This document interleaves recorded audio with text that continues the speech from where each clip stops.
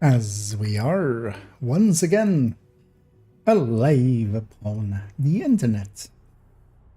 And yeah, let's make sure that we are with everything set to public and such and in the right categories and such. As yeah, bit rates and everything, yeah, everything's working. Same for the O. And yeah, as the title kind of says, I'm gonna go do a watch out run as I've been meaning to. We'll likely actually start with that. Although I'm like extremely curious about the patch notes. I've explicitly not seen much of it. I've seen like just the weapon talent, just because somebody posted it by itself in a Discord. I haven't seen anything else of it. And yeah, I wouldn't mind going and checking that out in a bit. But we'll do that in a bit once it's once some the regulars are kind of in here. Priority objective available. Because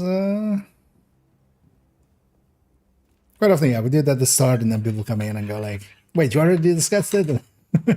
Like, yeah, I already discussed it. So let's people filter in, and then we'll go. Yeah, I'm on second account. We're gonna do a watch out run here because they announced PTS. I was meaning to do so over the weekend, but then over the weekend we'll do other things and stuffs. I like the PTS. So, and I'm gonna grab that clan cache at level 30 because it is Thursday, so we do get that. And of course, the clan cache does roll decently well, so actually this could be a good place for getting some of the weapons and stuff. Also, yeah, clan items. I'm surprised actually that they never fixed this. Like, this was always one of my expectations of like, this'll get fixed. They don't take any inventory space, so technically there is actually value to, for instance, keeping and optimizing these kinds of items because they don't take inventory space there. Kind of valuable that way. I noticed as well actually that the exotic and the two named items of the Twitch shop also actually aren't affected by existing. So yeah, just as a heads up. Nothing of that was worth keeping for no. Nah, I'm never gonna make that head under build. Also, by the look of things and the kind of rumors that currently exist, there doesn't seem to be like watch alts might become a thing of the past. So yeah, actually in this one, so normally we would just do a Woni start. Instead, I'm gonna take this character because I've already put the gear on it and stuff, and they have some currency as well. So I'll just take this character. One thing I want to check, yeah, I've already made that. Also on this account, yeah, all the gear is like 29 or 30. Used to be watch tier 5 stuff. Oh yeah, so we need to go talk to the guy to get out of here. Not just try to fast travel to New York. Hope you're ready to go to New York. Okay, we'll do the initial part of New York. That'll take us to 31. Afterwards, we'll go do Coney and Pentagon. The division has suffered heavy casualties at City Hall. Anything is that. It was a targeted strike. I'll be sure to tell that Nokia that he's 6. But that's what she said me. That's what she told me to say, right? Calling all agents. This is Agent Fei Lau requesting immediate reinforcements at City Hall. I'll send him my regards, like a Lannister. Let's actually make some special ammo happen. I extracted some of the survivors, but there are still people trapped inside the building. Be careful. We got hit with a bioweapon. Masks on at all times. And yeah, Follow me. We've got to get up there. Surprising actually that we are getting a PTS. So wait. Yeah, well, the answers will likely be in there. Is it then also?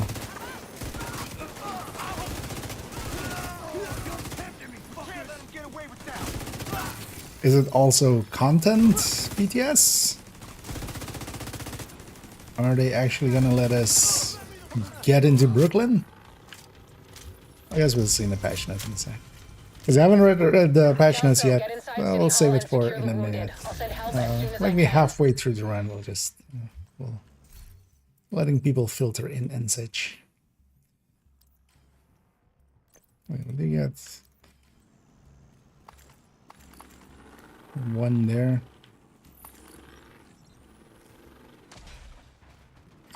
Cash. Climbing through the roof. Follow me.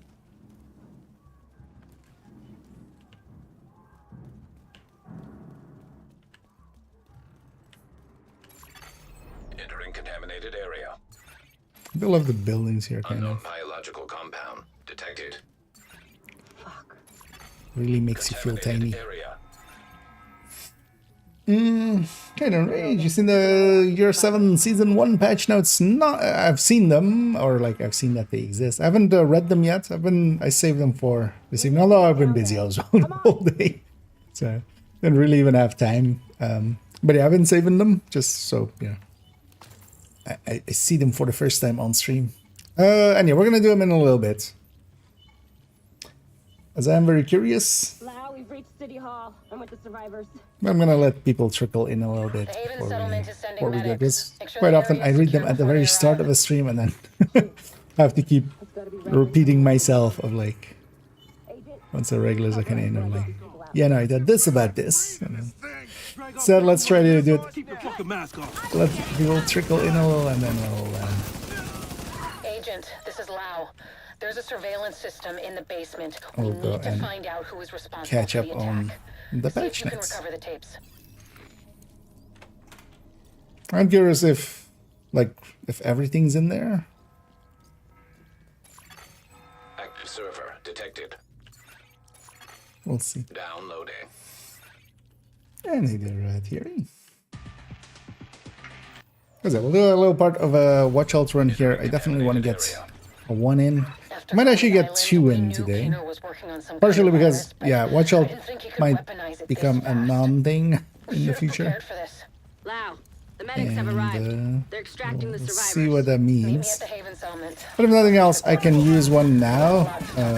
There's some Lingmo parts available. I was gonna do it over the weekend, but yeah, PTS now. So I was totally not expecting PTS. Because I feel as well, PTS would have been... City Hall is clear. Although I think that's just down to its having been a pre-recorded thing. And maybe they weren't too sure about the date. We got in. But yeah, that video would have been like the moment to kind of... feel like, hey, also PTS. But yeah, maybe because it was pre-recorded. Leaving contaminated area. I don't Nice know. to see you I'm a in little one OP against these guys. Send us Haven's coordinates. Let's go. With this gear, but that's also kind of the point.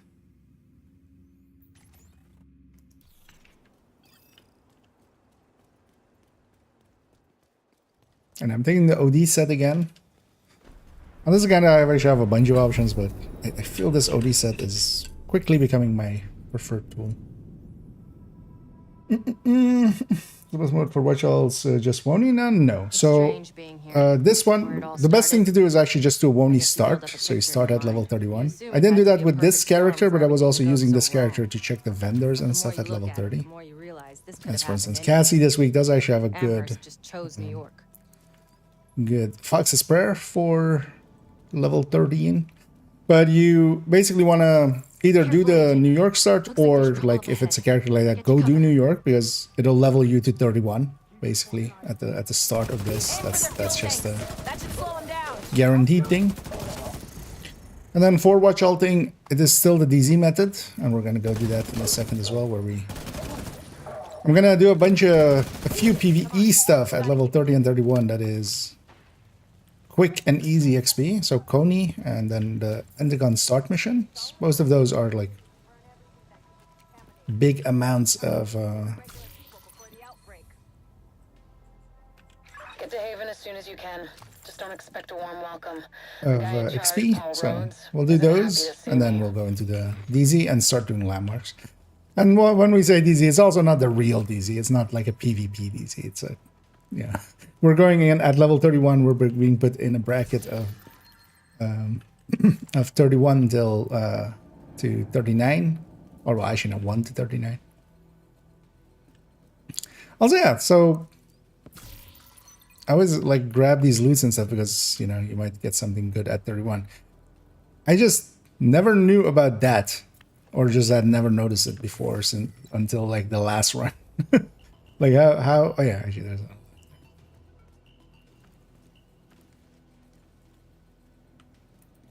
there's a lag there and there's a door there. I just hadn't ever realized that before here. Oh, there's 2 more crates. And hey, them, sir. Oh yeah, at 31, especially doing the other farming methods for some of the gear and stuff. But you still sometimes get something. So might as well. Also, I did account your resources earlier in the honest.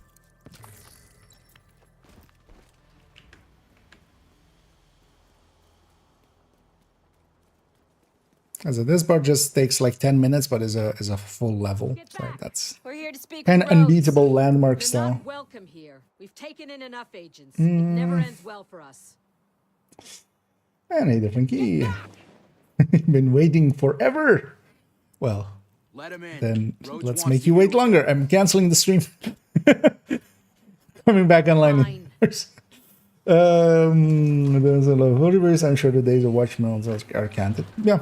I'm gonna guess they Welcome will to likely Haven. remove This it, settlement especially was or founded a like few months back by the some mechanics ex-JTF behind and it. Maybe they'll civilian make it a volunteers. one-time thing. They're calling themselves They'll tie the it to Peacekeepers. accounts or the character It's the slot safest and not place per in se Lower the Manhattan. They got character security, itself. So food, supplies, you name it.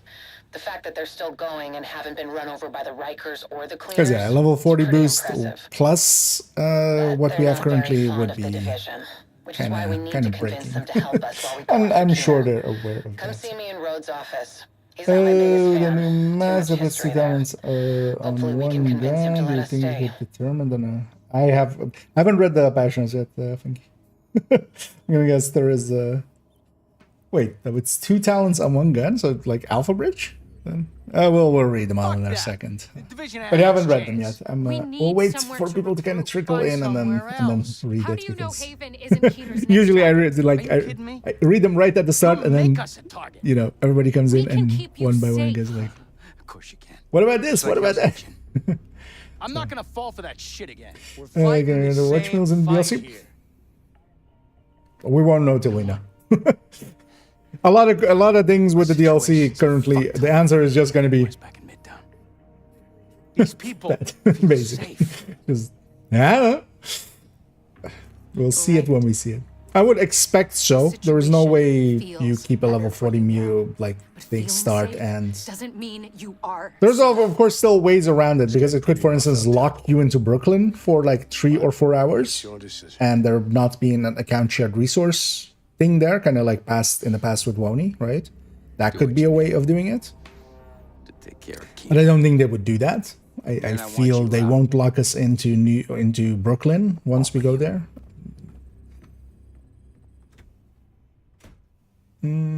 Especially because the scouts and stuff likely there's going to be likely scouts and stuff. That's going to be the But right now, the, his um, whereabouts are unknown.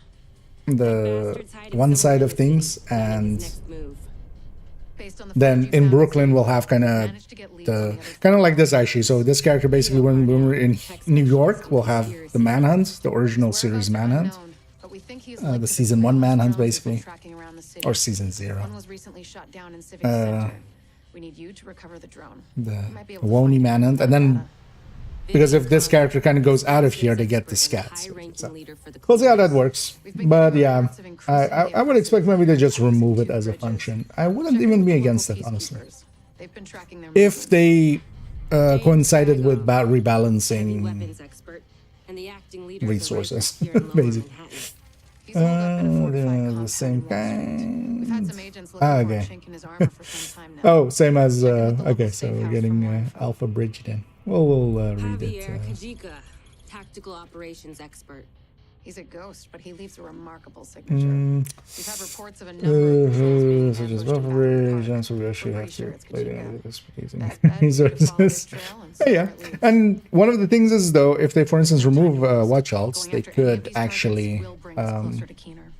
In the meantime, we'll do what we can from like David we'll to support you. Good luck, Agent. redo the whole system of how the resources work there, make it a lot cheaper on, because for now as well, for instance, you know, proficiency and expertise are pretty expensive. All those prices could come down if, because now it's basically, it's fine because watch alts exist. Oh yeah, actually, yeah, we didn't need to watch all those, but I still kind of did. Just seeing as I was talking there. Actually, as well for a second, I want to check if I actually put my points in. I did. Do want to quickly check level 31 on gear on Benitez and the other guy. Because if they have anything good to sell, we might buy. Yeah. None of those.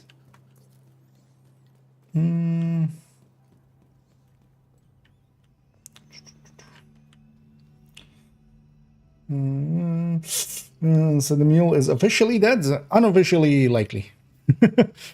Nothing at this point is official, because keep in mind as well, like officially we have seasonal characters, right? if that's the thinking. And yeah, we never did, right? Seasonal characters is a thing that never happened. It got announced, but then. So yeah, we don't know till we know, till the final version. Oh yeah, we don't get Hunter Killer until 40. It's gonna go and grab that. I forgot. Nothing useful here. Maybe even talents. Doesn't look like it. Let's take it back to DC. But yeah, for the time being, there's still a month away as well. I kind of need some resources on second account here. That's where we're going here. I'm gonna, yeah, first go to DC and then go to Coney.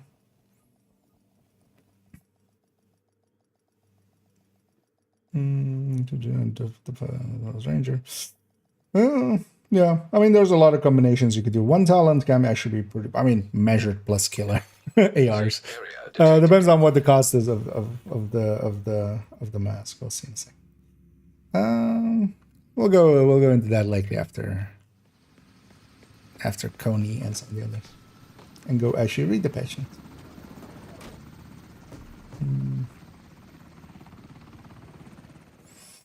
With the rifle, actually, yeah, I mean, yeah, ranger or rifleman would be enough to add on to it. The reason we go for Coney is, first of all, we want to see our feet. We have a feet fetish. Floating feet there. Alright. This is basically like for There's a 4 local seconds you get gatehouse ahead. You should 150k-ish. find an entrance under the boardwalk. That will be your base for Like- this operation.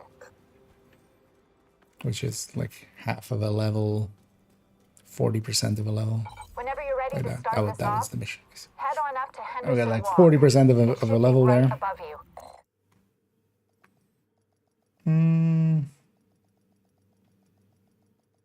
Yeah, neither Sean.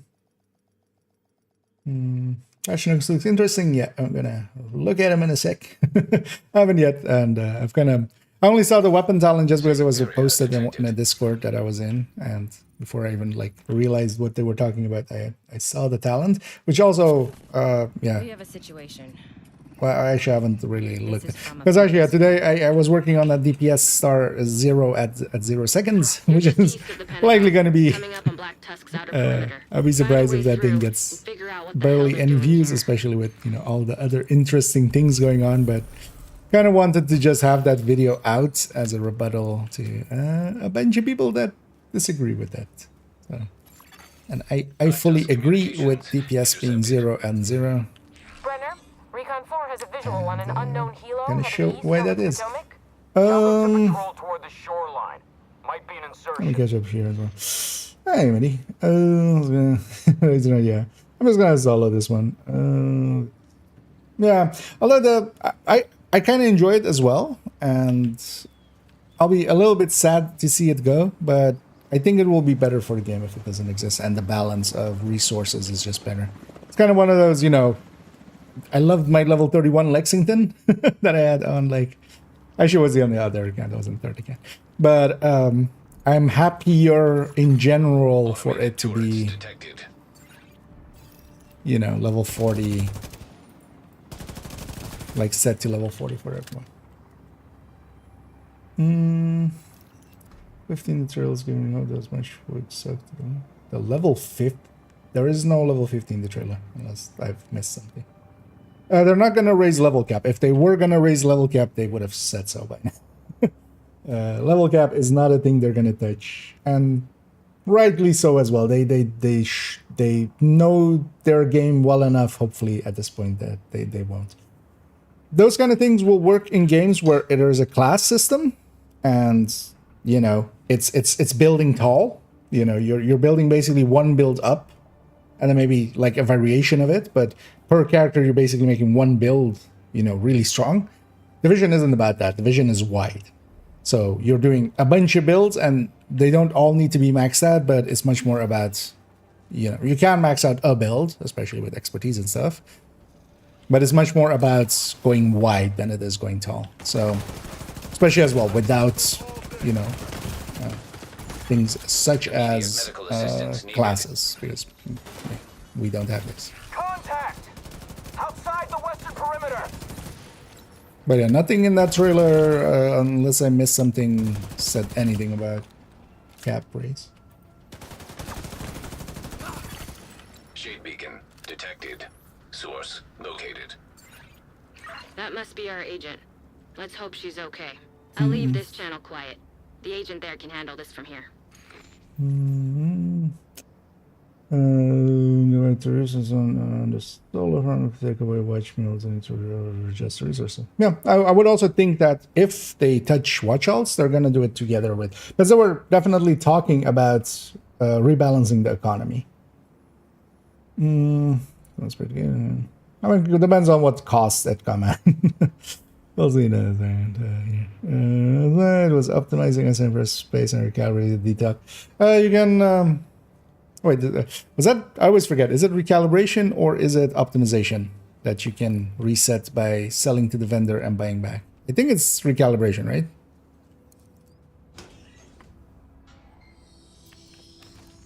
Just I haven't done it in a while. One of those two you can reset by selling to the vendor and buying it back. So.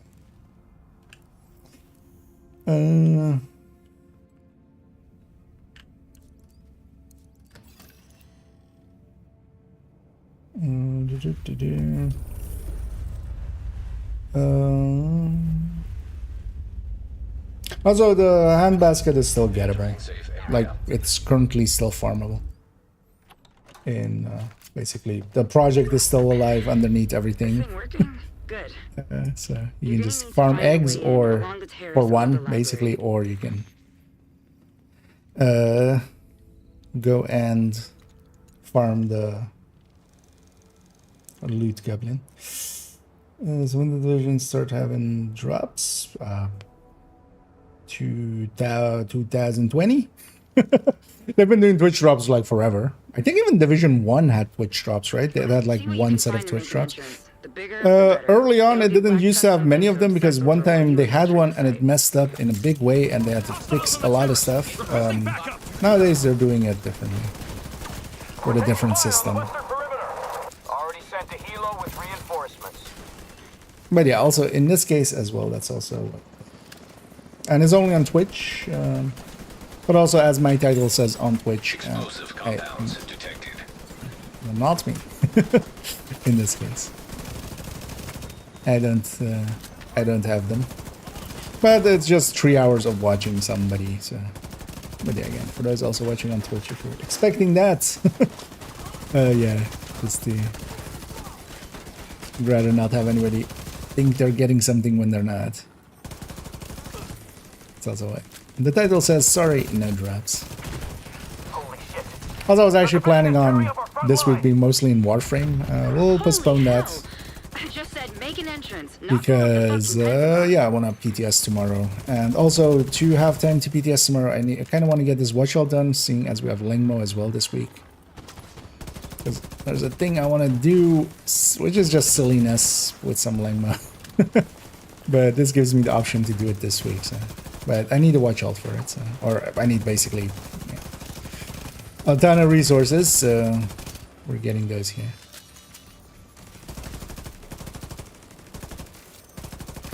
So we're doing. Watch out turn quickly. Eliminated. Better get inside, quickly.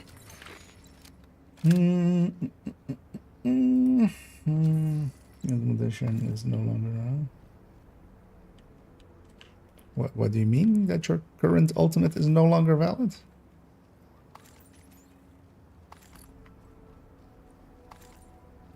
Although I've seen the sentiment around, I'm hoping you don't share it in that way, because I've seen some people go like, "Oh, they, you know, they've put out a new ultimate, and my ultimate is now no longer." The thing is, you paid a certain price for your ultimate to receive a certain amount of things.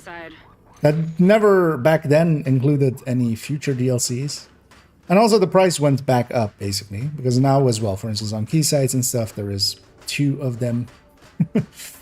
that we have to do. Yeah. There's 2 different ultimates, one with Wony and one with Brooklyn. Wait, what?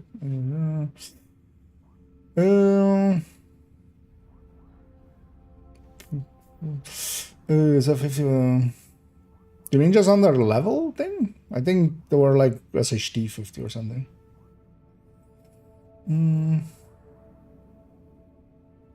Maybe, but yeah, there's not going to be a like the underlying level cap thing. No.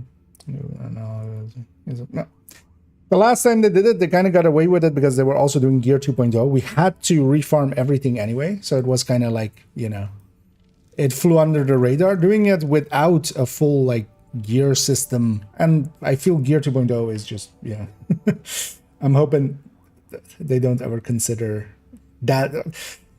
It was the right move to go to Gear 2.0, but that also, yeah, came with a lot of teething problems.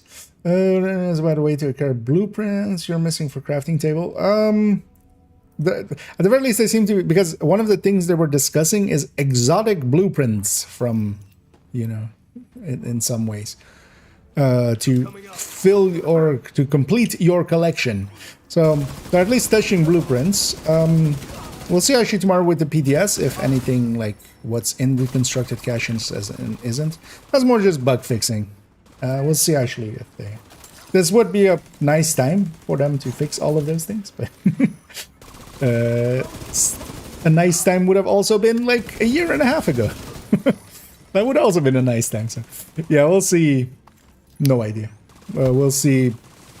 We'll get a glimpse at PTS. They know you're inside at the the very perimeter, least. but they don't know where you're going. Because if it's fixed in PTS, you know, we can assume it's going to be fixed in there.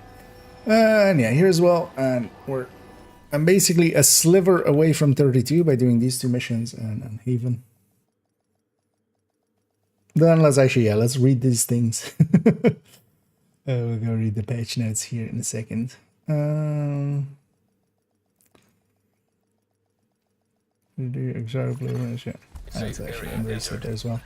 Run 7A. Doing excited for PTS tomorrow. Same here. Also, for once, I get to jump into the PTS like on the first day. For the last like 4 PTSs, although usually I work quite often on the Fridays, right? But it's been basically every time I've had to just be at work and kind of in the background, kind of half watch other people have, you know, run around the PTS and frolic. And I was just like, I want to do that too. But yeah, it's IKEA gotta eat, so I can't stay this fat and not work, basically. So if I want to stuff my face with food to stay this fat, I need to work. So get Langmo bag of blueprints. I mean, if they fix up the blueprints, I mean, if they're touching the blueprints, one would hope they would fix it as well while they're in that system, basically. But yeah, we'll see what that means, all of those things. I'm going to guess that part might be like a rework of the priority objective system, maybe just have the exotic blueprints in there, and then maybe with, I don't know, I'm speculating here, but especially things. So one of the annoying things is, of course, if you're like farming for a specific exotic and you can't get it, what if you had a blueprint that maybe for 2 exotic components, or hell, even like 5 or such, you could, you could craft, let's say chameleon, or well, chameleon you wouldn't farm for per se, but coyote or something, so that if you get like 2 vials and 3 catharsises and stuff, you can just still go and craft your coyote, basically. Or if you get 7 Acostas, you can craft a ninja bike and a memento and keep 1 Acosta, stuff like that. That would be a good system anyway. That's how a lot of similar games will do those systems, where you can deconstruct it for like the exotic components, and then several exotic components can be traded in for a different exotic, basically. So that if you get multiple duplicates or such, you can always kind of trade over. Would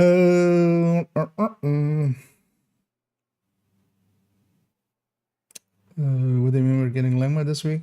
I mean, just one of the vendors has Lengma, or 2 of the vendors even have Lengma, so that I can buy Lengma and deconstruct it for crafting parts. Because I want to try and get on this account the Lengma chest also, just as a stupid, silly joke. But I've done worse for stupid, silly jokes. 511 build, for instance.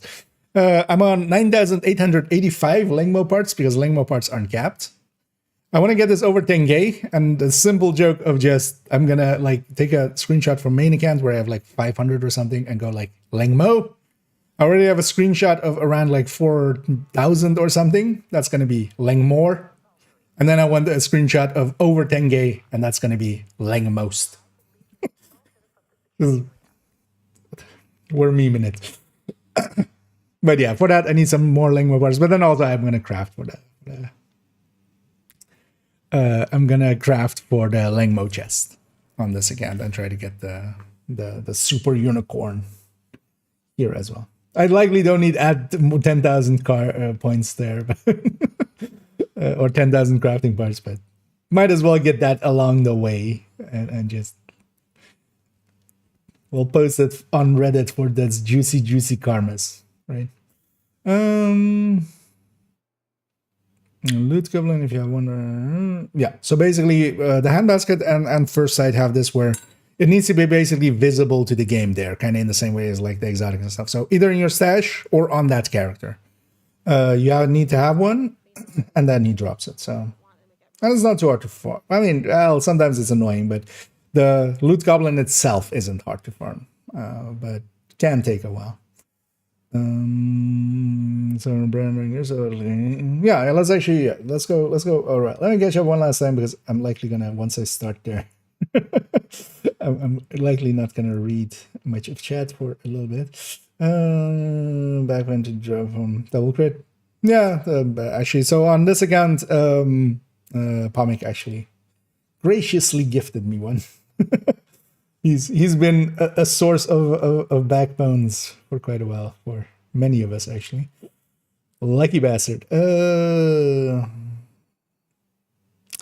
What's up with the really badly rolled handbaskets? So the one you get from the stash, so this one, or well, not this one, but the one you get like from the mailbox, it has no protections. So for instance, unless it's an item that is specifically set to, go god roll, Lexington style or Thermal style, in here, it has no difficulty, right? It has no protections against min rolls. So basically what the breadbasket that they gifted us was, it had no minimum roll.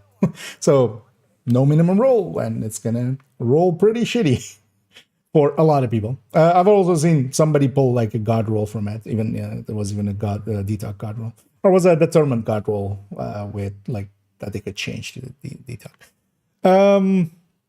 But you got to remember that still lets you skip farming the eggs. So it still had a lot of value. I saw a lot of people shitting on it, but it still had a lot of value for people that didn't do the eggs, because you could still, it's still in your inventory. You can go and farm for right ones from the hoarder. So there, yeah, getting the cringes. That's what we're going for.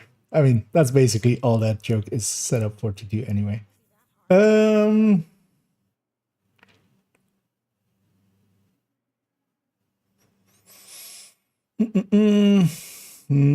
places would be better than exotic blueprints. I think Descent having that one thing. But a lot of game modes do have like a thing that is kind of tied to them. But I could see them sprinkle reconstructed caches out maybe in some other ways and to keep it still kind of hard to get. Maybe you put just like one at the end of global events, each global event or something. Still keeping them rare, but still letting people slowly build them up. Is anything nerfed in the last 4 weeks? Haven't played at all. Last 4 weeks, not really. Your agent's soul, yep. He misses you. He or she misses you. Go catch up. Yeah, patch notes. This tab, actually, is it? Yes. So yeah, let's go through these patch notes. I haven't actually read them, really. I've only seen the weapon talents, just because it was kind of like posted by itself, and I read it before. But I've been trying to keep clean, and let's get going. So first of all, the PTS preload is already available. If you're not seeing it in the preload or in your library list, basically, if you're on PC, because yeah, it's only PC. If you're not seeing it there, reload UbiConnect, and then that'll usually fix that and show up, and then you can preload it already. I have, and it'll open tomorrow at 1 p.m. Central European Summer Time, which is actually my 1 p.m. as well, and it will go till Monday 1 p.m., which is the normal weekend, PTS weekend. Global modifier. This season, global modifier is hardcore. is bad to the bone. Okay, yeah, hardcore. Bringing new build-focused bonuses to yourself and your allies that grow based on your gear cores. I read that as gear scores for a second. Actually, I was very confused. But yeah, no, gear cores. And increase even further upon defeating enemies marked with hostile countermeasures. Players gain 3 attribute scores: firearm, stamina, and electronics. Okay. Each bonus scaling with the current attribute tier. For those that don't know, firearm, stamina, electronics, that's Division 1 system. That's what we have now as red cores, blue cores, yellow cores. This used to be an attribute score. This used to be the attributes: firearm, stamina, electronic. Okay, wait, so we gain 3 attribute scores. Firearm, okay, so each bonus scaling with the current attribute here. Likely, maybe it'll make sense in a second more. Firearms grants plus X% critical hit chance that bypasses the critical hit chance cap. What? Okay, how much of this can we get, though, then? Also grants plus X, so how much of this? Oh, I guess we see that in a second. Tier 5 effect. What does tier 5? Maybe it'll make sense in a second. Instantly refills all ammo, including signature weapon ammo. Okay. Infinite grenade launcher incoming. Applies Y bonus. It's interesting that they went for the different letter here, just to not have the confusion there. Bonus armor every 300k damage you take. Oh, that could be. So every damage threshold we get an amount. Depends on what this amount is, but I'm guessing the rest will make it clear. Every time a skill is used, the cooldown of your other skill is reduced by percentage of its current value. Note: shields are excluded. Okay, I mean, okay, that makes a little sense. Tier progression and effect based on score.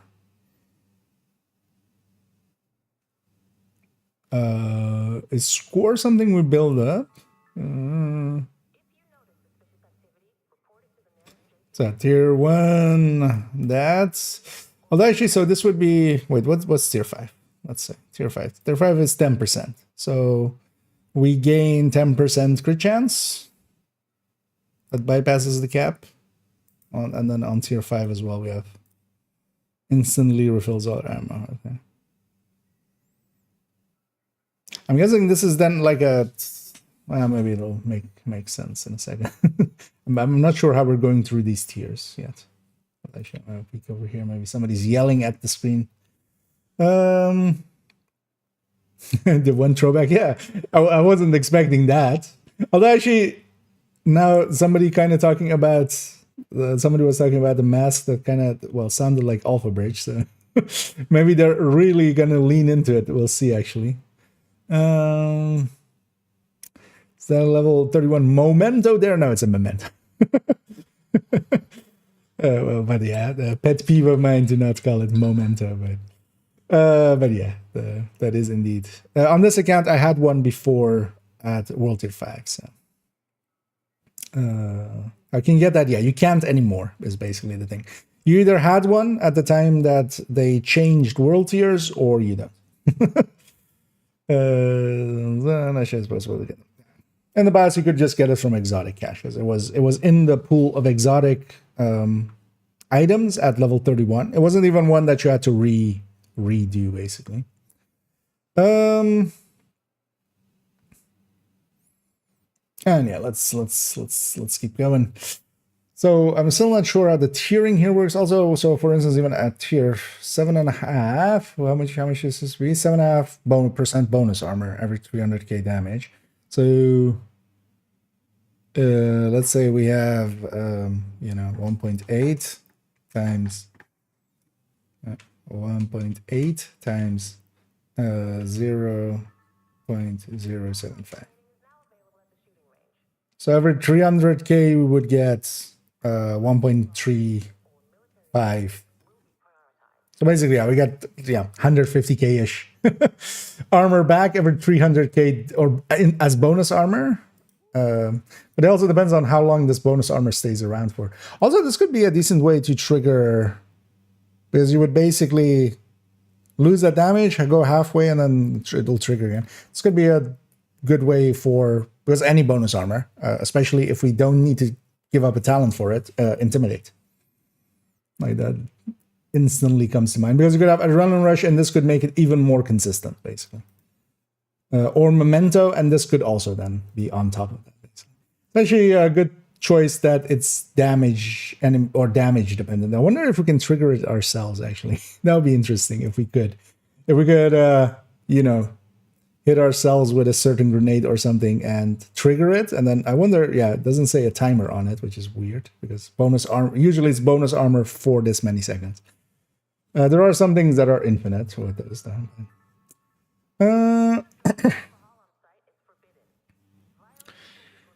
There was something else. Nimble holster? Yeah, that's a... Okay, they're really leaning into the thing then.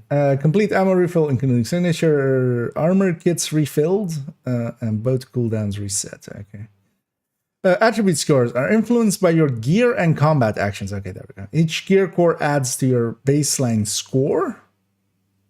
Each gear core adds to your baseline score. Okay. Wait, what? Killing marked enemies grants bonus points. Let's keep reading. Maybe it'll make sense. That didn't clear up much to it. Does this mean just 5 red cores you're at this? But that and then you go into this?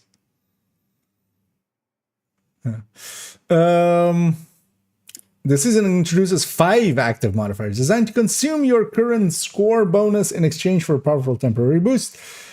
While they work best when coordinated with a team, solo players will also benefit significantly from their effects. Okay, so this is one of those things that I feel they learned a lesson this season with Overdrive. Overdrive being a from zero trigger, basically, no prerequisite trigger, is just too good.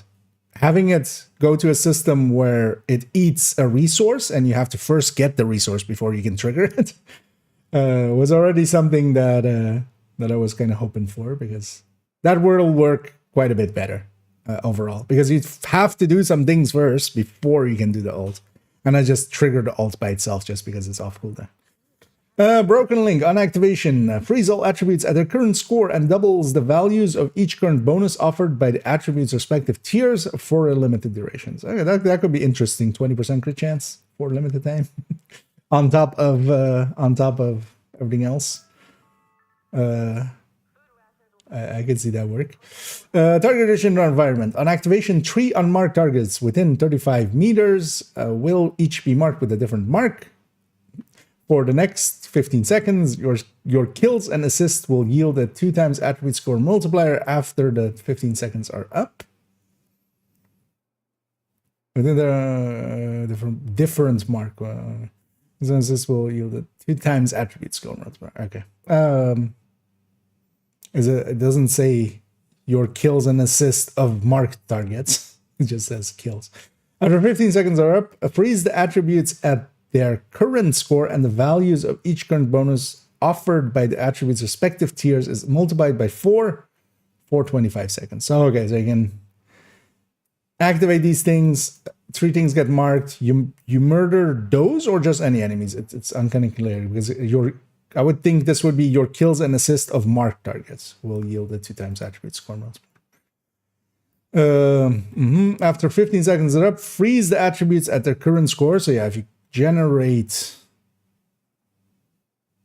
enough, you want to trigger this, generate a bunch, get you into a higher tier, and then it gets locked for 25 seconds. And also it's multiplied by 4 for that. Okay. That's kind of interesting. This could be actually a good, like, you murder a few ads and then you focus the boss kind of thing. On activation, the player's firearm score is set to tier 5 for the duration of the ability. Allies within 10 meters are granted firearm score bonus when cast. Not when triggered, not when deployed, when cast. That's interesting. You know. I feel, you know, the agents and stuff use abilities or trigger abilities. They don't, you know, they don't do, you know, wizard shit of casting. Although basically, you know, we have fireball, right? That's basically the fire sticky is fireball. Lightning bolt is like throwing shock traps at someone. I cast foam. It's kind of funny.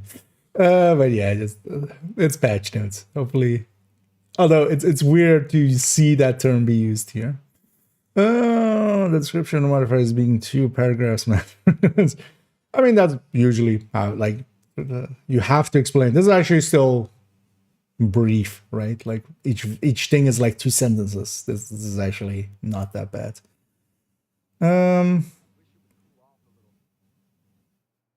But also there is basically no math in here.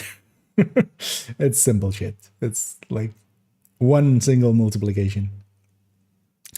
Whereas from the box and the end of this bug, does anyone know if that's correct? I haven't done an incursion in forever. You'd likely have more chance checking with like GC Rocks community Discord or like DFA, the community Discord players that like do the incursion still quite regularly. And definitely could be. Wouldn't be the first time that oddities are existing in incursion or in raids with chests and stuff. I guess Seeker Minds upon thee. Exactly. A foam upon your family. Yeah. Where were we? Security link. On activation, the player's stamina score is set to tier 5 for the duration of the ability. Allies within 10 meters are granted a stamina score bonus when cast. Again, cast. The players gain 60,000 extra max armor for every non-blue core equipped. Okay, attributes are frozen and bonuses are multiplied by 4 for the duration of the modifier. Duration increased by 3 seconds for each ally nearby at the time of activation. So wait, what's the max duration then? Is this in raid as well? Then, although, well, no, not raid. Countdown, but yeah, raid group. Wait, what's the duration? Did I miss that? For the duration of the ability, but what is the actual duration? We'll likely see it in the PTS. They might not even like when they were writing these up. All of it. On activation, the player's electronic score is set to tier 5 for the duration of the ability. Allies within 10 meters are granted an electronic score bonus. Oh, these are all also just links. I didn't even realize like these three are links. This is just assault link, a security link, or well, this would be survivor link, right? This would be tactician or tactician link, and this would be the other one. You know, that famous other one. The player gains +10 skill efficiency. Okay. For every non-yellow core equipped. Huh, interesting.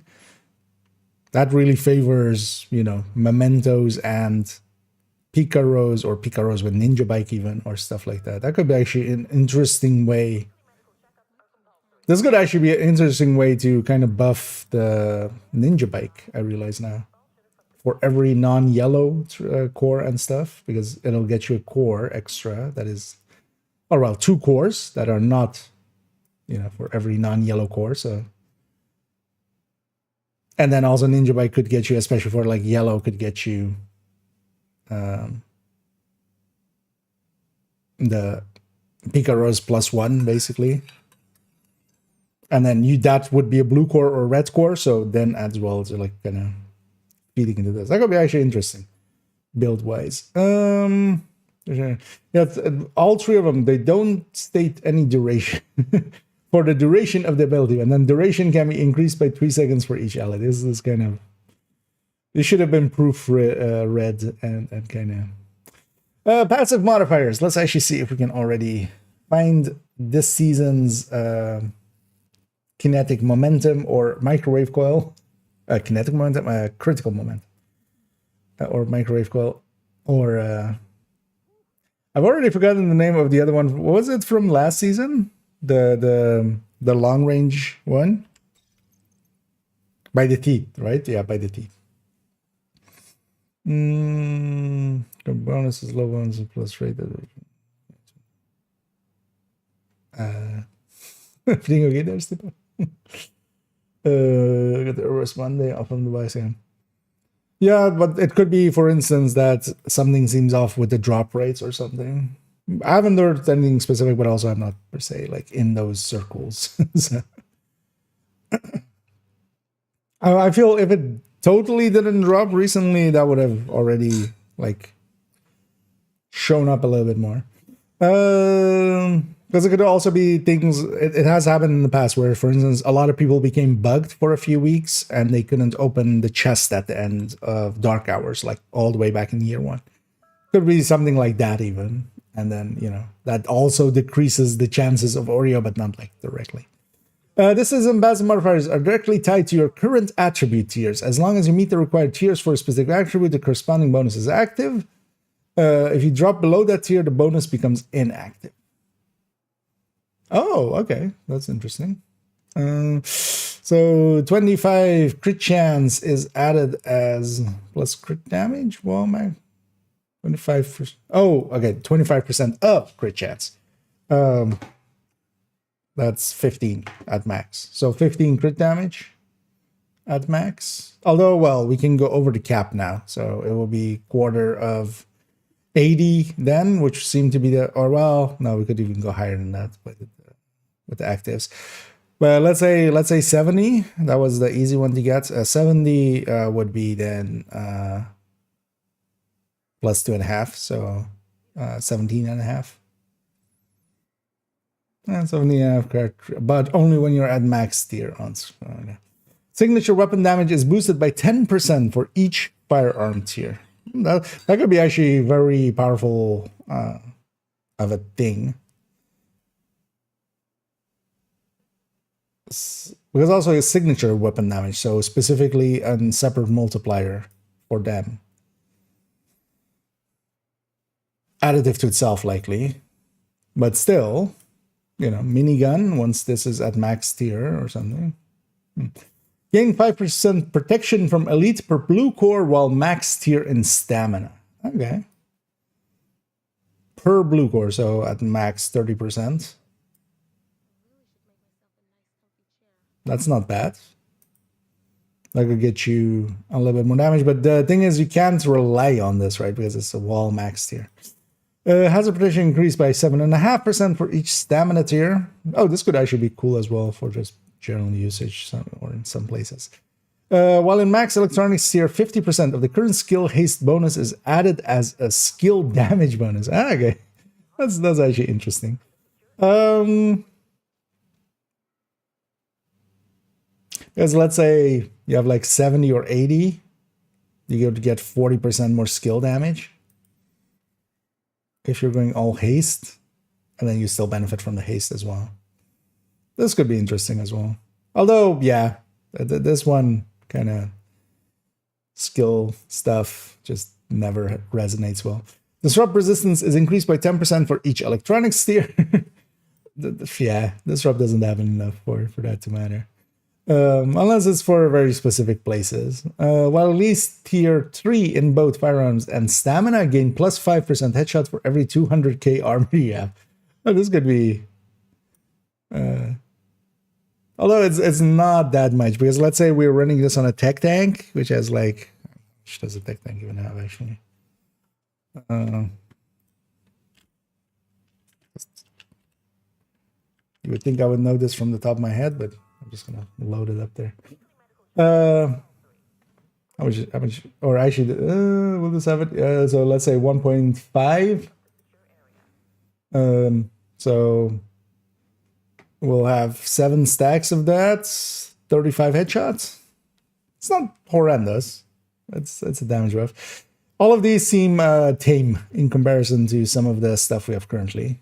Especially the base as well. Well, the base does seem actually decently damaging. So there's kind of, this is working in the same way. The main thing is kind of the powerful thing. Then we have like actives to kind of interact with that and maybe get you higher or use up a little bit for extra damage. And then the passives are just kind of cherries on top. Well, at least, yeah, so, well, at least tier 3 in both stamina and electronics increase outgoing and incoming repair by 50%. That's also, outgoing repair would be basically just only interacting with the survivalist thing.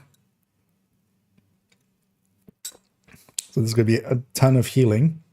I wonder if this, this'll, I mean, no, it wouldn't, right? Outgoing healing currently doesn't work for refactor. So, yeah, no, that's the because that seems like the place of like 3 stamina, 3 electronics, right? Well, at least tier 3 in both firearms and electronic increase skill duration by 25% of the current crit damage. I was hoping for skill efficiency here. If this was skill efficiency, turn on hybrids and stuff. That's a big buff to them. Skill duration is also still not too horrendous. Like, it's still a buff to them, but... well, at tier 5 in all attributes, you receive plus 7.5 weapon damage, 85k max armor increase, and plus 1 skill tier. Okay. I still don't know how we go through the tiers, and if you like, as a red build, can go up in the tiers of yellow. Like for each tier in any attribute, gain plus 5% max health. Yeah. What's the standouts in here? I mean, just more crit. Sure, why not? It's not much bad.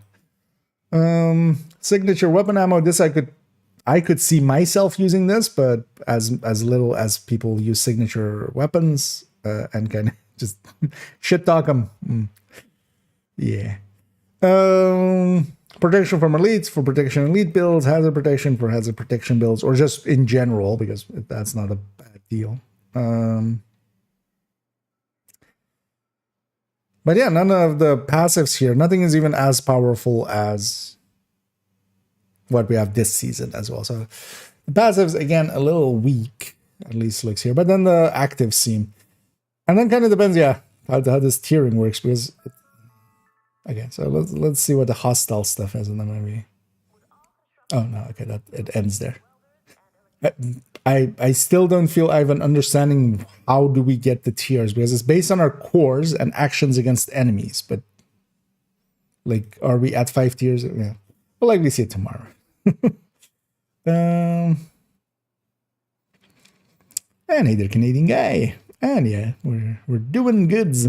As yeah, we're going through the patch notes for tomorrow's PTS.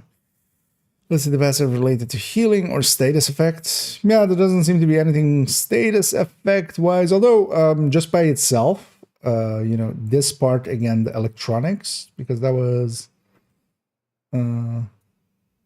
cooldown related basically, and there was one of these was skill efficiency, right? Oh. What the hell? The thing updated there and decided to, yeah, don't use that plugin anymore even anyway. I should uninstall it at some point.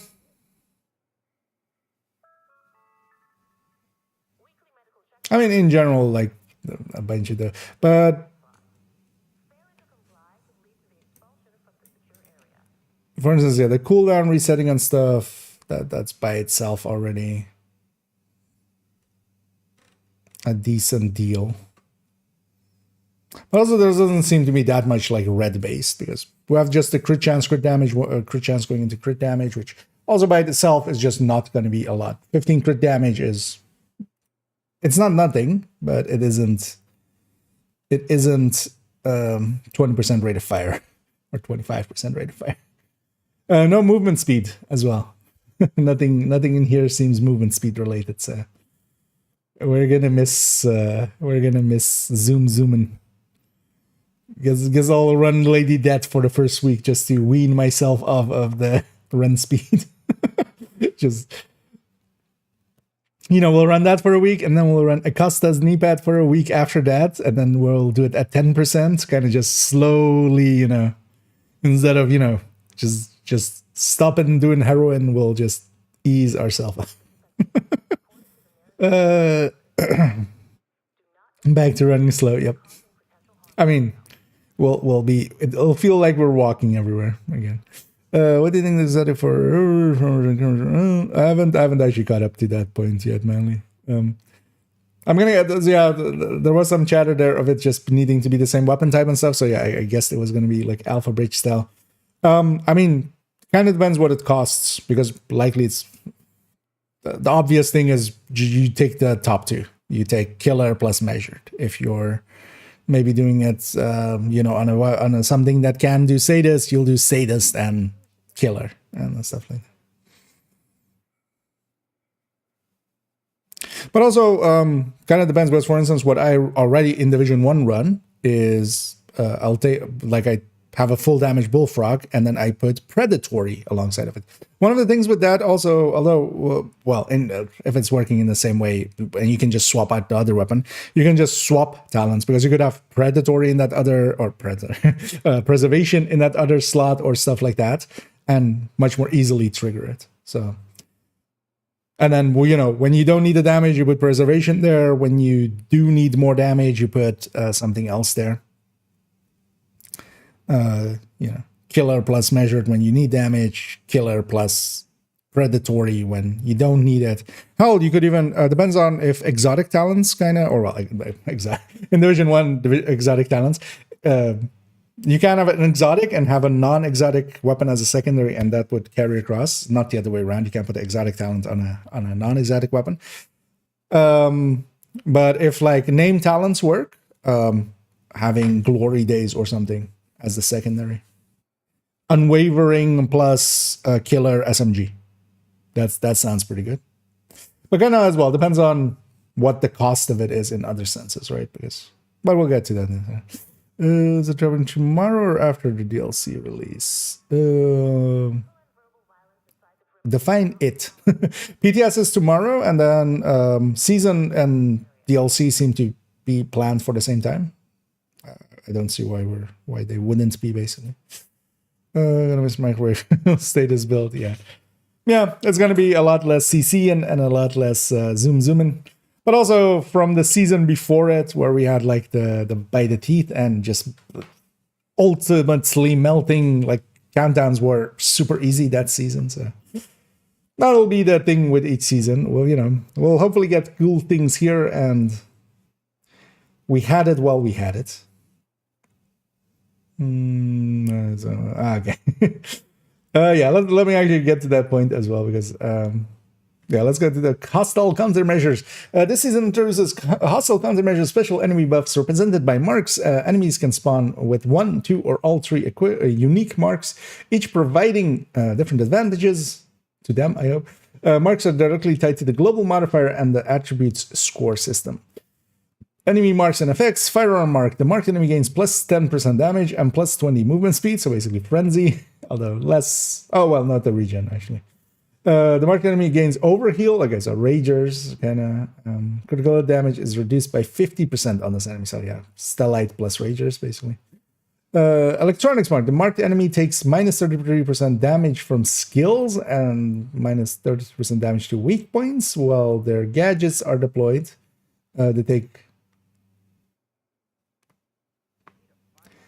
oh, there the break line or the dot is there. Okay. So that's end of sentence, and then while their gadgets are deployed, they take minus 33% damage as well. So this minus 33% when their gadgets are deployed, that's just in general then, and then minus 33% from skills.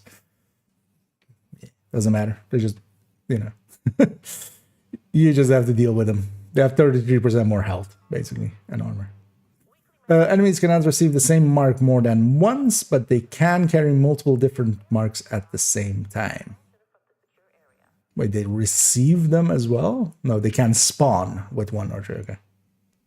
But also, or well, that's maybe at spawn. Rewards for engaging marked enemies. Killing a marked enemy grants score points in each attribute corresponding to their marks. Ah, okay, so that's how we get the tiers in, even like in stuffs. Okay. But then how long do those tiers stay? Yeah, we'll see tomorrow. Assisting dealing any damage grants score points per relevant attribute when the enemy dies. Any damage grants score points per relevant attribute.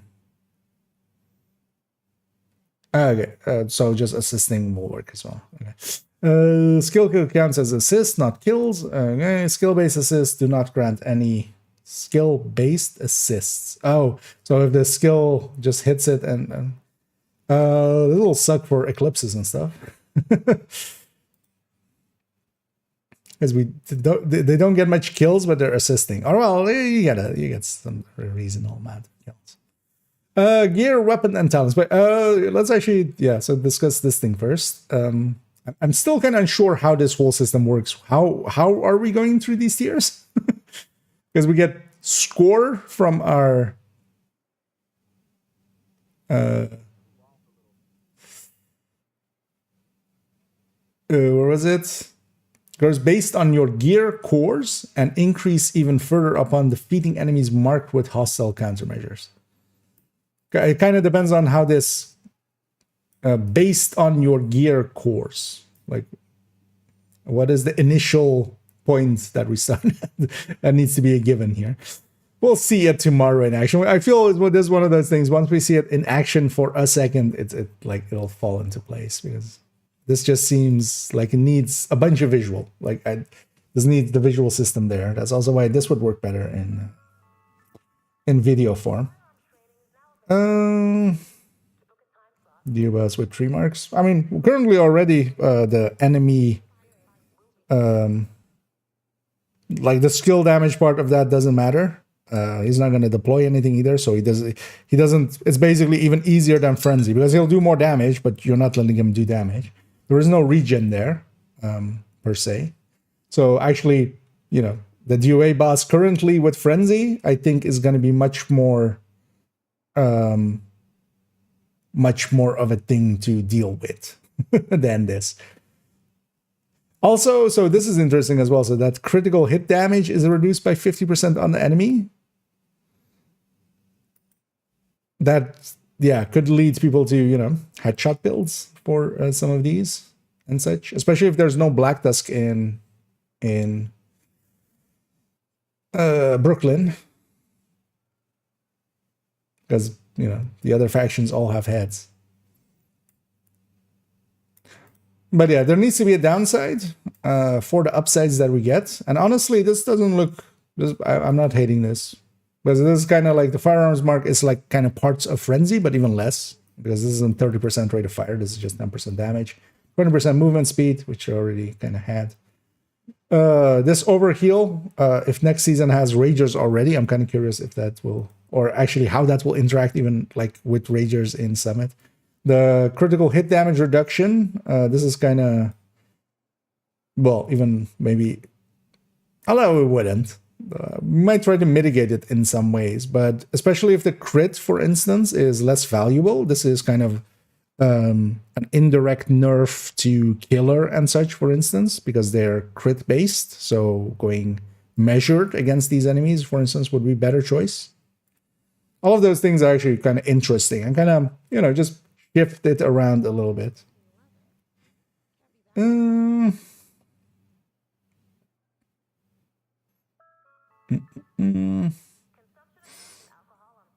While their gadgets are cast, yeah, they should have stuck to the casting. Yeah, they got a casting director, right? So they're trying to. They got a casting director for Division 3, so that's what he does, right? It's just a guy sitting there casting skills, casting the actives. And it is gonna be, and indeed. Oh, hi, Mark. Barricade with doors with stamina and electronics mark. The electronic marks like doesn't get in the way unless you're droning or something, right? Like that seems minimal of a thing anyway. But the overheal kind of also depends if it's just Rager overheal. Like that's not too bad, honestly.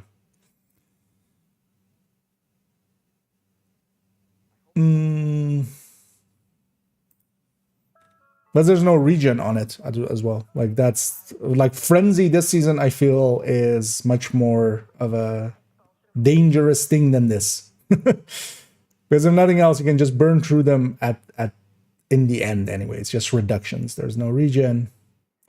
Yeah. Did we read everything? Yeah, we read everything. But yeah, I'm still kind of unsure on how do we gain the tiering and stuff, but we'll see. We gain score from the kills, but how much should we get for it? Gear, weapons, and talents. New exotic weapon. Yeah, they're really leaning into Division 1, aren't they? Pakan. Exotic RPK 74. That is exactly already what the Pakan is, because the Pakan in Division 1 is exactly that. Is it the same talent as well? Each kill with this weapon grants a stack of 50% magazine size to the next magazine up to 4 stacks. Is this exactly the same talent or is this similar?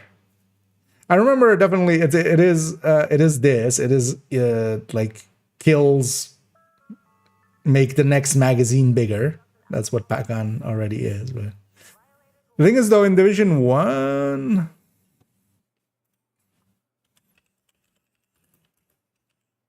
The thing is, in Division 1, that talent would be alongside of 2 other talents. Where's the talent?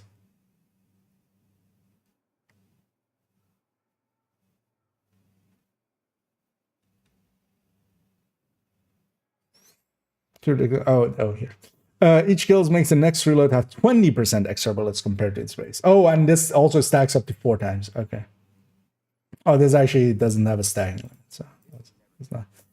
Makes the next reload have 20% extra bullets. Okay, so here it's 50%. Although it's magazine size. I wonder. Oh yeah, it does. So we'll see actually how this will work, because sometimes this base magazine size, or this magazine size goes from the base. This is a 40 plus 20 for this. So kind of depends on if we get, because if it's 50% of just the base, that's 40. If it's of the base plus this 20 round, it's 30 per kill. But 30 per kill on the next mag up to, so 120. Especially when you're like kind of clearing out some ads and stuff. This could be okay, although this isn't. 5 crit chance, 10 crit chance in total, and then 5 weapon damage as a mod. This doesn't have enough ump to compete in a damage sense, but it's at least still interesting. This could be actually useful in some ways. The thing is, though, what does this do in comparison to, let's say, an MG5? Depends on the base and stuff as well. But, you know, an MG5 can have these two same crit chance mods. It has already, like, competitive base to this. It'll have 100 rounds by itself, and then you just reload it, because also the reload on this is going to be the same as RPK.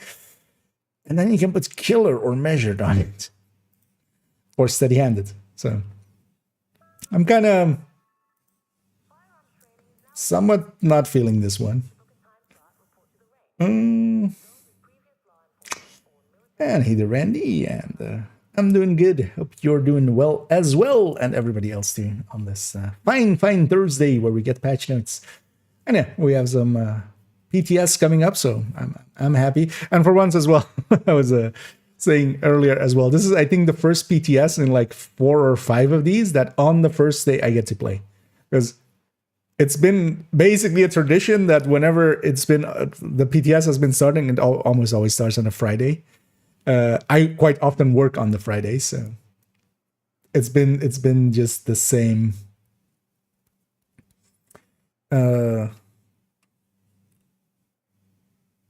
It's been, yeah, just I've always missed them. For once, I get to jump in right away tomorrow.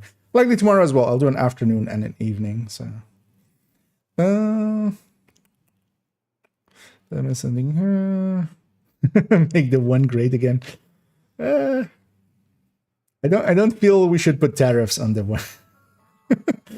That's what that means, right? It's kind of useless since we already have Bullet King. Also, yeah, we have Bullet King. Although, well, Bullet King, this will outdamage the Bullet King outright. I'll actually wait. Will it? Am I near a stash? I'm near a stash. Is there a Bullet King in here? No, why would there be, right? What's the mods on the Bullet King nowadays? Is it 15 crit chance, 15 crit damage? No, right? It's 15 crit chance only. So this would be that in a straight up like burst sense. But then Bullet King as well has ammo recouping and stuff, so yeah, this needs more. This also, for instance, this needs that 50%, and then maybe each one adds 5 weapon damage or something as well. It needs something to kind of bring it above just utility talent. And as well, the RPK itself can have 15 crit chance. That'll be close to equivalent to this 10 crit chance plus 5 weapon damage, but still. Too soon, I get too soon. Is it too soon? Wait, do you mean it's too soon for tariffs, or?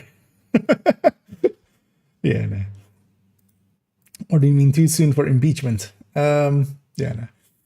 New exotic gear, yeah. So, nimble holster. Okay, yeah. So nimble in Division 1 as well. Names of things. Nimble was one of the ones, and then like a bunch of them. And was it that nimble implied a certain talent, right? Like whatever the name here was implied thing there. Exotic holster. Receive 5% repairs for every minute run in cover to cover. Damage taken while doing a cover to cover is healed over 10 seconds. Wait, what? Oh, 5% repairs. I read that as repair skills. Okay, no. So you're, for every 1 minute. A minute of cover to covering is like going. Oh, wait, what? Oh, yeah, 1 meter. Yeah, sure. I instantly went for time, but yeah. Actually, good thing I was paying attention to the chat as somebody goes 1 meter. Okay, now so yeah, that makes a little bit more sense. But also, then wait, that's the reason I didn't think of it that way, because 1 meter is then also because 20 meters. 20 meters is a full heal. What? Damage taken while doing the work is healed over 10 seconds. So you also, yeah, also have that in top. Although, yeah, you can't just cover to cover and hope you don't get hit when you're on health gate. Like, sure. But,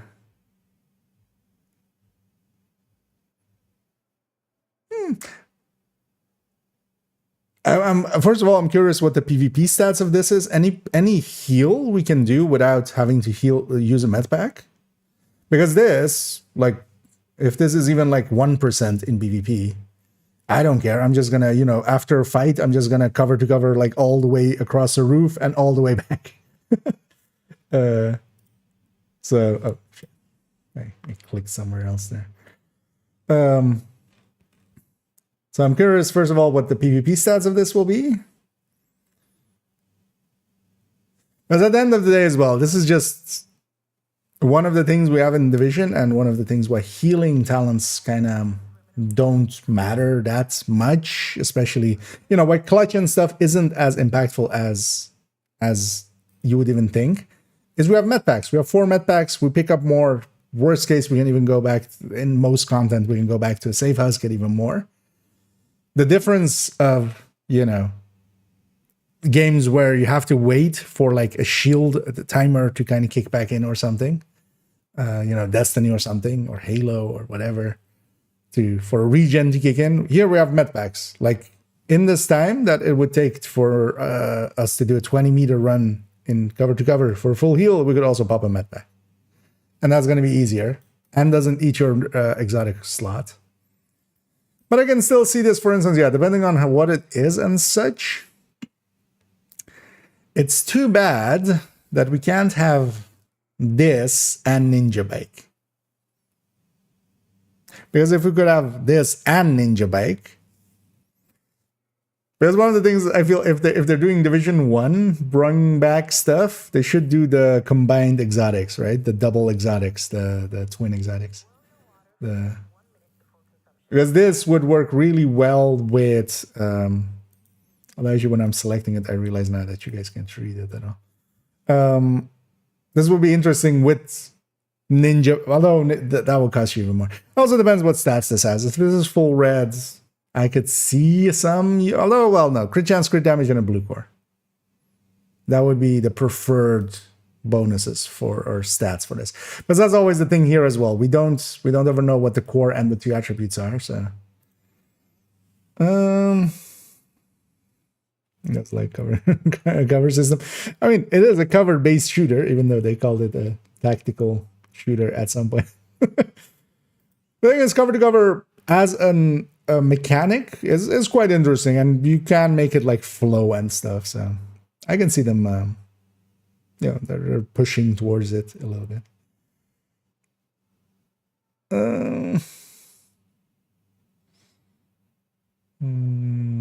Reduces enemy accuracy against you anyway. Yeah.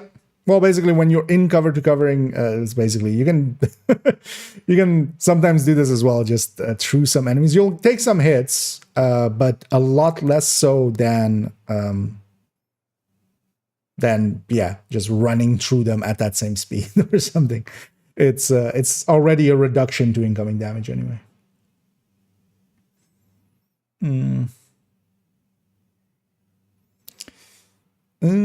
Firstly, legacy mana. Would be the hardest part.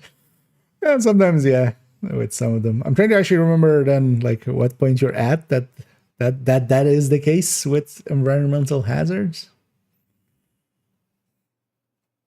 Although, yeah, some of those Manhunt missions are some of the cooler missions here. So this thing, yeah, it kind of depends on the stats as well. Not knowing the stats here. If this is blue core, crit chance, crit damage, I could, like, even if this was 1% in PvP, although likely it'll be just disabled in PvP. This will just be a dead item in PvP, kind of like Turmoil.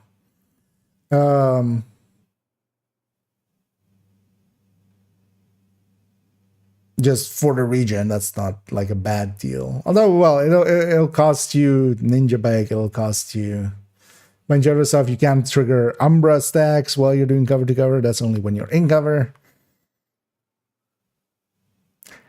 I'm kind of feeling this thing as in the same tier as, let's say, like it's a tier below Exodus. It's kind of in the same tier as like rugged, I feel. Not bloody, but rugged.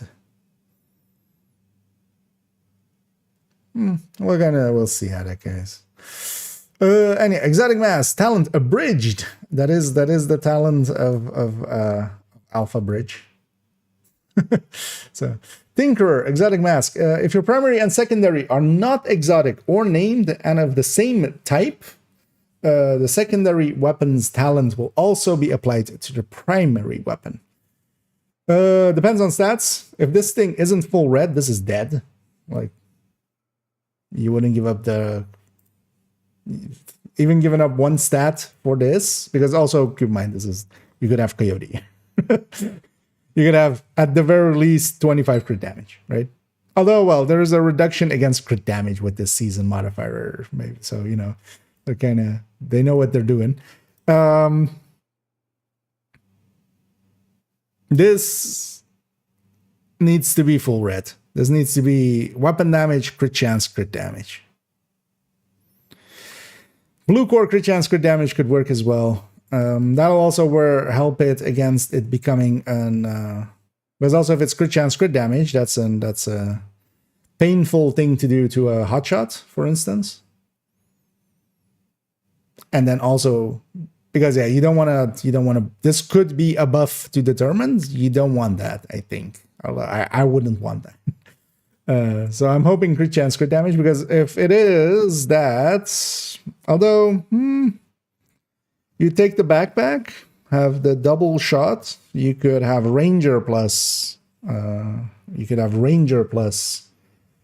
determined on the marksman rifle. You would have this mask, then chain killer, other 4 pieces hotshot. You'd gain the bonus of, missing a shot, keeping the buff of hotshots. Is that worth it? Even if it was that headshot? Nah, not really even. But this, as we were kind of talking, preservation plus killer. Measured plus... Actually, measured plus killer would be enough for this to be worth it if it is full red. Like, straight up. The downside of it is as well on strikers, you would give up ACS, but that's not too big of a price on. That would not be too big of a price on an obliterate. But yeah, you couldn't per se like chest striker, not really. But yeah, chest strike or obliterate striker, this mask, if this is full red, and then you gain basically measured, as the trade-in for Coyote, that would be pretty strong. Brazen and pummel for Shetkins. That could be exceptional. What's other pairings here? Yeah, unwavering with anything. Unwavering killer, unwavering measured for SMGs.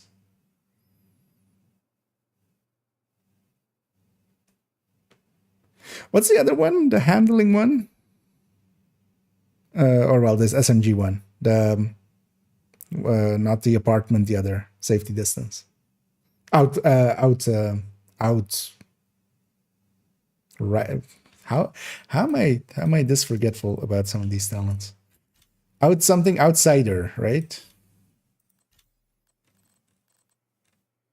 Because generally you don't take outsider, because that's after killing an enemy gain 100% optimal range and 100% accuracy. You wouldn't generally take that because unwavering already does a little bit of that.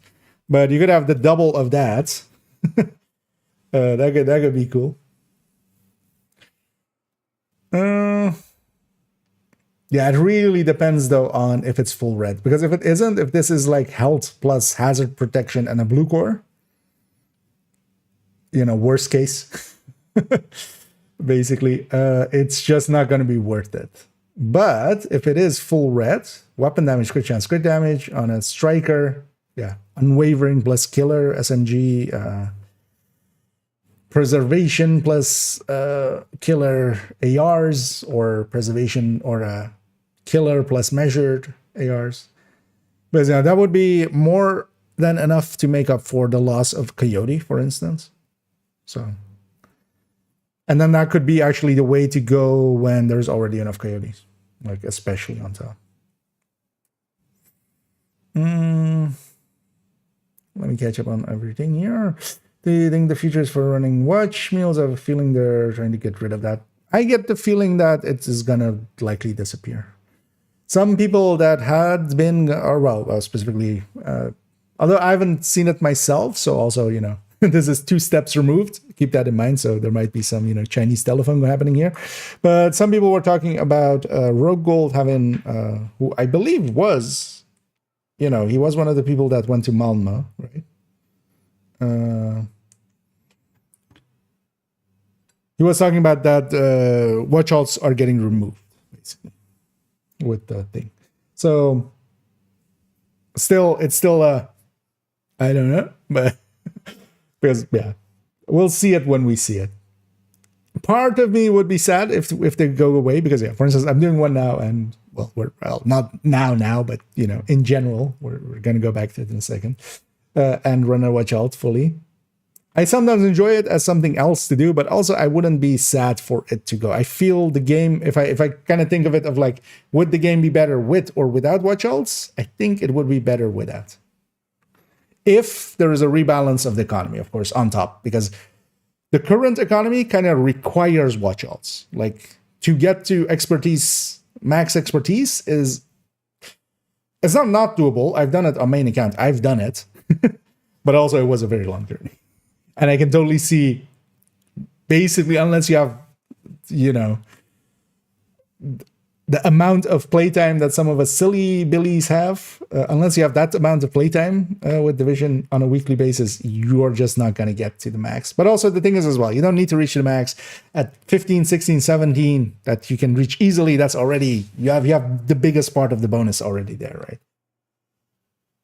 Like if you reach 15, 16, and you put that on a weapon, that's already a big upgrade. And that's like much easier to reach than the 25, 26, 27, 28. Next season, 29. Get rid of meals, and so we can start with boost to 40. Yeah. Although there is still like ways, because kind of, yeah, as we can, although I've said this already, but there could be something that kind of locks it maybe in, or like when you do, or when you start Brooklyn, maybe, in the past we used to be locked into WONI. So you had to do WONI to complete it. If it's still locking you, for instance, into like 2-3 hour run through Brooklyn, and then you get to come, back and account your resources, that kind of stuff could still work, but I don't think they're going to go that way. I think because I don't think they're going to lock you to Brooklyn. That would be just a little silly, especially with how like nowadays the scout works, and the weeklies and stuff, they're all kind of tied to DC, so they don't want to lock you out of that. But yeah, we'll have to see. But I can totally like play devil's advocate or just, fuck it and free level 40s for everyone, which would destroy kind of the economy. But I shouldn't change the economy. Yeah. Determined and behind you. Yeah. Although I don't think sniper, well, I'm hoping that it doesn't have headshot, basically. Because I'm honestly, I don't think determined needs anything on top. Basically, right? Like this like hell, double determined and perfect determined. Wait, no, you can do perfect with his name. I was like, how would that work? It wouldn't, because it's a name. Let's press pressure point, wicked backpack, and OD build. Oh yeah, actually, so for OD, sadist, sadist plus pressure point. Sounds pretty tasty. We're running a bench between now and then. Yeah. Although, yeah, they might be reworking the economy all the way, so I'm also not gonna over invest time into it, but for instance here, I just also needed the watch out for the like I'm dry.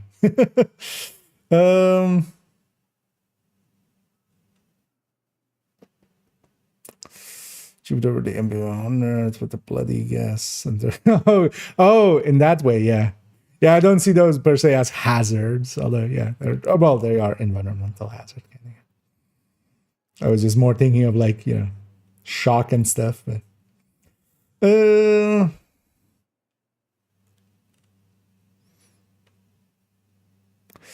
like that in Div 1. Yeah, a lot of the stuff that is coming with this season. So, for instance, especially, yeah, the modifier, firearms, electronic stamina. Any person that has played Division 1 will know those were the main stats. Because the players gain 3 attribute scores: firearms, stamina, electronics. Some of these names as well. You know, we have links: security link, tech link, assault link. Although, well, they didn't go specifically like, you know, was it tactician link and survivor link and stuff, but same for some of the exotics. For instance, Pakan, that's a Division 1 exotic. Nimble holster would be a Division 1 high-end, basically. Tinkerer seems like a new name, but Abridged is the Alpha Bridge talent. So, and this is exactly the Alpha Bridge talent, basically. Or, well, part of it, because there's more to Alpha Bridge than just this. But part of it is sharing of the talents, basically. This could be interesting. This one could actually be, you know, top tier if it is red core, crit chance, crit damage. And honestly, even beyond Coyote levels, measured and killer. Hell, even measured plus ranger for places you can't trigger killer. Or, well, depending on what you're running, measured plus plus ranger or strained or such. But I could totally see, especially preservation plus some things, you know, taking a utility talent. Hell, even things like stabilize. Because generally you just wouldn't take stabilize, but I might take a stabilize plus killer just for comfort, because you don't give up. You give up some damage, basically. You give up the Coyote. You give up a brand bonus, basically. Brand bonus or exotic talent. And you get stabilized, basically, as that talent, right? That's not a bad deal. Or steady-handed.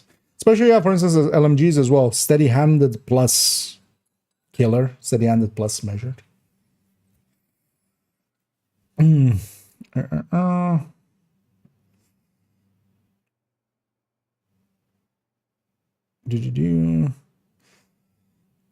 was I here?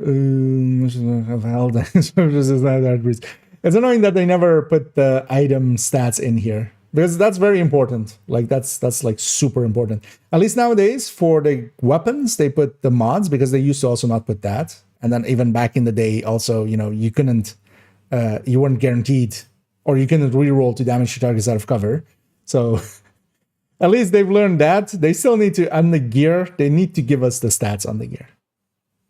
Or maybe these are like somewhat rerollable in the way of the Acosta, because that's still the only one, the Acosta knee pads.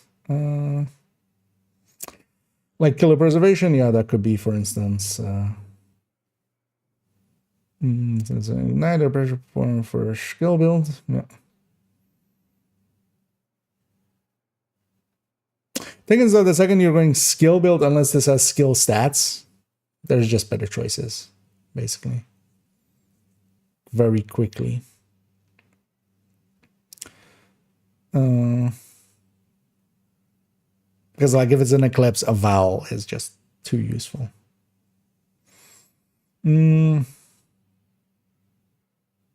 Sledge for brazen. Also an option. Although, yeah, Sledge, you can still swap to, like, Sledge wouldn't need to be on the same. But yeah, Brazen plus Pommel seems a choice. A way to go. NSYNC plus Backstreet Boys, yeah.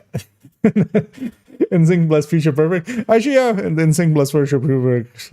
Or actually, yeah, just having Future Perfect plus Future Perfect plus a damage challenge flatline or something. Even, yeah. Especially if as the cores go up, that feeds into this. That could be an interesting thing because is there anything else that really gives us cores? Because yeah, Future Perfect will give us yellow cores. Does that mean our yellow tiers go up when we get Future Perfect trigger? We'll have to do some testing, but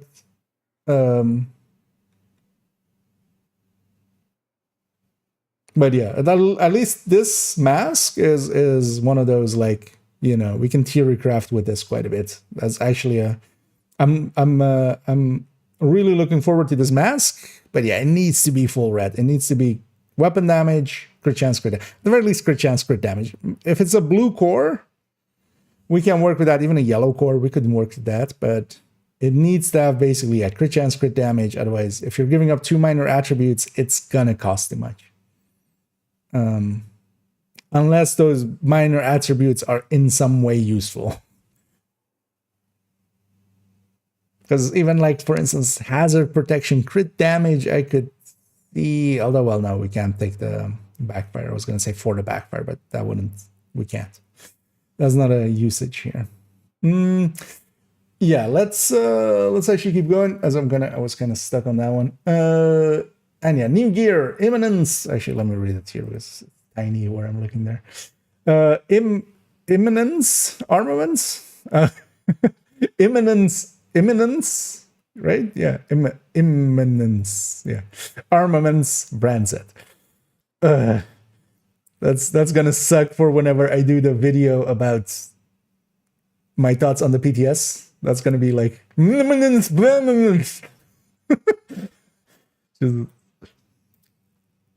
Also, it's IA, so and KIA. Let's talk about IA. 5% weapon damage plus 100% increased threat. What? 3 pieces equipped gives plus 60 pistol damage. 60. Is that enough to... Although... No, right? No. Not by a long shot. Ninja Bike, Hunter's Fury, 4 pieces, Chain Killer. Or, well, not Chain Killer, but... This brand... with... Headhunter. That's behind those still, right? Versus the Memento 30 plus the 20. 30 plus 20. This has 5 more as well, so. Although, yeah, you would give up the other benefits of it, and you would have to deal with this threat and everybody pointing at you. But yeah, that could actually work with this. Because yeah, 60 pistol damage is a lot of pistol damage. Really the only way, although, well, oh, you can't, no, you could, right? Yeah, so you would have mask plus chest or something, 2-piece of this, and then 3-piece Hunter's Fury, Ninja Wagon this. This would be ahead of the Memento plus Douglas and Harding, even at max stacks of Memento, but then you get the other things of the Memento, right? You get the regen and the stuff like that. So, but that's actually interesting.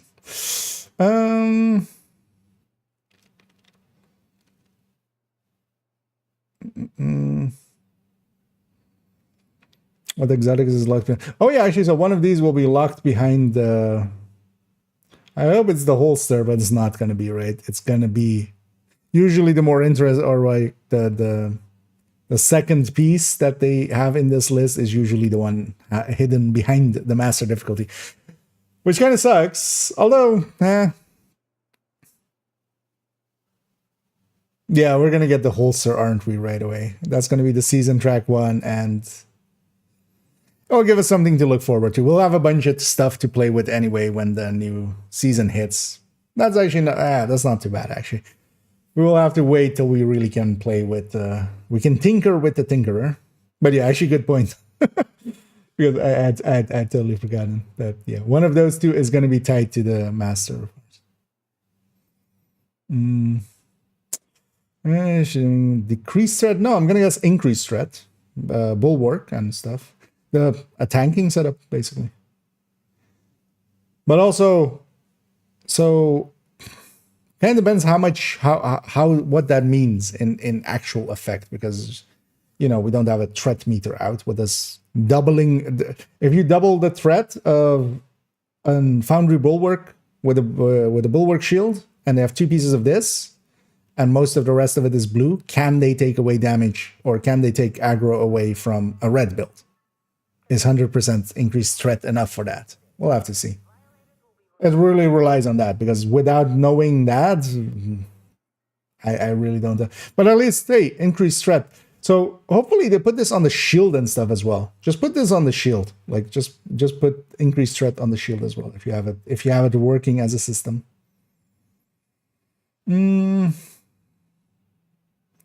Also, yellow or blue core, which is weird. Why they don't specify that? Yeah, we'll have to see what it becomes.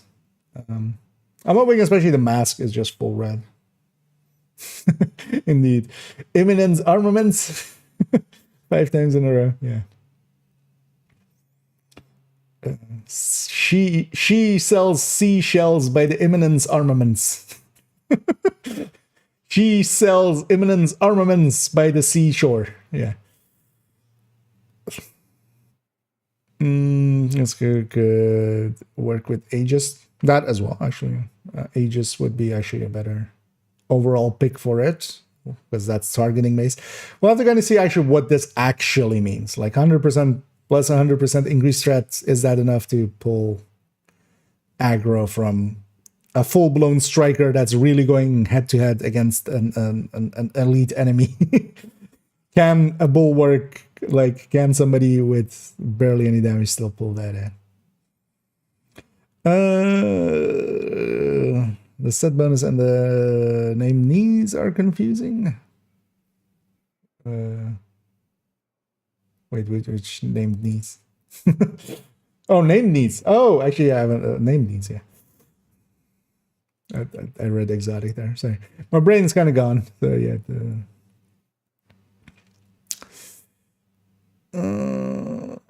Transfer build running SMG with killer and close and personal.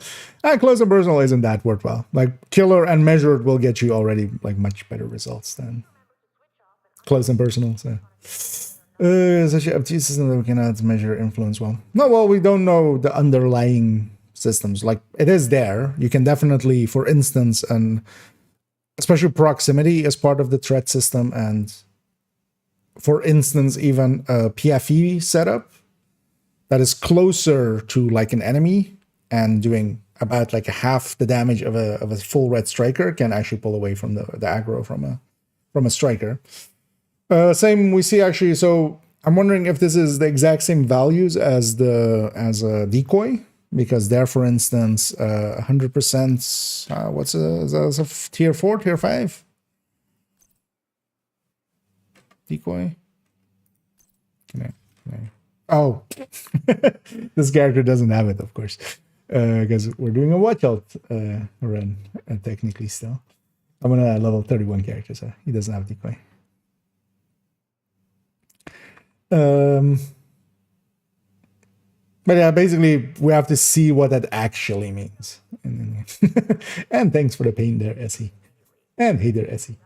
Threat work in the one. It was in both divisions. It works kind of in the same way. It's basically and you can see it as, I mean, all MMO style games do it in the same way. There's basically the enemy has a threat value per target that it can have. All the players basically. It's a bar that fills up on their end as much as you do damage, and then in division as well. Proximity has a big effect on it. The thing is, especially, we don't have many things that interact with it. So, for instance, we have Mosquito, where you can shoot an enemy, but you don't have basically, in every other kind of MMO style game, you would have Taunt, right? Like the tank player would have a Taunt They would stand in front of enemies, they taunt, all of the enemies gain like massive amounts of threat against them. And then also things like DPSs and stuff, you might have like evade or fade or stuff like that, or, you know, smoke bomb, stuff like that, where they lose threat. That's how all of these work under the systems, basically. And Divisions 1 is kind of like that as well. And yeah, proximity is kind of really important with it. In Div 1 then, we did have shields, for instance, had a threat as well. The Bulwark Shield had threat to it, so you could actually, you know, would increase your threat amount. Same that on weapons, weapon mods, if you had a suppressor, it would reduce threat. If you had a loud vent, basically all of the most of the non-suppressors, they would have increased threat. So if, for instance, somebody running D3, the tanking set in Division 1, if they were running loud vents with a bulwark and they were firing an SMG continuously and doing their damage, they could pull aggro away from even a full-blooded like assault build that is like unloading on a named or something. So remove threat temporarily or just be considered out of combat. They basically make you invisible, which is just take you out of combat. You do not lose threat, I believe, actually. So once when it's like kind of re-engages, I believe it actually, you have the same aggro amount. Because I've noticed a few times, especially doing a lot of damage to like hunters in Countdown or something, you damage the hunter a lot, they shoot back, it triggers Exodus. It now targets somebody else, but especially if I'm kind of like at the same range as a different, as ally or something, and that out of combat fades, basically, I've noticed they'll go back to, like, I did a lot of damage beforehand, so they'll go back to me. But don't take that also as, like, fully tested or anything, but it does, I would guess it worked that way. Yeah, let's keep going. Captain. Named backpack Captain. Perfect leadership. Performing cover-to-cover grants 20% of your armor as bonus to you and allies for 10 seconds. This is tripled if you end within 10 meters of an enemy. Cooldown 20 seconds. Is this 10% more than normal leadership? Is this what we're getting here? Backpack talents. Leadership 15%. Okay, so 15 to 20%. Leadership already sometimes gets ran on Foundry and stuff, sometimes in raids and such, because you can just cover to cover, give the whole team a thing. Especially there are places where Protector just doesn't work or Adrenaline Rush isn't useful. So this piece will see use, especially if this increased threat is already a thing for the tanks and stuff. Although the way that it works in the raids, there is like the threat mechanics there are very much set. So for instance, Boomer is very proximity based, same for Pfizer and such. So if the tank is kind of already in their face, they're already taking the aggro anyway. So the increased threat is not that useful, neither is the weapon damage bonus. So we'll have to see actually how that goes, because two-piece Gila is also useful. Piece of Bellstone plus an Emperor's Guard is also useful. Cloak. Talent perfect attribute. Oh, 50% reduced threat. Okay. In the knee pad slot. This could be interesting. This could actually, in some places, maybe be useful even. The thing is, though, would you run this? Not unless you're coordinating, right? Because unless somebody is running the plus threat, and you want to help them out by just, reducing the threat so that they can get aggro easier. But who's going to do this in, like, random matchmaking and stuff?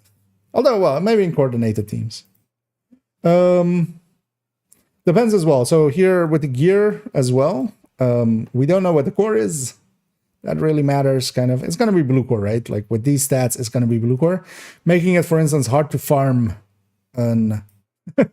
So we might have a new super unicorn because, I think there is some value here. Ninja bike, 2 pieces of this, and, 2 pieces of this. One of them being the chest with headshot, weapon handling, headhunter. For Regulus builds. Because this and this together is more than DNH plus Memento. The increased threat kind of sucks. You lose the regen and stuff from Memento, so that's actually not that great, but yeah, you gain a little bit more damage on top. So if you're going kind of damage route anyway. But that would be a super unicorn, because that would be headshot, weapon handling, headhunter, so you can record to blue if this is blue core. And I'm going to guess this is blue core. There's no reason for it not to be. Yeah, let's also go to measured assembly. So we can run it with our measured as well. Yeah, 2 pieces give a plus 15 skill haste, 3 pieces give plus 60 skill or repair skills.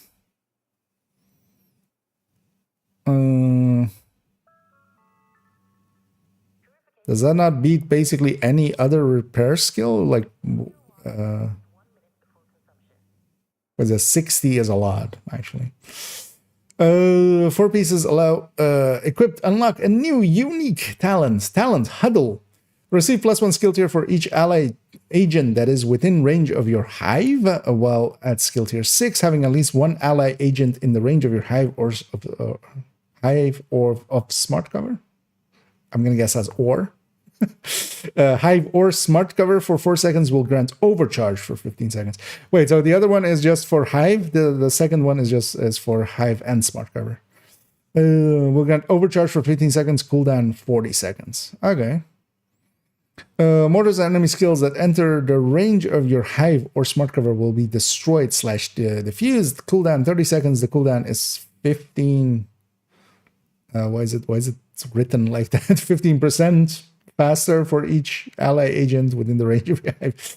But I'm gonna guess they meant, I wonder what that double star is supposed to do, like bolden it maybe or something, but it's not doing it, or maybe you need it to be 3 or something. Yeah, was the chest talent decrease the overcharge cooldown from 40 to 25?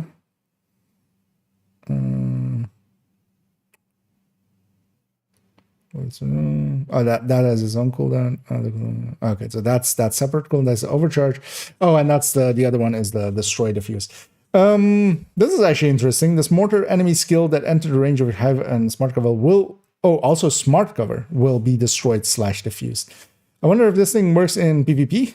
First of all, secondly, this situationally could actually lead to interesting things. Skills being, what does this do against laid lovebirds turrets, right? Like a very annoying thing to deal with. What does this do against them and such? This could actually be quite interesting. The thing is though, so first of all, against the FI has a buff. FI has a pretty big buff. Well, actually, so here's the thing. We're getting the new skill, right? We're getting the smart cover. That smart cover currently at skill tier 6, at least I've seen it from several sources now, 45 detox. I have no idea why they're putting that big of a damage buff on a skill. Like they should have learned from the booster hive in the past with movement speed and stuff. Giving unique things like that is like a very quick way of getting something overpowered. So this is basically set up for hive plus smart cover.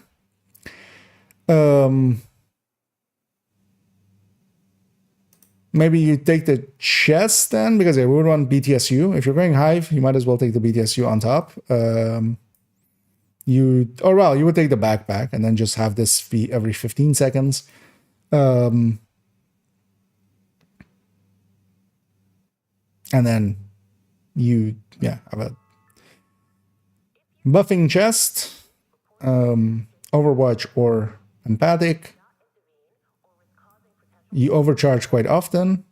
You defuse mortars and enemy skills. This is also grenades, because it specifically says mortars and enemy skills. This was grenades as well. That could actually be interesting. Also, mortars does what counts all as mortars? Is it just fired from a mortar, or is it also, for instance, the stuff in Invaded Zoo? Because also, if this is like a counter to Invaded Zoo for just like casual play, that by itself could give it a space. But this is actually interesting. So yeah, this kind of set up for Hive plus Smart Cover. You don't need to be at full skill tiers. Because yeah, for each ally agent that is within the range of your Hive, you're going to just be in your own Hive anyway, so you need 1 tier less. You don't need, you could take Technician, also 1 tier less. And then in a group setting, maybe somebody else is nice to you and you can even take 1 less there.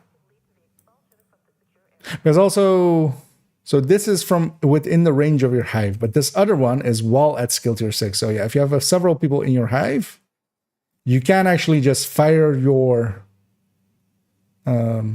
Smart Cover at someplace else where somebody else is, in cover.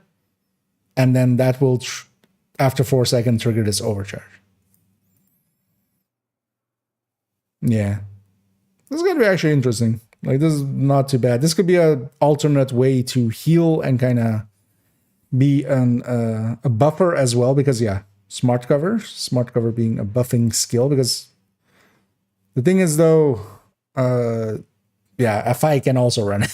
That's the thing, right? Because they can run a Hive and the Smart Cover now. Because if the Smart Cover stays as is, it's the default skill for so many places.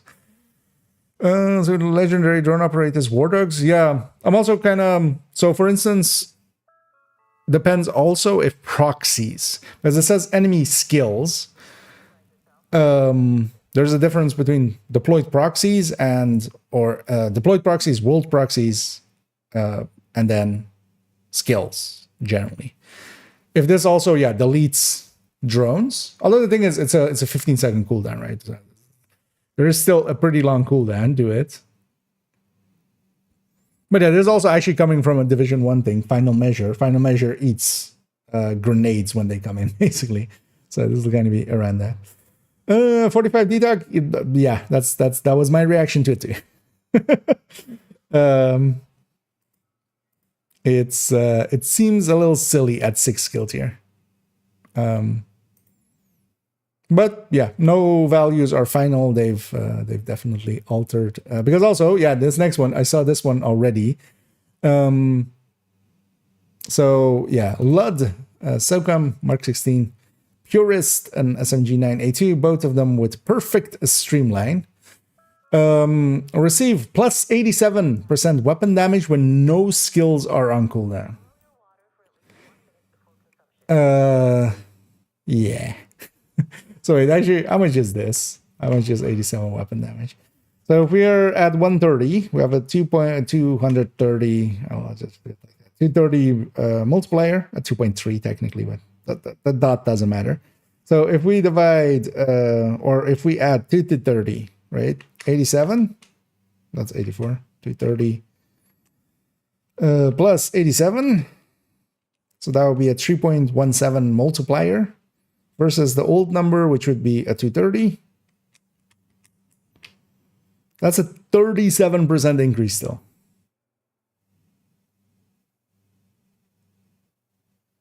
Did I do that right? Yeah, I did that right. Yeah. Wait, that seems high. Well, no, it's 87%. Yeah, no. So it would be halved at 100 and then, yeah, 130. So, yeah.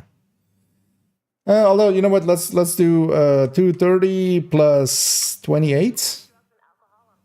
Or well, plus 29. 230 plus 29 plus 87 is 346. Let me actually just do this for a second. 346. So 346, and then we need, because I already forgot, so 230 plus 20 plus 29. Actually, I should have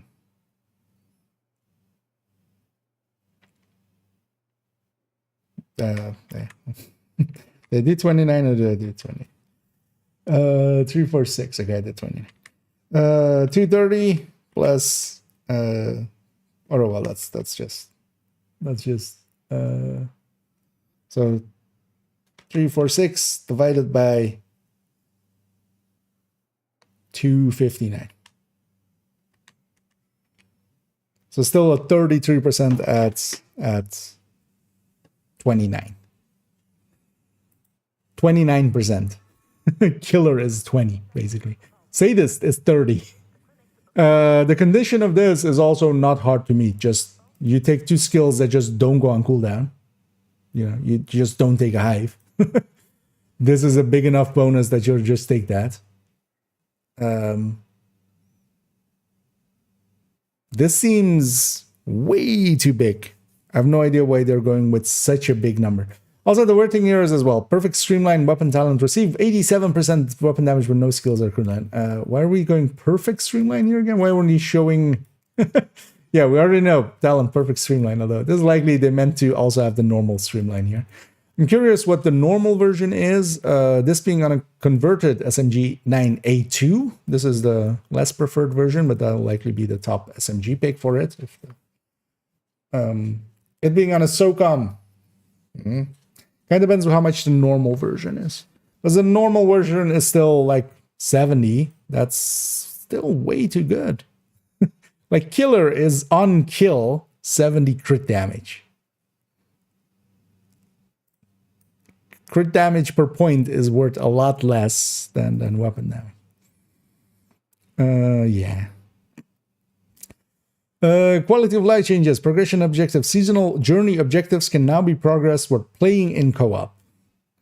Does this mean they're shared? Because we can already... They will be progressed while playing in co-op. Is it... I'm guessing this means they're group-wide shared, right? Yay. I'm not against that, especially. That will make some things much easier to get through, depending on what they are. Known issues. Captain, name, backpack, talent, name, and description have not been updated to the perfect version. The perfect functionality does work. Okay. Cloak, Neva missing perfect attribute. Oh, so we can't even see this in play. The secondary weapon talent's AR UI overwrites the primary weapons UI when using... Oh, okay, so the bridge talent is kind of wonky. Streamline and perpetuation talents do not work with a bridge talent. Okay. Streamline? That doesn't even ring a bell. What is streamline? Am I crazy? What is streamline?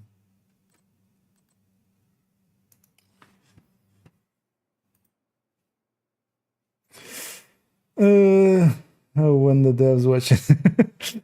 Well, that's easy because the devs will never... Oh, that's a new talent. Oh, okay. Oh, yeah, this is perfect streamline. Yeah. Okay. Yeah, sorry. My brain is a little bit gone. As yeah, I had a long day. But yeah, thanks for pointing it. For a second there, I was trying to...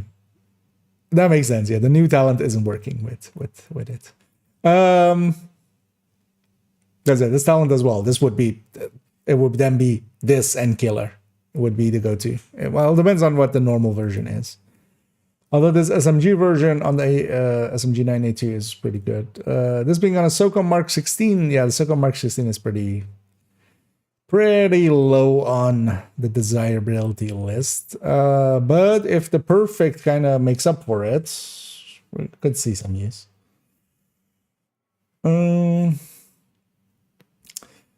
Modifiers. Assault link, security link, attack link. Active modifiers do not gain the extra duration per nearby ally. Okay, the hardcore global modifier. Electronics cooldown reduction does not trigger for skills that use charges and traps. Actually, yeah, that was a question that I had there. Will that cooldown kind of triggering thing? How does that work with charges?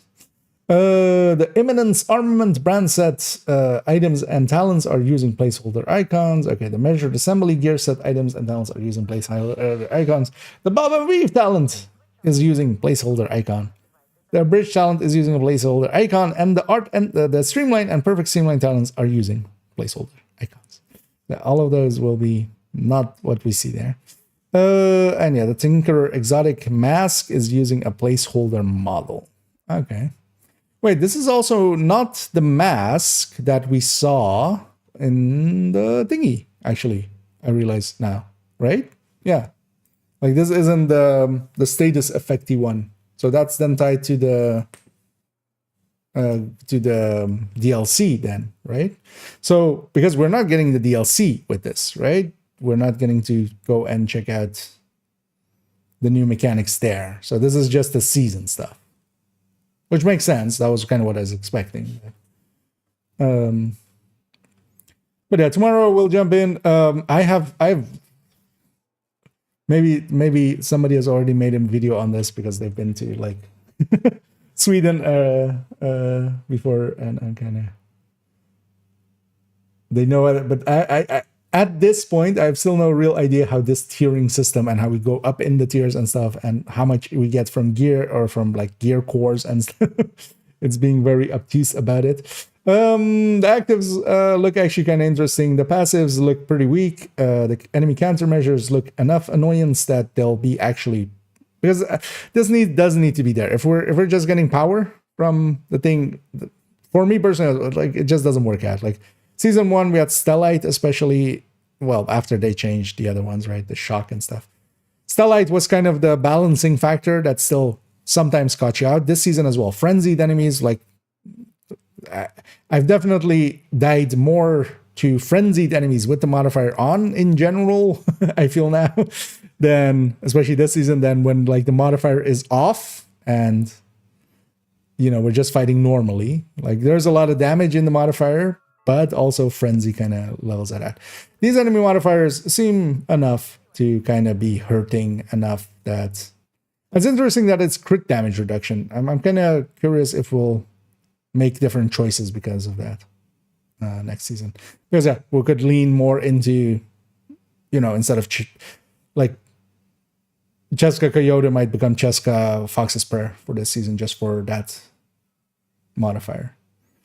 The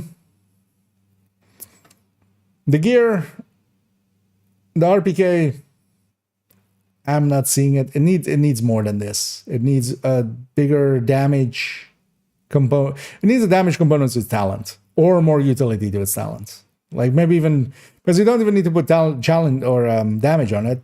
If it had a heal, maybe, or something, or just utility in some way.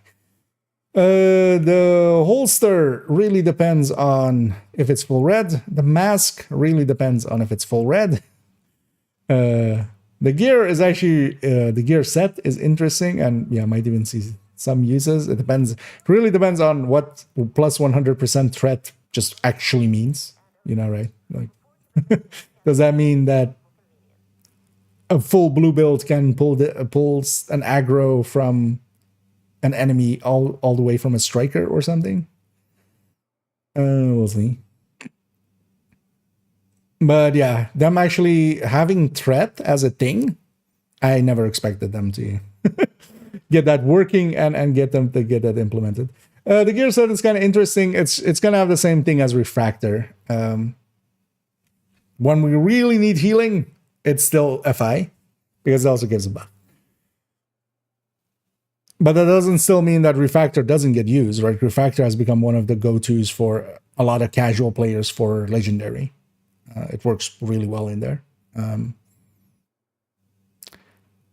This I could still see having some use, especially it really depends on the smart cover as well, because it has ties to the smart cover. It is actually interesting to see a gear set that is tied to 2 skills like in this amount. Like even like Exuro kind of locks you into the fire turrets, but it doesn't really talk about, you know, the other skill is kind of up to you still. Because even like FI doesn't really like interact with the skills that much, like interacts with all of the skills as total skill damage basically, but and such. But this one really pushing you just to 2 skills, I feel it's also a little bit limiting. But if it makes for, we'll have to kind of see in combat, and it's really reliant on that smart cover. But that smart cover looks way too good at the moment anyway. Interesting as well, yeah. The skills aren't in here, so yeah. This is just season stuff. So there is likely nothing of the Brooklyn DLC, which is the skill, which is that other mask, the other exotic mask, the mechanic of the purple flames, you know, and but actual broken. All of those things are not in here. This talent is completely like, this can't go into the game like this. This is the same as, what was it a few seasons ago? I remember there was another talent. Oh yeah, was it Brazen at 8%? Right? Yeah, that was it. Which was like, and then also it was holding on weapon swaps. Like this is way too much. 87 weapon damage is like, even on a full red build, this is still like more than, or like on par with Sadist. There is a downside to it when no skills are on cooldown. Except for a revive hive, how often do you see skills on cooldown on like full red players? Right? Like, so it depends on the player, of course. Like in my case, yeah, this talent, I'm never using it because if I'm running a red build, I'm hitting my skills. Right? I'm gonna trigger my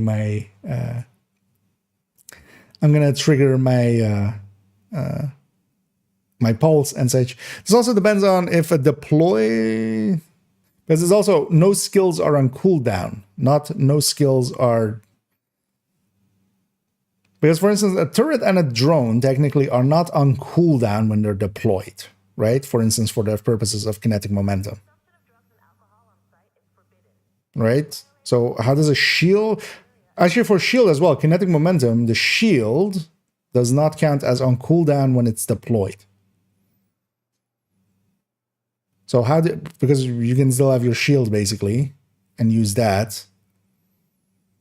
And when it breaks, it's only 15 seconds of less damage. It's kind of like a longer vigilance, but you also gain much more damage than vigilance. Yeah, does that work actually? Well, we'll have to see. But usually, for instance, yeah, chargers and stuff will count as on cooldown. So if you're like, you know, if you're tossing a hive and once you have one charge, it still counts as on cooldown until it has all the charges. So, but yeah, just the 87 weapon damage is way too high. Like, what are we doing here?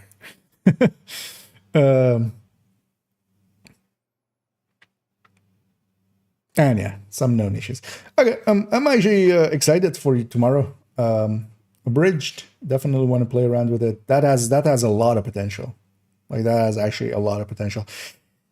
It really relies on all red. Didn't they do that recently with some? What was it actually that they did it with? Oh, Exodus. Exodus got that treatment, didn't it? Because Exodus was something else initially, wasn't it?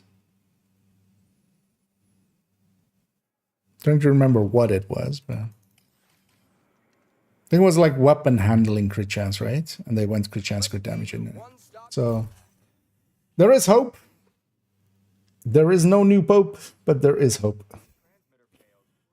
Or maybe there will be a new pope, and then we'll have a new pope and new hope. And then we'll grab some rope and have rope, pope, and hope. Okay, my brain is actually frank. Let's go finish this watch out run that we started like 2 hours ago, and then we got sidetracked by a lot of that was actually a lot of notes as well. Modifiers actually add quite a lot of time to it. Let's go finish this. Had a blue. Oh yeah, actually it also had a blue core, right? It was blue core, weapon handling, crit chance or damage, right? And they made it all red. So hopefully that happens to, or that is already the case, especially the mask needs to be that to be worthwhile. Somebody's in here, which is quite rare actually. Let's go over here. But yeah, somebody's just watch out running likely in there. But if they're in here, maybe they've stolen all the goodies, so let's not. There's also somebody here, which cleared that one. Let's go see on this end.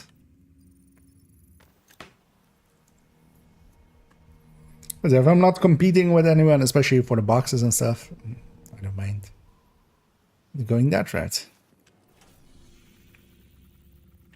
This one seems quiet.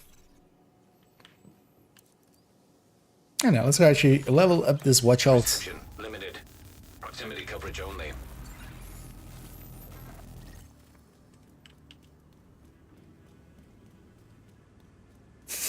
I'm also, yeah, actually now kind of. So I'm happy I'm not maintaining anything that is kind of like build related and requires some implementations, because I'm already sorry for you, Scoops, for how you have to implement. Although well, it shouldn't be too hard, right? But it requires a whole UI thing for for abridged, right?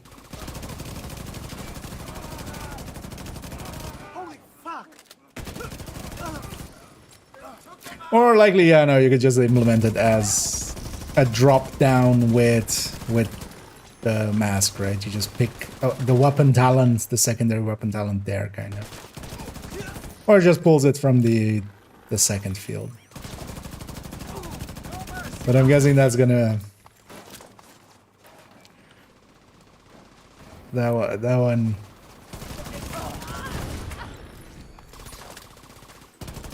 That one is actually new in some forms. It's not just crit chance or something.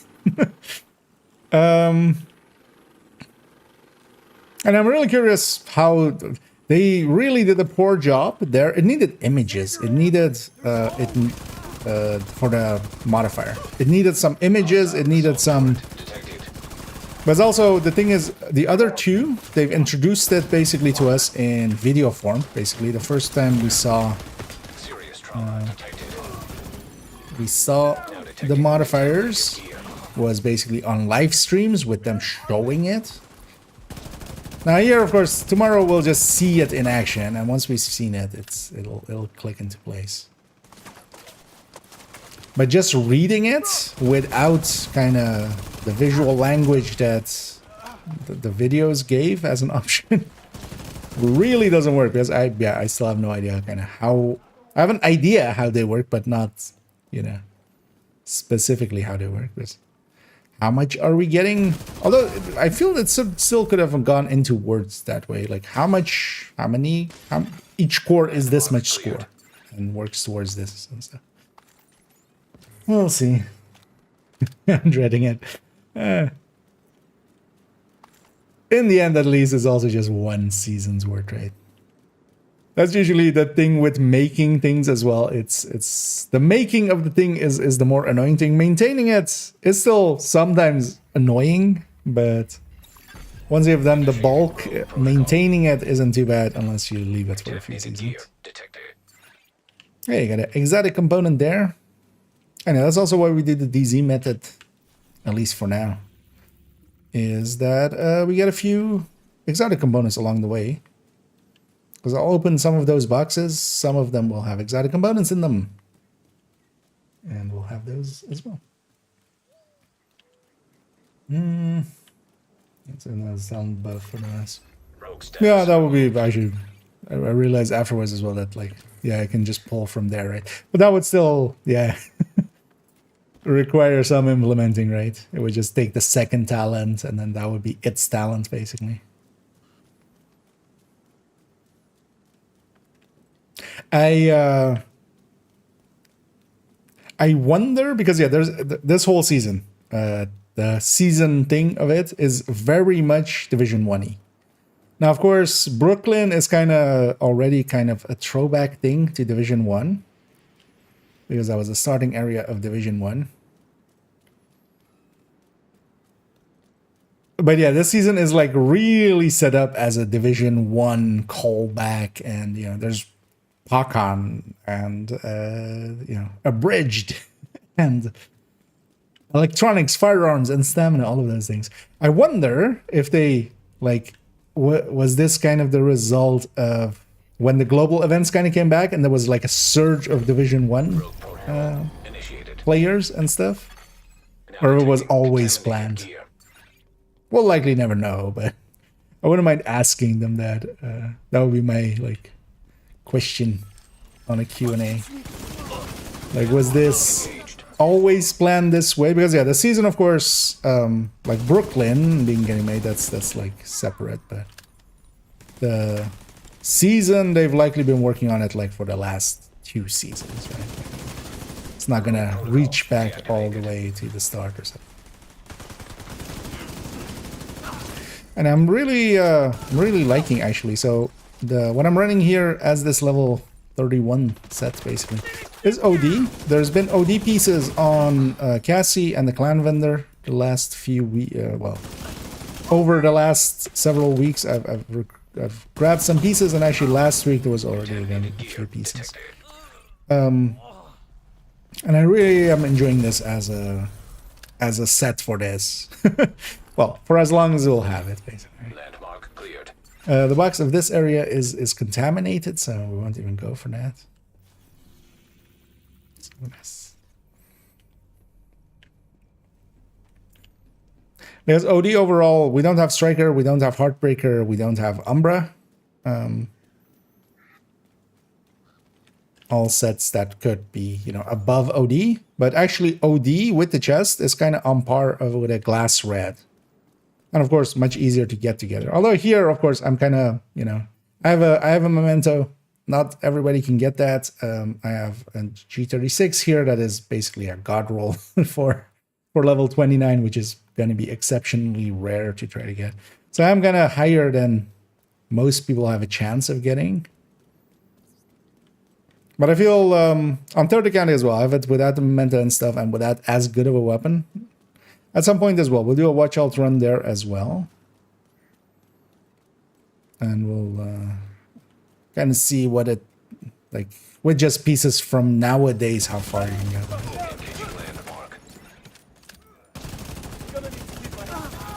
Now detecting contaminated gear. But yeah, also, watch halting might be a thing of the past. In when we wake up after no sleep till Brooklyn.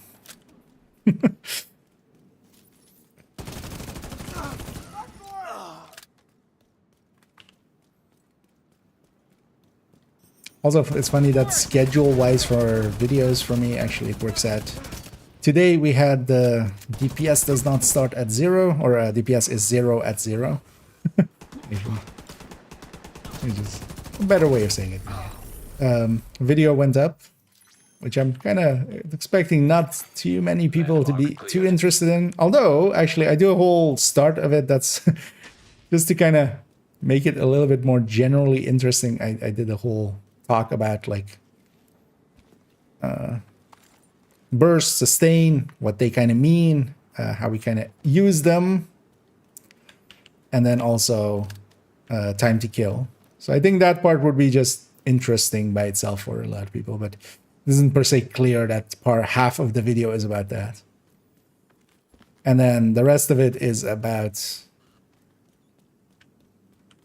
why the notion of DPS not being a number for damage at 0 time, that is, first of all, not an issue for DPS, and also because some people from the time to kill side, where, yeah, at 0, basically at 0 is when the first shot happens for time to kill.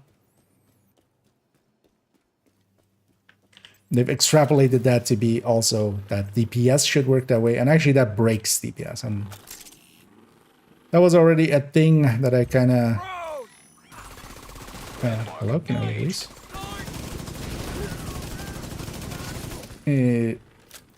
Had kind of half addressed in one of the Fog of War battles.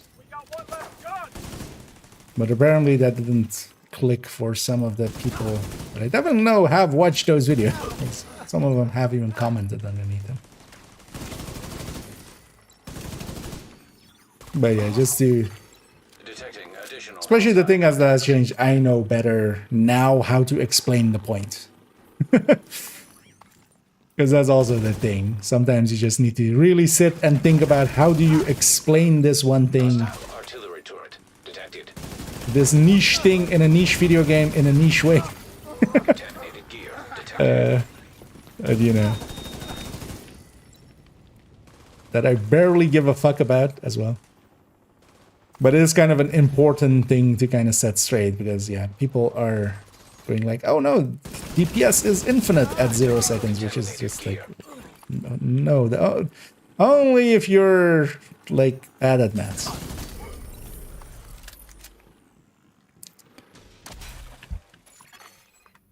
Mark cleared. Incoming cargo plane with dark zone drop. Initiating rogue protocol. And these are with ND first time trying. Yeah, negotiator I could see as well being a decent. Well, the thing with negotiator is it kind of depends on how you're catching the enemy, right? If you're kind of catching them as they spawn, you're gonna have a pretty good time with it. If you're, this will go straight. That's fine. If they're kind of spread out and you're just doing single target damage, it's a little bit less.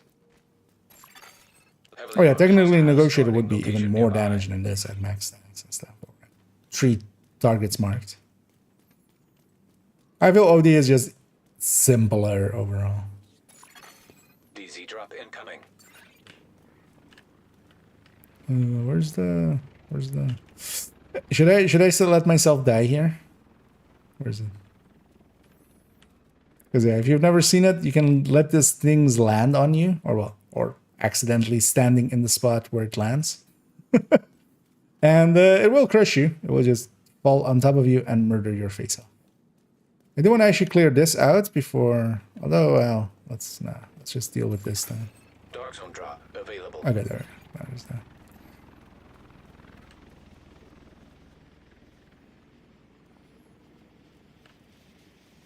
Should I do it?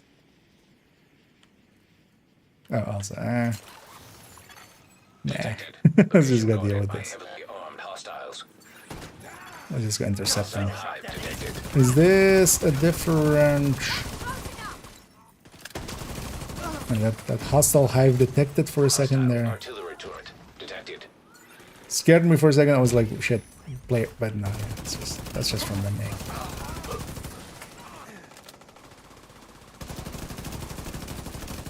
The only downside of OD is especially against turrets and stuff like that.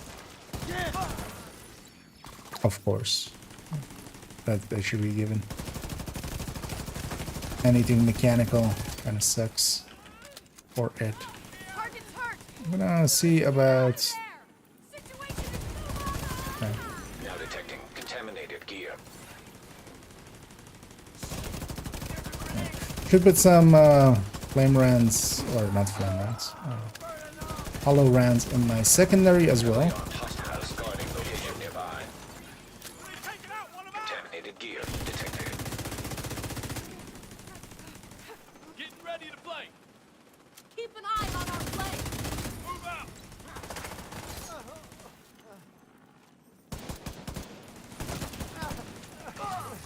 Okay. Then we're good. This is the last guy. Let's name this one.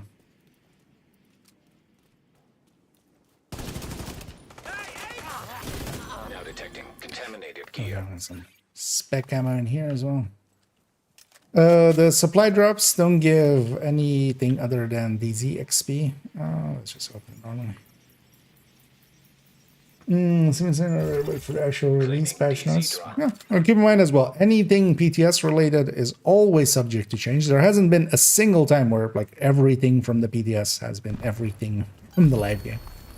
Because that especially that damage talent is a little silly. But hell, it could even be a typo. Like that has also, you know, how many people were screaming, "Oh, they nerfed the harvest." It was just a thing. Contaminated gear detected. That's all it ever was. And then, you know, in the end, it would have been nice if that typo wasn't there, and yeah, they should have prevented that, and you know, maybe I've come out and but also in the end, it wasn't. You know, jump by streams. If you hadn't noticed, I'm level 32. I'm not in the real DZ. I'm basically in, yeah. So if we go to the map here, bracket player level 1 to 39 in the upper right there. We're just using this as watch Alton, basically. This is one of the better ways for solo leveling. Now, of course, if you have group members, if you have players that are willing to kind of help you out, which in my case as well, I could. Like, if I went, hey, who wants to carry me? I'd likely get somebody, you know, somebody dumb enough. somebody kind enough to help me out. But also, I don't actually mind doing it, for instance, solo. Also, effectively in hours, man-hours spent, it's about the same. Because if you do this in a group, it's basically 1 hour-ish per player, and then I would kind of feel obliged to like return the favor, right? So then it's also that way. Also here we're getting some exotic components along the way, because for instance as well, this box I'm going to open in a second here for this landmark has a chance at an exotic component, so we get some of those as well. We're already 32, 3. I was going to say this should have been 32 a while back. I'm going to go to this guy first.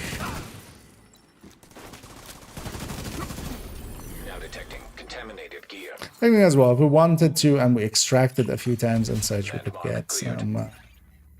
could get some DZ currency out. It's not really something I'm after, so no, let's go over here and then we'll jump across, I feel.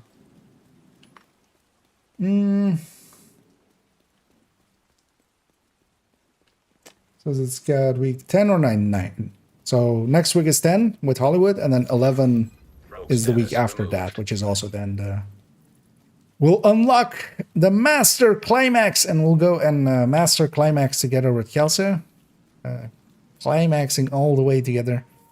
Then as well, after with Climaxing with Kelso, we'll get Birdie's Quickie. All of these names. But yeah, we'll climax with Kelso, we'll get Birdie's Quickie, and we'll live happily ever after until Brooklyn. And then from there it'll be no sleep till Brooklyn.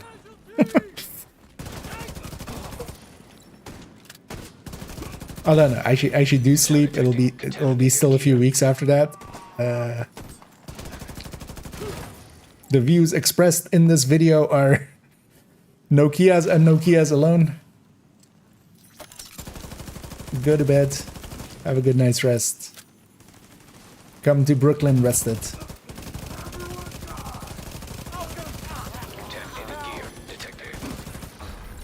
Or just sleep till Brooklyn.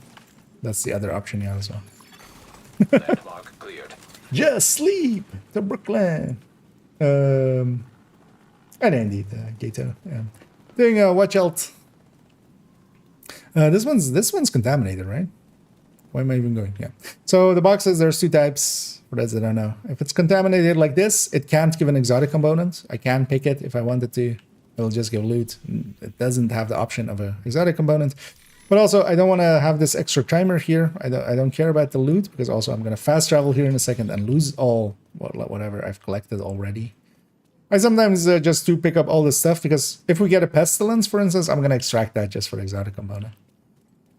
So then, you know, whatever I picked up will go with it. If it's along the way anyway. Exiting dark zone. Yeah, let's go on this side. There. Yeah, that's cool.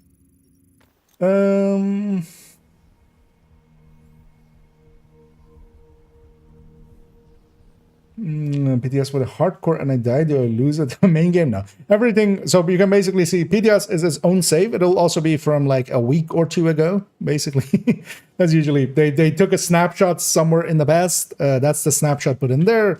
Whatever happens there, because on there as well, I've quite often just deleted characters. I have, you know, deleted loadouts and stuff.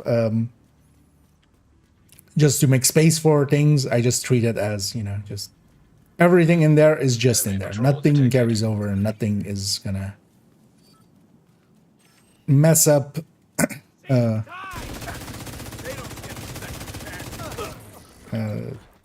anything on your... Oh yeah, I need to generate ammo again. I forget. I should have grenaded those guys, but I'll grenade whoever's here.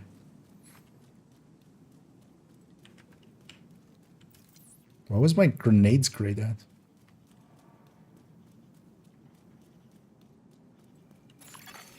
dark zone drop expired. I'll use this guy. Although, maybe I'll use this guy. Dismember what they did.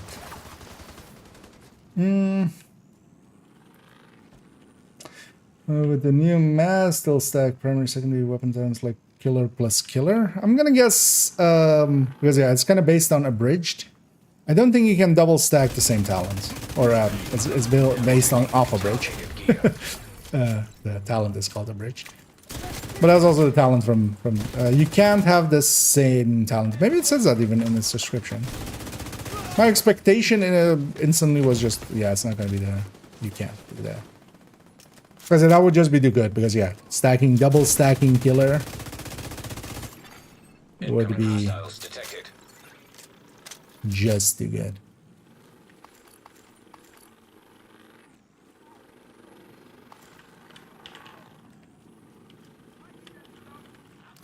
But yeah, especially with the mask, it's gonna be much more important what we get as its stats.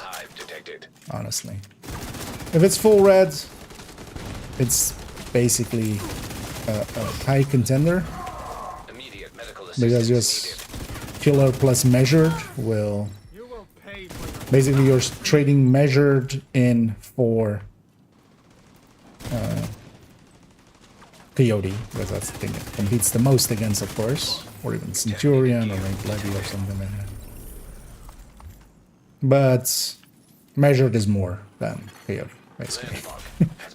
As long as it's full red on the rest of it. Weapon damage, crit chance, crit damage. I wonder if the mules won't be a thing anymore with the DLC. That seems to be the case. That's basically what I'm assuming at this point. It's just because as well, there's some rumors and some people that were at the event thing that they did. I'm gonna go downstairs here and go get those 2 boxes while we're here, and then we'll go actually to different DZ after this. So I just want to go get those 2 because that's 2 chances at exotics. Also lets me catch up on the chat.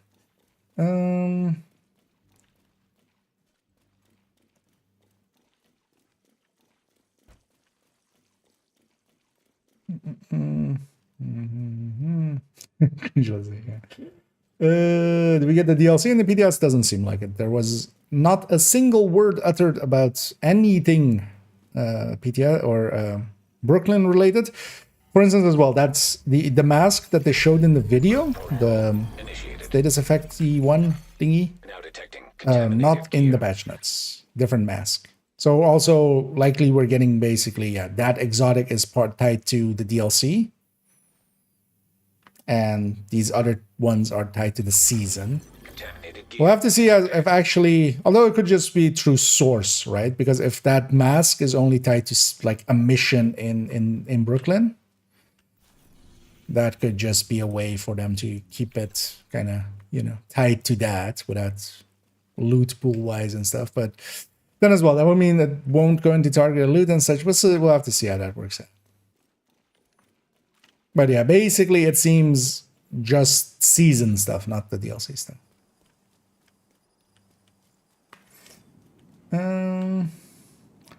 Wait, level 30 OD? Yeah. So I'm running...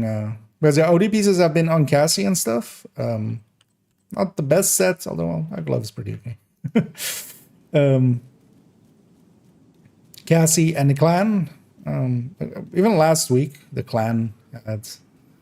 clan vendor at level 30. The thing is, though, you have to do it specifically at level 30 for Cassie and such. For both actually. Because Cassie doesn't have gear set items at 31 to 39. She has it basically at 30 and she has it at 40. So you need to do a DC start and then, you know, have it be that. But yeah, if you keep an eye on it here and there, and I feel this is overall one of the better... Wait, am I turned around? I am. So, wait, is it? No. What's over here? Because I didn't want to pick this lock. Exotic componente. Now detecting contaminated gear. Landmark engaged. Was it OD? Yeah, especially nowadays with the chest and stuff as well. Not needing as well to have a chest talent, for instance. Because, you know, I can just use the OD chest talent, making for easier pieces. Although on this account as well, I have the Memento at level 29. Like, this is a very, like, this is a piece you can't get at the currently, so. Contaminated gear detected. Detecting additional hostile contacts. There is that as well. And a Memento, of course, pretty good solo.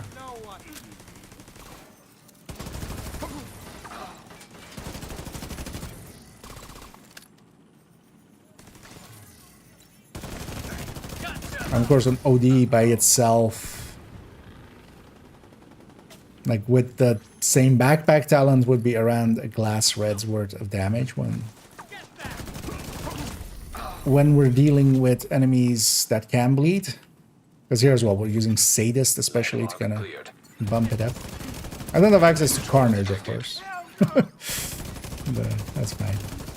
And the thing is as well, at 30 to 40, or well, up to 40 DZ, there's no Black Dusk in here. Like, Black Dusk is not a faction in the DZ until 40. Because, you know, people can go in at level 1. It's the same DZ for level 1 to 39, so... We won't see Warhounds and stuff, so I don't have to deal with mechanical stuff. No, do you think they should let us reconfigure minor attributes and exotics the same way on high ends? I don't think that's a good idea unless it's kind of locked in the same way that like the Acosta is. Keep in mind that if we're going with gear, we're going from 1 stat, 1 detox. Like, the thing is, not in the system that we have now, right? Like, we can reroll this. This could go, well, crit chance, for instance, on this LMG here. We could reroll this until we get that. Everybody has run into it where you've rerolled a 50 times. This is a 1 in 12. A core, 1 minor attribute and a 2nd minor attribute. We're talking thousands of rerolls, maybe, for an unlucky son of a bitch who's trying to get certain things in a certain way. Also, one of the nice things about exotics for newer players is, for instance, Coyote is full red. Like, if you get a Coyote, it's full red. Now, if the person that gets a Coyote, it might be blue hazard health. They have to reroll it, right? So, unless it's a system of recalibration, and I would just be in favor of that anyway. Just give us the option, like 5, 10 exotic components, and we just recalibrate. If that is the system, that could work, but then also now you still would need a lot of rerolls. You still need a core and 1 attribute to recalibrate the other one. So that still doesn't solve it for exotics, but then maybe like exotics could have, you know, you could recalibrate all of it, maybe, or something. But yeah, with the current system, no. It would be hell. Like, this, we're talking Descent without talent pools. Like, for Nemesis runs. Like, it sounds fun until you actually think of it. Now detecting contaminated gear. Like, it would be really cool for deep runs to have no talent pools, but the Nemesis runs were already a hell, and that was before another set of talents was added in when rotation, like the talent pool.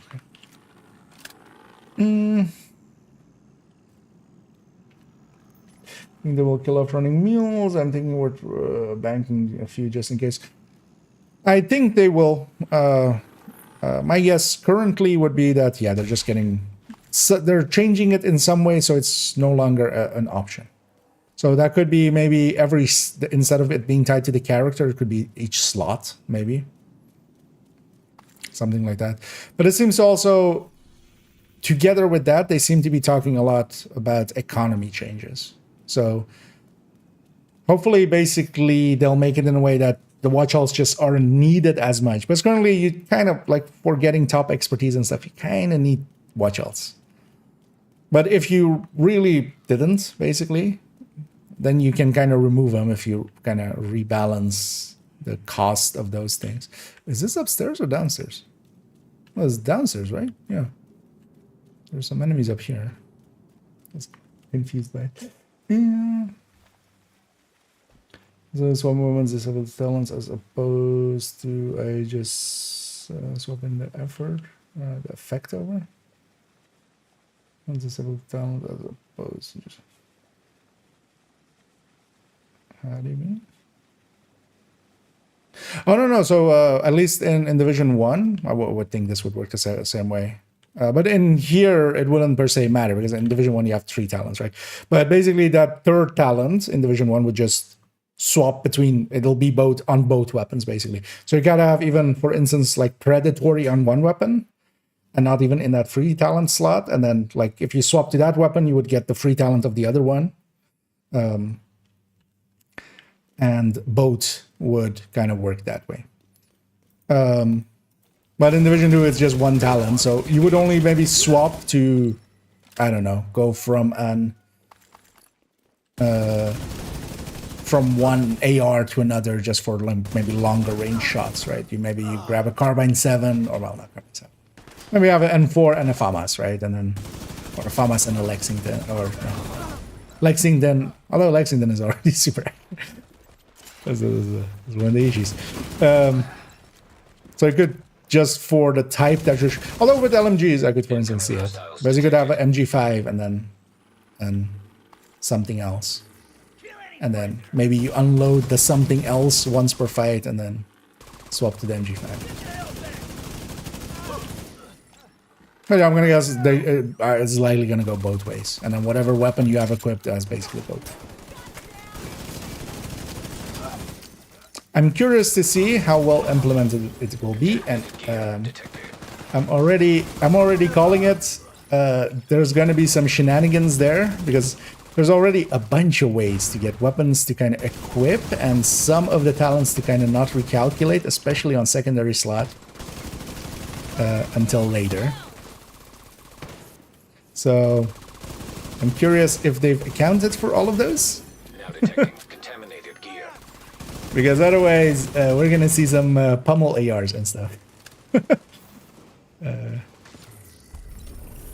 Although, of course, those kind of things will get patched out, but I'm curious. I'm not gonna test it with the PTS, or well, I'll test it privately, basically, not on stream or anything, because I don't want to give out the shenanigans we can do for those. But yeah, there are currently some shenanigans you can pull to sometimes have a secondary talent kind of still be active in some ways. I mean, I might as well just run there because we have to exit through there anyway. I need a guardian. Crazy to get the DLC for free somehow, or for one. Starbucks, I've never said anything like this. Or crazy to get the DLC for free somehow? Wait, what? They mean they mean? I mean, a lot of people have been sharing the sentiment of this should be free. No. No, it shouldn't, because the giveaway in it shouldn't is that it isn't. If it should be free, it would have been free. It's not, so it isn't. But yeah, no, I mean, for the $15, like,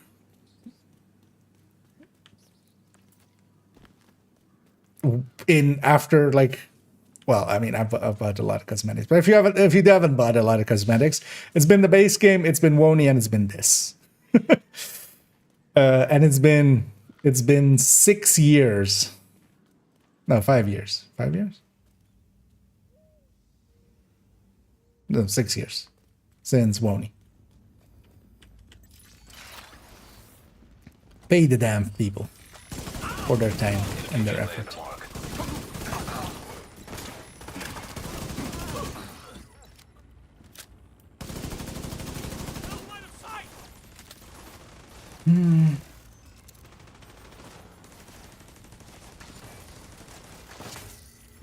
Healer sets experimental versatiles overcharge every 40 seconds.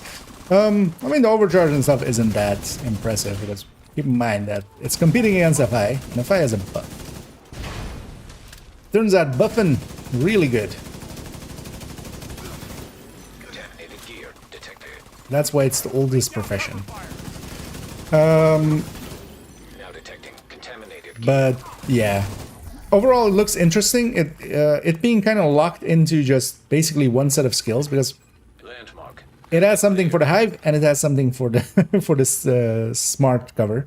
Kind of depends as well how good the smart cover is in the end, because actually currently that's the other crazy one. Because yeah, the weapon talent is a little bit too crazy at 87 for the perfect, and then we don't know the normal, which is also kind of crazy.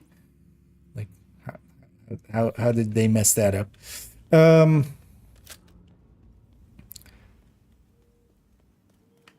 was it again? And yeah, and the smart cover at skill tier 6, the current stats that we know for it, it's not part of the PTS, so we won't see it in the PTS. But yeah, 45 damage to targets out of cover. Actually, how much is that even with 10 detox? How much does that reduce to? So if we have a 110, you know, a 1.1 multiplier. No, actually we need the other way. So it's a 155 divided by 110. That's still a 40.9%, 41%. At skill tier 6. Like, what? There should barely be a damage bonus to it. Like, I don't even know why you would put a damage bonus on it. Maybe something tiny. Not 45 detox. Like, because the thing is as well, that's weapon handling as well. So the weapon handling by itself is actually already a really good deal. Especially through a skill. 45 detox on top makes it really the only skill which can get you more damage. Currently, there's no other skill in this game that gets you more weapon damage. You just have the boost drive that gives you more weapon handling. And that competes with a red or with a revive hive, so just red builds will never take it. Here, what's stopping a red build from running revive hive and the booster? And then even if it is just 10 or 20 detox at skill tier 2, you just run technician for it. If it's 20 total weapon damage or detox, that's already like an overcharged pulse is 50. Oh, that's a 15 add. So separate multiplier. This is at least additive to a pool, but a pool that everybody will have some stats in, but that's also like still very, like, it's not a very filled in pool. How much is it actually with Fox's Prayer? Let's check that too. Now detecting contaminated gear. My turret and drone are murdering these fine folks. So with, how much would it be? So 118 plus 5. You're gonna die today. Is that a sniper turret? So some, maybe that was just tracer fire. So, you know what, just laziness. 118 plus 45 is 163 divided by 118. Enemy Or patrol 11, detected. 11.8. So that's still 38% if you're running Fox's Prayer. And that's skill tier 6. Overcharge is likely even higher. March. But also, I'm just, yeah, that if it is 45%, it should not make it into the game like that. That's just... Contaminated gear detected. Landmark. It's already kind of annoying that for red builds, the hive is as good as it is, because it's basically, you know, if you're running a red build, you're just going to run a hive unless you're kind of in a coordinated team or something. For general play, for a matchmade and stuff, it's just, you know, it's just too good. Now, the other slot also, there is just a fixed thing that we kind of put in there, which... Because why take foam when you can just kill the thing 40% faster?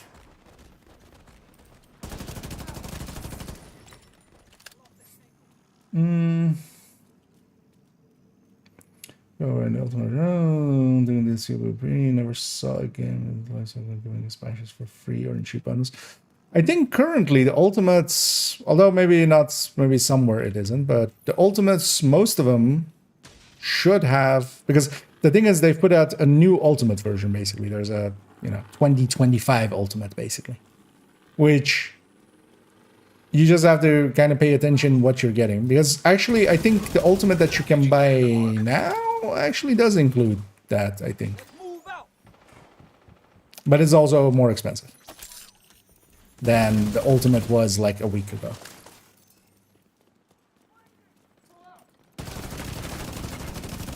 But also, yeah, people not reading shit. Now Yeah, detecting that's the... contaminated gear. Oh, and a Yal glove. But yeah. Let's go extract this then. Because if I get an exotic component like that, we'll extract for that. And then as well, I might get it. Like, that's also why I just picked up all the other items, because I still have like 20 something. Let's make sure we're doing it right. 20 something. Landmark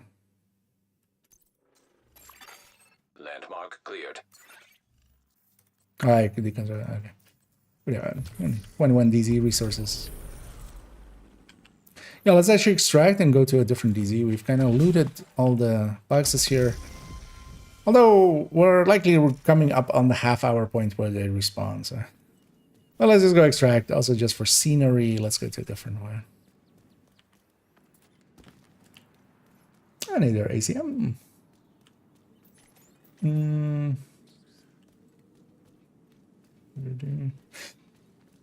But I'm gonna guess like it lists exactly what you're kind of getting, unless it's like in some places not. I haven't actually looked at because I still need to actually figure out what the deluxe edition has and if there's even like pre-order bonuses. Because of course with WONI we had Enforcer as a pre-order bonus. I wouldn't recommend pre-ordering anything really ever. In the case of Division, I'm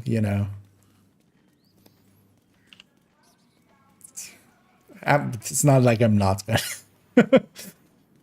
It's not like I'm not gonna buy the expansion. So, if there is some pre-order bonus, I hope there isn't, because honestly, yeah, Enforcer.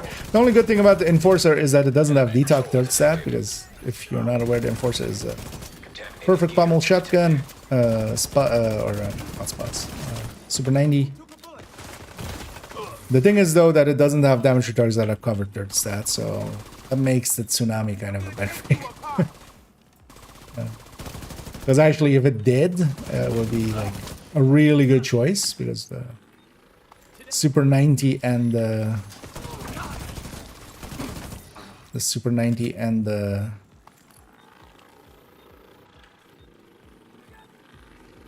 SASG are kind of head-to-head when it comes to how useful they are. These guys aren't even from this, are they? This is just a war zone thing.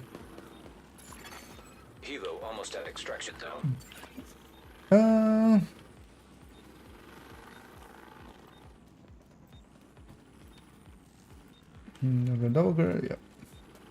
Or they use when you're matching in randoms in heroic and or legendary. I mean, generally, just a red striker is kind of a go-to, but of course, in my case as well, I'll grab. It depends as well. Quite often, I'm not running full reds, like unless it's kind of needed. I end up more, on Eclipse and combat medics and stuff like that, or just weirder stuff. Because generally, as well, like if I'm matchmaking nowadays, I'm kind of jumping into check something. So generally, I'm going to be running something a little bit more odd, basically. But yeah, Umbra, Negotiator, even Hunter's Fury. But General Striker, of course, in matchmaking. Like if I just want to do damage, especially for instance in Countdown and stuff, if I just want to get through it and farm some stuff, if I'm lazy, I'll just grab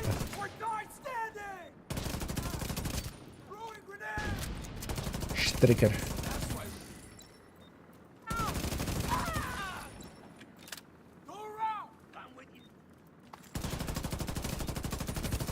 Actually, how many eggs am I on? Because we might actually even complete a set of eggs. Hilo is headed back. Actually, I can track the project right now. 37. Okay, yeah, no. We haven't done that many.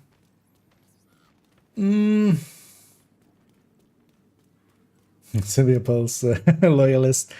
Yeah. Although, well, if it is 45 detox at like max thing. Although, well, even like, yeah, 20. Because it seems to be like 10 base. Skill tier 1 is already plus 10 as well. We saw that in the video. At least the stats that were there. Like, those could be placeholder, those could be wrong, those could be 1,000 things.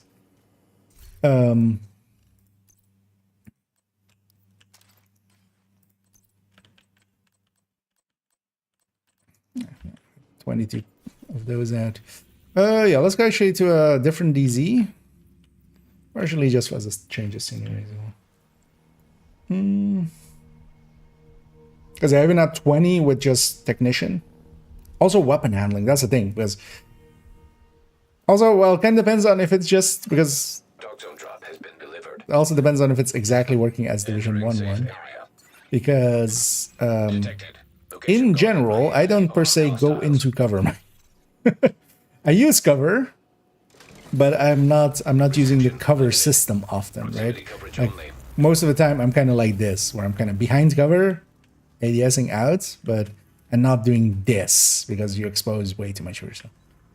So it's also kind of, I'm gonna guess you have to actually be attached to cover for the bonuses to apply. So that could be a thing. Extraction helo. Almost within range.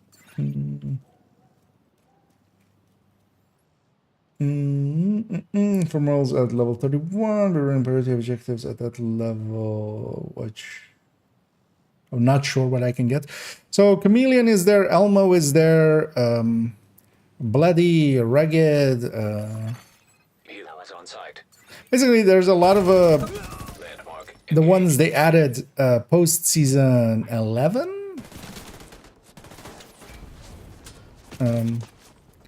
Are in there. And then also basically everything that was year 1, especially as well. Pestilence, of course, in there. Exotics wise, though, there isn't that many exotic gears at those in that one at level 30 and 31. That is that useful because also 30 and 31 are the same pool. It's just 31 then also has, you know, some of the other brand sets, but yeah, the exotics are the same at 30 and 31. At least seems like. Serious trauma detected. Let's take a look back here. Contaminated gear detected. This is the last one. Is this a hard? No. Which one? Oh. Landmark cleared. Helo is returning to base. I don't think there is like a full list because also, yeah, likely we'll see if I've been kind of like meaning to make one at some point, but also like it's so niche that it's kind of, I don't think it's worth the time investment at the time being. Especially, yeah, Chameleon, Elmo, Pestilence are all good picks, kind of in that. Engaging landmark. More so than like telling you the full list. I'll tell you some of the ones I do actually use, basically. Memento is only available. So, for instance, I have a Memento here. Memento is only available if you had it at World Tier 5 before the changes happened, basically. Same, for instance, as well, Capacitor and such, because I do have a Capacitor, for instance, as well. Contaminated gear. But yeah, for instance, Pestilence is pretty good in general, because you know, at these lower levels as well, the spread kind of happens, and then that kills by itself already. Or, well, the tick, basically, by itself. Kind of murder stuff. And then Chameleon's talent is even bigger. You know, when your stats are even lower at level 30 and 31. Landmark has been cleared. Deal with me. What? Who was she? Landmark has been cleared, and then somebody else runs in. Maybe I just run down here. Yeah, let's just run down. Let's see. Let me get you over here. It's like it looks like only 2 cosmetic and I fit and a weapons. I'll still likely. It depends on what the price is. I'll likely buy the deluxe version for main accounts because I am a fucking idiot. Hi, I'm IKEA and I'm a fucking idiot. Enemy patrol detected. Don't clip that. Or do you? It's not a lie sometimes.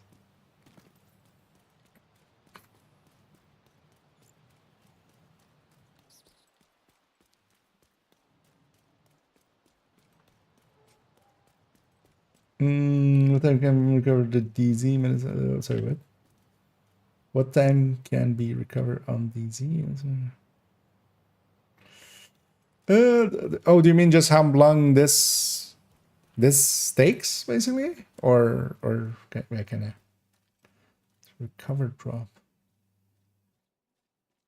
Oh, if you get killed or something and the drops on the ground, I think I'm gonna guess. I've never actually looked because usually you either recover it within a few minutes because you go back and get it, or you know you're just leaving it.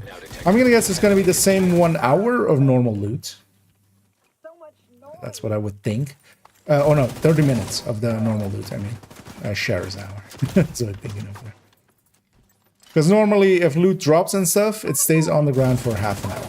So I'm gonna guess that's the same thing.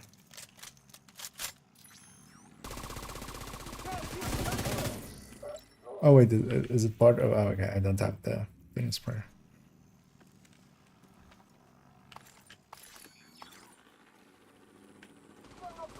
What do you mean supply drop for priority objectives? Because that kind of depends. Oh, if you mean how often the drops happen, I think it's once per hour, right? Seems longer than the reset of the boxes. Yeah. Okay, yeah. So yeah, no, the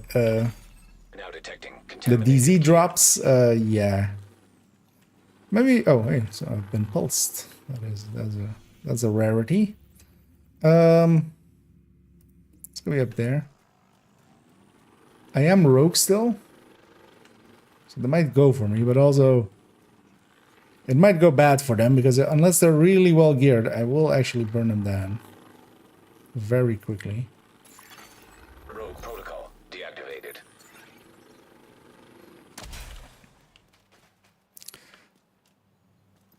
Yeah, somebody might be able to correct me there or give the exact one. I've never really. There is a timer. I've definitely heard what the timer is at some points. I think it's once per hour. I think.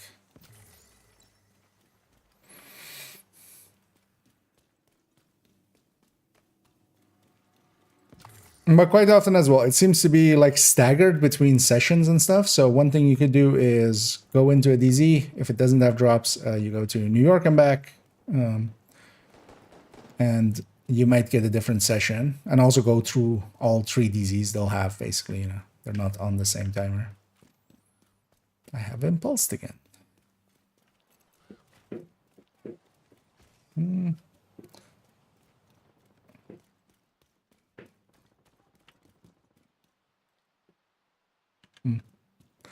If they want to come for me, they can come for me. I'm gonna actually even I don't know. I'll likely have some keys. I'll open this box normally. But likely it's the same thing as me. Somebody DZ, leveling in the DZ, basically.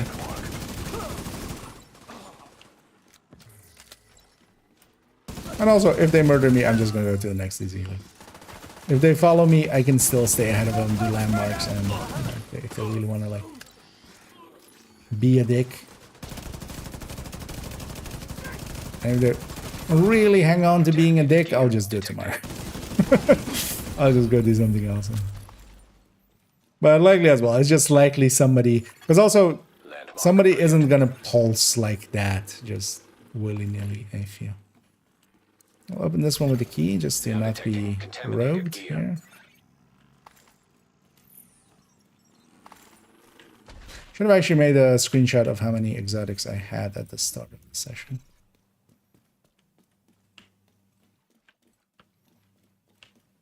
Let's go to the theater on the other side. Yeah, Diamondback level 30 is very good.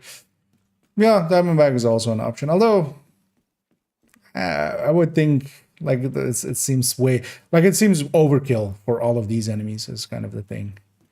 With trying to shoot kind of the target that is marked and stuff.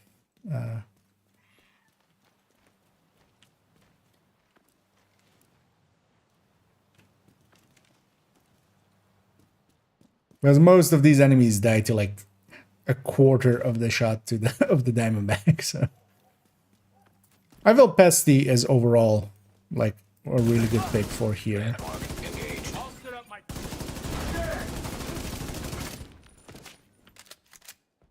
Out of the exotics. But Chameleon is also kind of up there. Stay right there. Elmo as well is kind of up there just because of its mods, partially as well. Contaminated gear detected.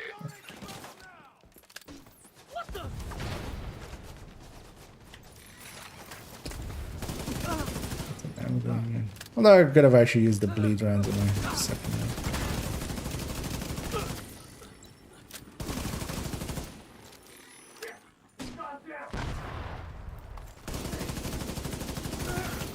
Now detecting contaminated gear.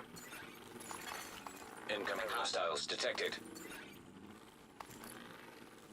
Oh, this one's... Wait, did I open this one or this one was already open? Likely that I did. Or did I open? Wait, did you guys just spawn like super far away? Yeah.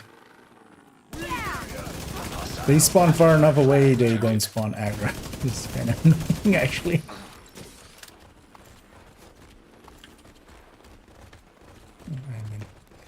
Pulsed again.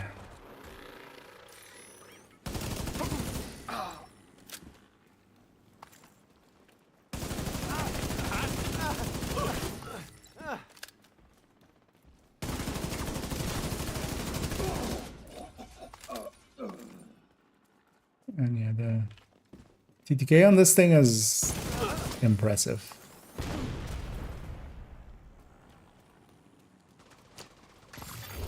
Contaminated gear detected. Landmark cleared. Oh, it's gonna be on this side. And 36.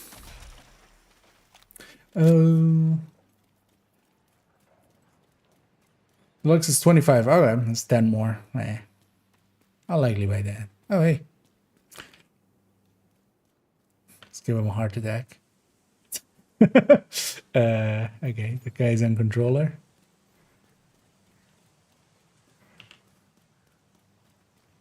There's a variable run speed.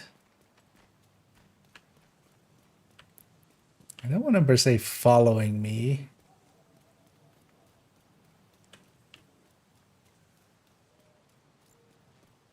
Well, I'm just gonna go do this landmark if he goes rogue, he goes rogue. But also, I think he's just a puppy, maybe. We're gonna actually see in a sec. I'm curious, actually. Oh yeah, I'm in a clan for some. This is annoying in the DZ. Near being all the way... Wait. There. Nearby is now all the way down there. Oh, this guy's level 19. Also, he has 22 hours. So he's maybe actually a puppy.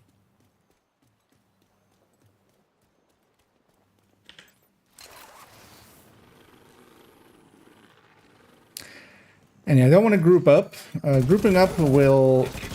One of the systems we're kind of using here is that the group scaling here is giving me XP as if we're level 40 basically for kills. So the kill XP is level 40. That is only the case as long as I'm solo. The second I join a group, that kill XP drops down to normal levels for that level. And that's actually one of the big parts of XP that we're getting here. Because basically a level and a bit of getting to level 40 Detecting contaminated gear. in this will be from just the kill XP alone. So basically if we didn't have the kill XP more, now of course we would have still like Landmark has been cleared. 20% of the kill XP, so we would still have like maybe that little bit of the level, but yeah, it would be a lot less. Also here, I'm gonna go rogue. I'm hoping he doesn't... Initiating rogue protocol. Don't go for my drone. Contaminated gear detected. Having my drone didn't instantly murder him? I had a key as well, I could have maybe just keyed it, but...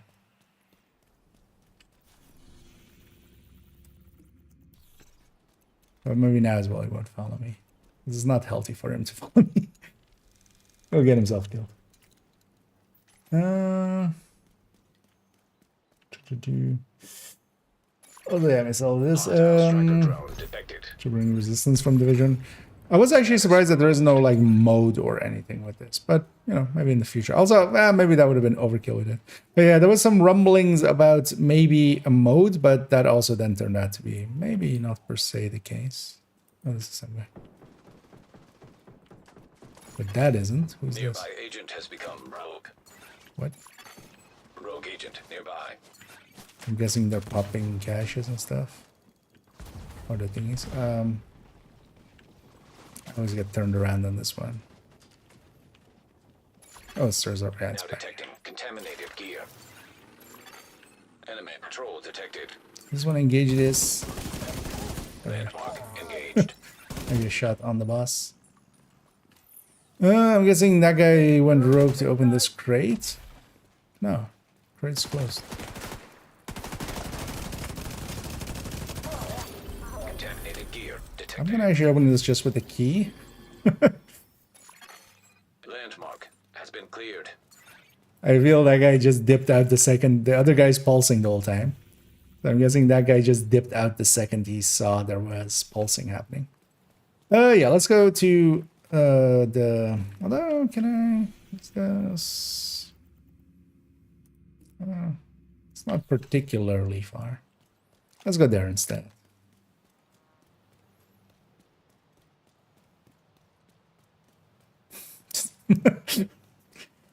Either shoot or get out of the way.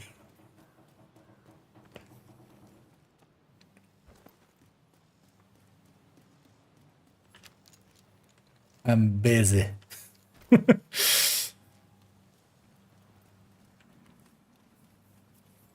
mean, Bessie from a real so good.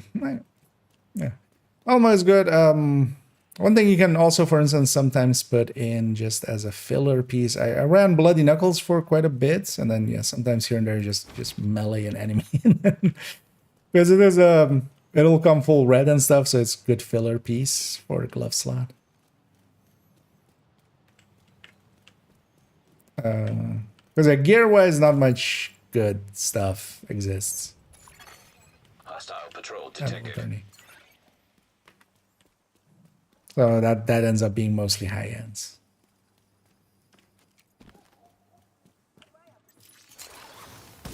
Is this one contaminated? Landmark. That's open and contaminated.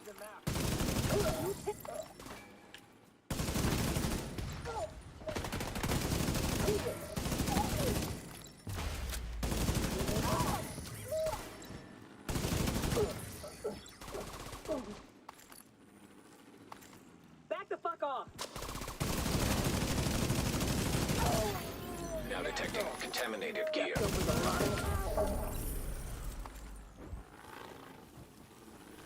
Okay, let's go for this one. And that one definitely has a lootable crate.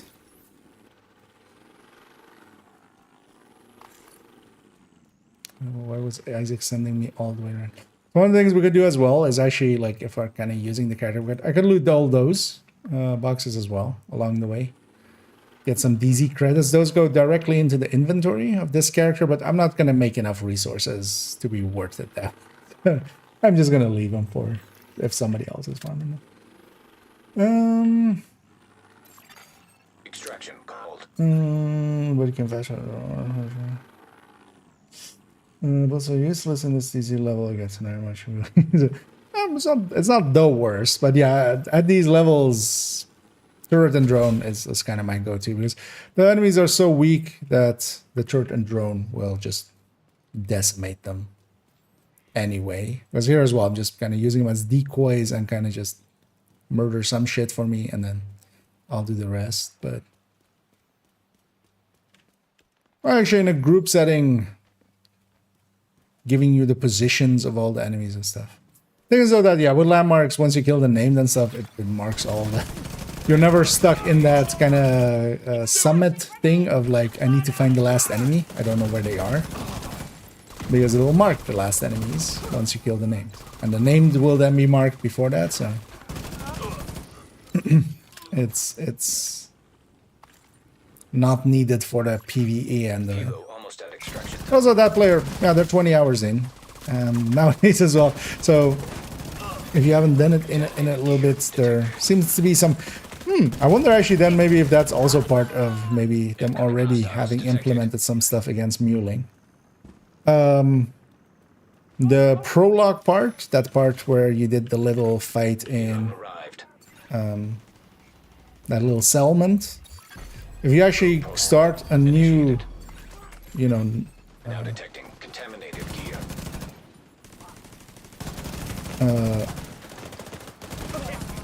Character, not level 31.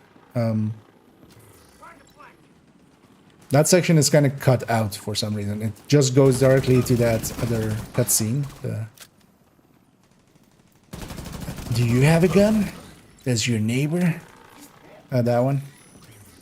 And also it actually skips that like 7 months later. It also then skips that like the other one where it like has all of the logos from all of the studios. And then you go directly to start basically in DC. It's kind of weird. But also currently the only skill you can pick at the start is Pulse. So, you know, maybe it gave him Pulse. Maybe he's one of these people affected by that. It gave him Pulse. And he just never changed it. An extraction is happening. Yeah, I'm gonna extract myself from this DZ. Let's go west. This place seems occupied. Let's change the scenery as well once more. Let's go west. Exiting dog zone. Nice. Actually, let's deconstruct that. Or I forget or something. And sell it. Yeah, let's go west. Let's start here.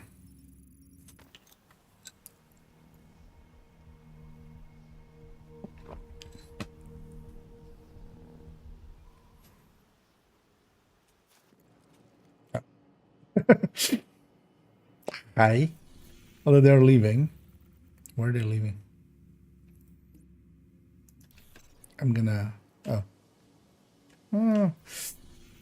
They're on this side. Maybe we'll go...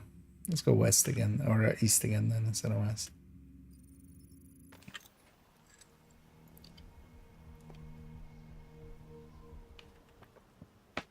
Because especially they might have looted all the boxes here and stuff. The exotic components are... Especially on this account, second account here. I don't have that many exotic ones. On main account, I'm almost reaching 650 or something. But there I don't have the SHE calibrations and field recons to kind of grade. That's actually much more of a bottleneck for me currently. Although I should just spend a set of watch points for it. I've been kind of saving them up again for like next season, but I have enough. And I might actually, in the triple XP, like I'm less against the triple XP than the 5 times XP. Usually with the 5 times, yeah, I dip out. Go play something else for when it's active. 3 times, I'm not that against. So I might try to get 1,000 levels just to get the watch. and then maybe upgrade a bunch of things I'll never use anyway. As one does. I need to actually start my ODing.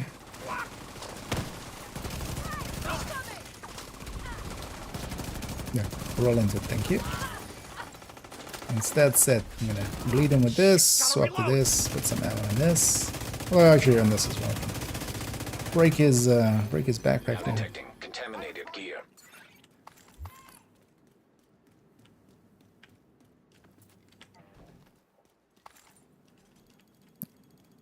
Can't go up there apparently.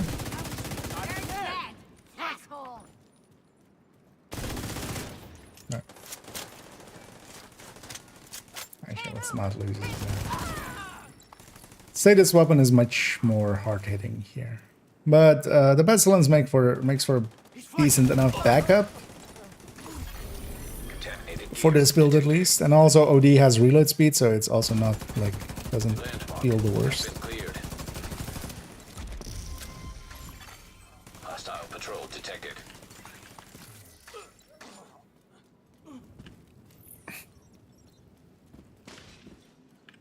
But the Sadus one actually just the Sadus AR I have here is just a step above. Let's go over there.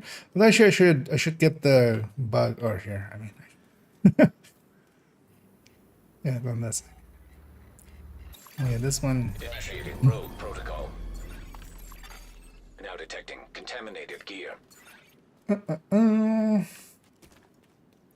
we'll go back to Division 1 and play all the content. I've played a little bit back in the day, but stopped like a month after the first Incursion came out.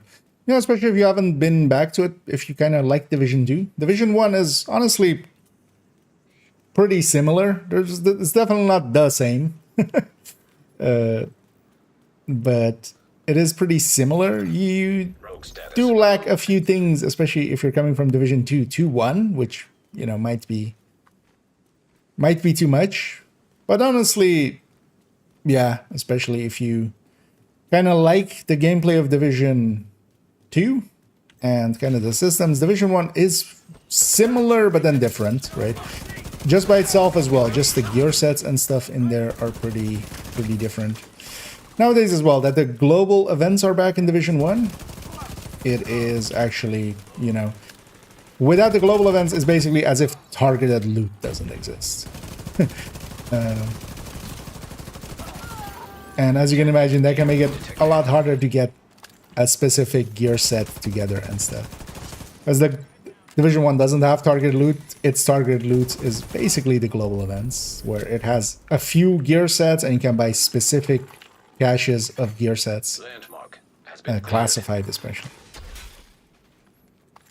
But yeah, it's well worth going through. Like I don't know if you caught it or not recently, I've been going back into Division 1 basically every time that it's been a global event. But even before that, I had hopped in a little bit. And for instance, as well leveled a third and a fourth character on those accounts basically in like this year. Although that was maybe as well, kind of like the last few months of last year. And then the global events came back and it was just like, okay. And on the weeks of the global events, it's just decently busy. This last one was kind of like the lesser global event, but even then it was decently busy. And there's actually still communities and stuff because it has kind of a buzz around it now with the global events and people are kind of going back and, you know,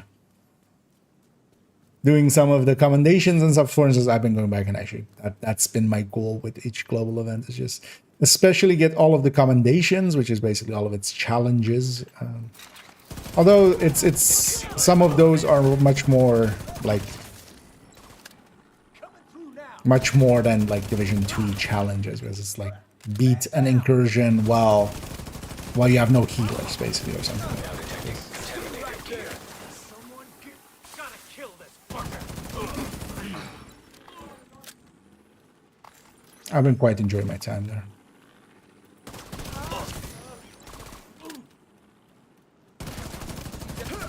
I would say, especially if you kind of like Division 2, and you know, you at times you go like, I want something different, but also I don't want to like learn a complete new game, because that's sometimes, you know, sometimes nowadays more an issue for me. I'm just like, I don't want to spend 500 hours or so that, like, you know, really understanding a game kind of takes, with some games, of course.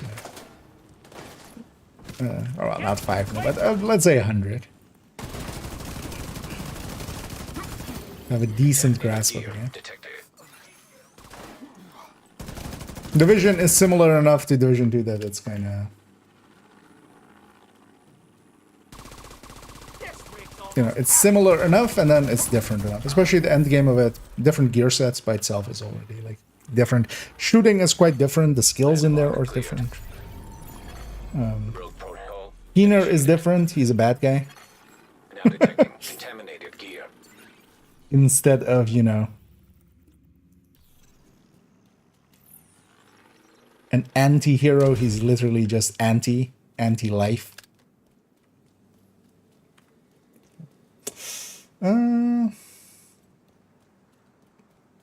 That's pretty cheap usually as well. Buy it on sale, Deactivated. definitely. So level up in Descent. Descent is really slow for leveling. Like, yeah, if you're going for but also a secondary thing. But it's like if you're going for a loop 40, maybe that would be enough for getting from 31 to 40. But also you don't get reconstructed caches. Like for this account, or well, for this account, it wouldn't matter that much because I have all the blueprints. But still, if I'm going to a 40. Generally, I wouldn't mind getting some of the reconstructed caches, even on this account, just for in the mailbox, right? For maybe future use.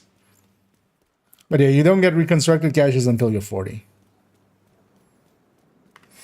So that's a big deal breaker. And secondly, it's pretty slow. It's like not worth it. Going to loop 10, or like originally when they removed the like the WONI requirements, basically. Initiating rogue protocol. I tried some Descent. We went to like loop 13, and I went up like 2 levels. What's happening there? What in the? Contaminated gear detected. Yeah, you got an exotic component there. Landmark engaged.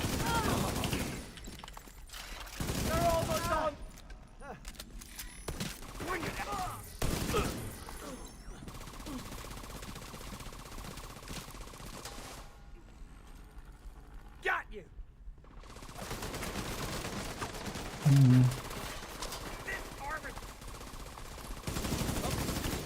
Now detecting contaminated gear.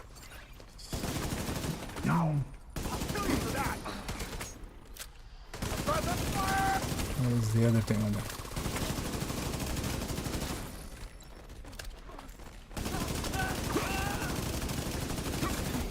Contaminated gear detected. Also, one of the things that isn't per se clear in with the DZ method that is really handy versus, Status removed. especially if you're doing it any other way solo, because we could do, for instance, invaded missions and stuff. That's still way slower than this in general, but also in here, while I am in here, we're still running this level 30 gear and stuff, and level 29 gear and stuff. Everything's getting scaled to 39. Basically, the second we enter in here, whatever the level of our gear is, doesn't matter. The stats matter, but the gear level doesn't matter. So we don't have to ever consider changing, you know, equipping other things or looting. We can just run the same gear all the way to... Once we hit 40, basically, it... well, actually, even when we hit 40, unless this is invaded DZ, normalization is still there. So this gear will act as if it's like level 40 in here. Once we hit level 40. If it's invaded, normalization isn't there, and I'm dead. But, what's the current blueprint count? I don't remember off the top of my head. I don't know if somebody remembers. On main account, I have that. And yeah, of course, it's also dependent on Hunter Killer and thingy. Hunter Killer and Shield Splinter, which are no longer available, but you could have had them in the past. But it's basically missing, you know, the 4 named weapons for named gear. Then it's missing last season's gear sets, this season's weapons. Stay the fuck away! But yeah, I can't check on this again. At least not at that current time.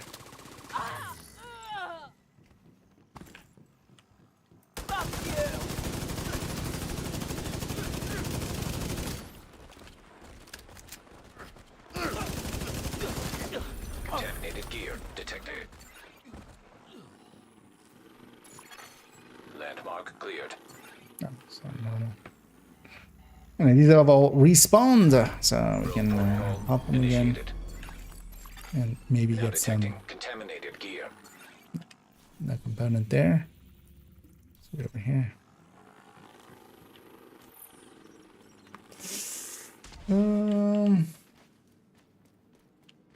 Gotta get that gun to level 12. Actually, wait, can we? Oh, I can't figure in here first.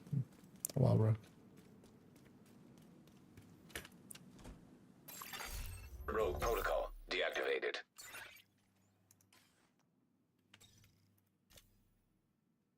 Actually, yeah, we can, of course, expertise.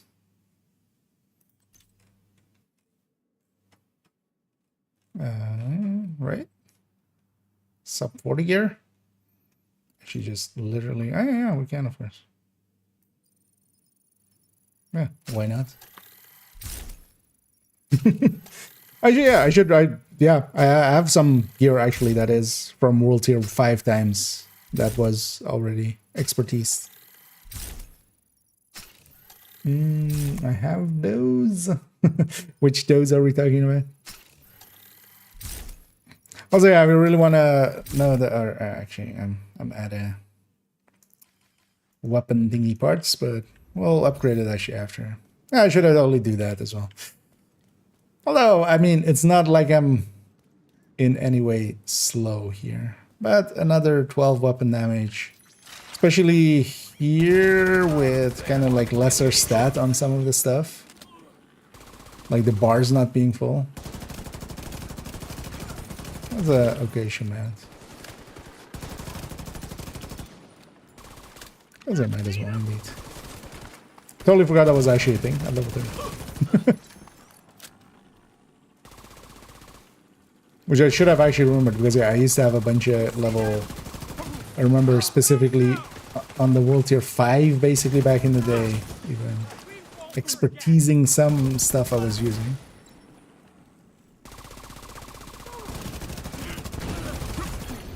Also back in the day, people used to like expertise Regulus Landmark has been a cleared. lot for this. Initiating rogue protocol. Because that used to also be a weapon you could get at these levels. And people kind of sometimes like running. I don't see the benefit really of running Regulus here. I'm gonna take a detour here because it's not far to that box. We'll just grab the box. Because why it is very competitive at like end game is that it can clear, you know, much faster than other things. Here, 2 shots will kill an enemy anyway from an AR. Rogue status removed. Without having to hunt for the head. Rogue protocol initiated. Contaminated gear detected. There's also in a lot of like missions and side missions and stuff, they don't spawn in a way where Regulus is actually that useful in comparison to like activities and stuff. Oh, 100 kill and sprinter, yeah. Yeah, I don't know if I finished my sentence. If you really want to know the answer, if you just like ask in the official Discord, Rogue protocol a bunch of people in there will have it too at max numbers. Off the top of my head, I think it's 527, but I'm like thinking of like, why is it an odd number? But I don't remember. It's 527 out of something else. But I might also just be misremembering.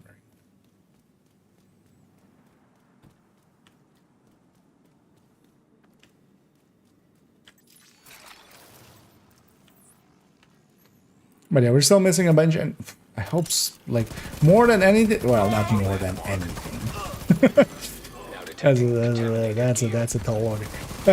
I really hope they fix blueprints in that. Like, I feel with especially, you know, it's being a DLC and stuff, and a lot of stuff getting touched, and I hope that they fix the goddamn blueprint issue, just to have max number at the crafting station. For me, again, once more, it's been a while. Because I was, for the longest of time, it was the, you know, descent, the descent Landmark cleared. comms were not filled in, and that, like, and the blueprints. But yeah, now we've reached a point where descent comms are all filled in, so that collection is done, but blueprints. Because also, yeah, there was some talk in there. I'm really curious what that also means. But also the way they kind of were talking about it wasn't per se like this is gonna happen with Brooklyn or in the next season. More so like it was an in general thing. But we're kind of talking about exotic blueprints and kind of reworking the exotic blueprints and stuff, so you can make your collection whole complete and stuff. Wonder what all that means. We'll likely see not too long from. Because I'm hoping actually they make some form of you can just craft it with exotic components. That way as well, if you know, for those people that were farming Memento and they got 14 Acostas, if you could make, you know, if you could make a Memento with 5 exotic components, let's say. Also, that would be nice in the same way as Descent blueprints, because I wouldn't keep an Imperial Dynasty around if I could craft it at any time. Leaving that zone. That would actually be pretty cool. But yeah, we'll see what that actually means. There's a lot of... I feel currently it's a lot of... We'll see what they mean. This could mean this could mean that. Their skills should be higher also. Oh, I haven't been pumping into them. How much are they? 20, 25 and 20. That's fine.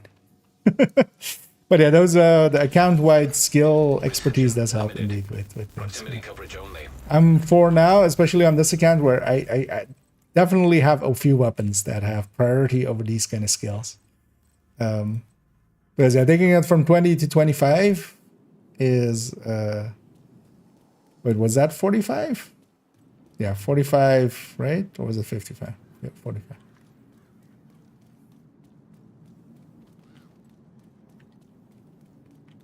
Like, I'd rather spend that to get some of the weapons I'm using to 20. Because that's just 20. At least on this again. What would it take for me to level 40 using the DZ method without having good gear or weapons? So the thing would be to go get some gear and weapons first. That'll likely be like an hour or two. Can get you to the point where you have a set together that will just be good enough. And then it's basically, if your set is really good, 2-ish hours. If your set is a little bit less, 2 hours 15, 2 hours 30. Also kind of depends how comfortable you are, like running and gunning, and if you're... Because also part of it is knowing the DZ and kind of, you know, how to get around. Not that it matters that much. You can always follow the Isaac lines, but the Isaac lines are, especially in the DZ, sometimes the slowest route between two landmarks. Well, not the slowest, but it's sometimes bad. I need to actually make this happen, of course. Incoming hostiles detected.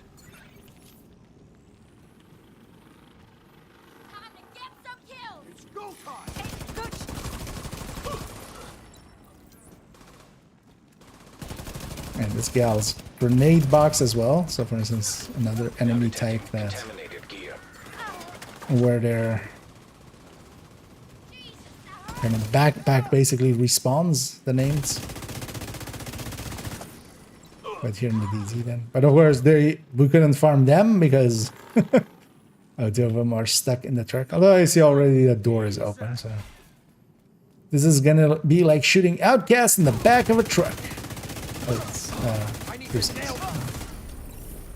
I mean, it's like shooting outcasts in the back. Landmark cleared. Oh, but yeah, 2 showers and then a setup. Actually, are you on YouTube or on Twitter? Yes. In YouTube, actually, if you search for watch alts and then on my channel and watch the latest video on it, basically, part of that video, basically half of that video, is about how to get gear at level 30 and 31. It isn't too hard to get something workable together pretty quick. And yeah, as I said, kind of in an hour or two, you should be able to get something that would basically do 2 hours, 20 minutes, 2 hours, 30 minutes at most for these here. Also, it kind of depends on how lucky you get and how empty it is. For instance, here I've been forced to I jumped to a different DZ. We spent like 2 minutes there, and then I came over here. Contaminated gear detected. It's a 2-minute time loss. Run's dead. Now detecting contaminated gear. So it kind of depends on a bunch of factors as well. Also, like, sometimes you get lucky and you get a bunch of spawns like right one after the other next door. And sometimes you have to like go back to the control or the checkpoint and then jump around the bench, which it's there. So. Rogue status removed. But then also, so for instance, for me and for like a few others, for instance, Pomic as well has gone way too far into it. But I've spent way too many hours, for instance, getting gear together at level 30, especially on third account. On this account, I already had some basically from having a World Tier 5 character, but that's of course like a super rare thing, honestly. But I've spent way too much time, like 10 hours or something, like likely in total. Kind of overkill, but then also, yeah, I reap the benefits a little bit, but yeah, the time invested is not going to be a return on that investment enough. So, but also I kind of enjoyed my time farming the gear and stuff. So, drop incoming. Just getting the gear was part of the fun, basically. But you basically got one good set together, and you just, will run that. Well, keep in mind that likely when Brooklyn comes out, this will all be completely useless. So, I've already benefited a ton from having multiple gear and stuff, and like sets at their, or having a really good sets at the ready and stuff. But that investment is gonna be a little more costly if you just also, this might be not a method in a month. So you kind of have to, just do temper expectations, basically, because you might get a really good set together, and then it's that week that also Brooklyn comes out, and it's useless. Or might become useless. We don't know what's gonna happen. It's kind of.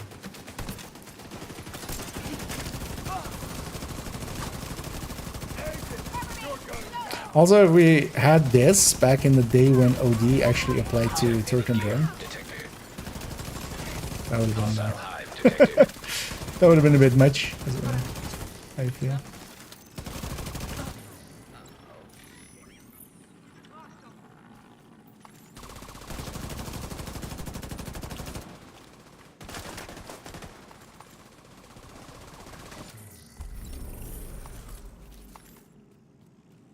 Did I get the box? I'm not sure I did. It's in the tent there. But this is also the thing. So, for instance, one thing you want to learn eventually is kind of where all the boxes are. I guess I did.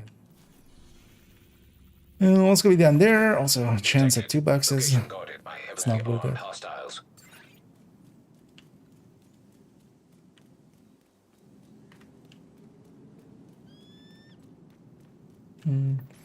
This one is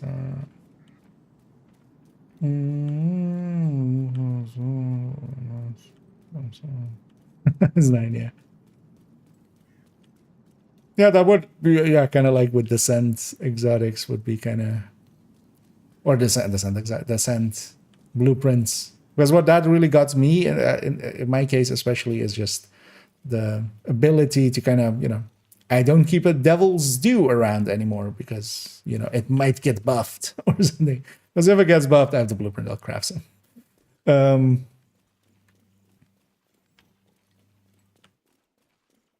Because, for some of those things, it was just not per se a necessity, but you would just stick around to them because, they would be hard to get otherwise.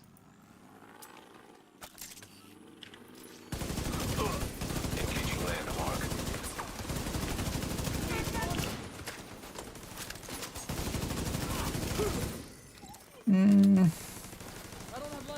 Was on level 30. Yeah, when I gear. Yeah. I do miss that as well. Because if watch alts go away. One of the other things I quite enjoyed actually was level 30 World Tier 5. Because some of the things there was you didn't have optimization. Additional hostile contacts. You don't have optimization below level 40.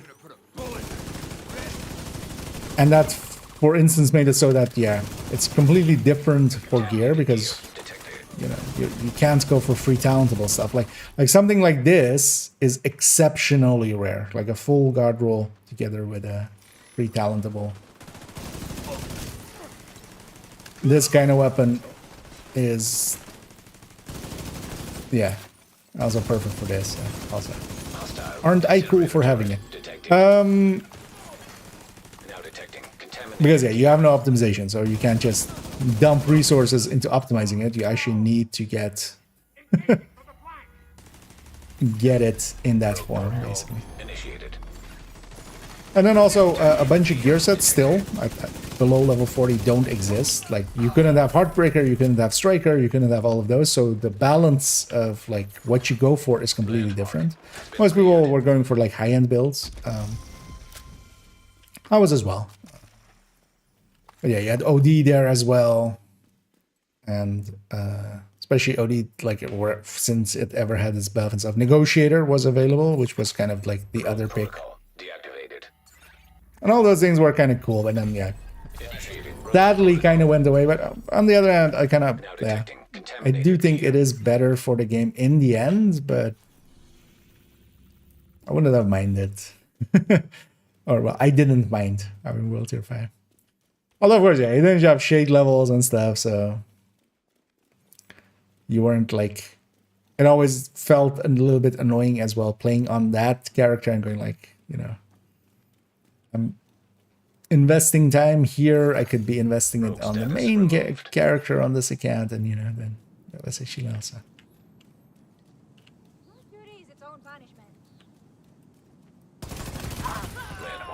But that's also sometimes the downside of kind of live service games. That's one thing I would love, and I've actually I've looked at sometimes here and there old footage, and to maybe put together. And I mean, basically, that's literally as well. If I do make it, that's going to be the title of it. But it's basically back in my day. Back in my day, we had to walk to the invaded missions. You can fast travel to them, which is actually a thing. And a ton of those kind of stuff. But then trying to finding clips of those stuff, and then kind of explaining it. But it's too bad that we can't kind of, you can't go WoW Classic style back to an old version or something. No one's running, Division TU8 servers or something like that. Because that's all under lock and key, kind of. I just ran. Enemy patrol detected. Okay, we're 39, last level. So Rogue protocol deactivated. We're getting there. If I see a crime at the Apple store, does that make you an eyewitness? Hostile patrol detected. Hey, Wang Yi.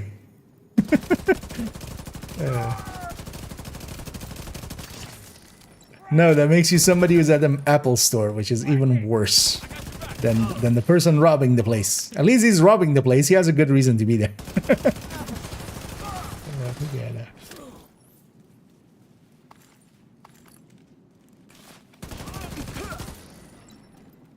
I always feel with that discussion as well. Sometimes it still happens in like in works and stuff.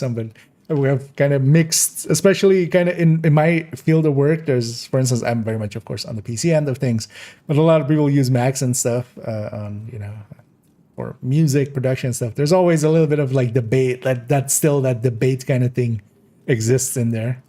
I feel the best. There's a meme video of it basically. That just goes like that, you know, those old commercials of I'm a Mac and I'm a PC. And then basically goes, I'm a Mac and I'm a PC. And then like someone else comes in and they go like, and I'm the browser and I just basically run everything anyway. So the OS doesn't matter anymore. Get the hell out of here. And I'm Chrome and I'm Firefox. I guess kind of like that. So. Because nowadays it's all the same. It's all an OS just to run a browser anyway. Tempered expectation. podcast, yeah. It's But yeah, I always love that term. Yeah, sometimes that's actually more important to kind of to do. There's nothing worse than kind of hyping somebody up and not, you know, and it not working out. Which is generally as well the quite often the feedback I get, for instance, on my build showcases and stuff is that people have like tried other people's shit and then have been disappointed, and then at least in my cases also give them the downside, so that gives them more trust, and that's also, you know, what I'm hoping to go for. I'm not here to be a used car salesman for builds. Like, I'll definitely kind of, if I enjoy one, I might kind of go out of my way to tell you I enjoy it, but then also, like, every build has shitty parts. And has good parts. Well, not every build has good parts, because you can also just have a jumbled mess of shit, but... man. Looking for expertise from is still only runs? If yes, I can break it down. Taking next month. Do you mean just watch alt runs for getting watch alt for expertise, or do you mean just level stuff for it? Because yeah, you can just run, for instance, during a watch alt run, or if you're like boosting somebody. You can just have things equipped and such. Because yeah, the kill XP is the same, basically. Well, as long as like a level 40 is in the group. And seeing as you'll be the level 40 likely then. But if you mean just for getting watch alts, basically like I'm doing here, exactly, with trying to get a character level to 40. DZ method for solo invaded missions in group settings. It's kind of the go-tos. So solo here, just going into the DZ. We're kind of in a PVE DZ, basically. We ran into other players, but also, yeah, nobody even shot it there. No murders have happened, at least not against agents.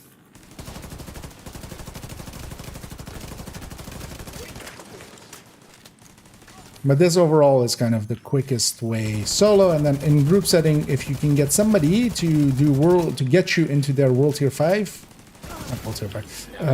heroic heroic with 5 directives, that's the 5 in there that I kind of got caught up on.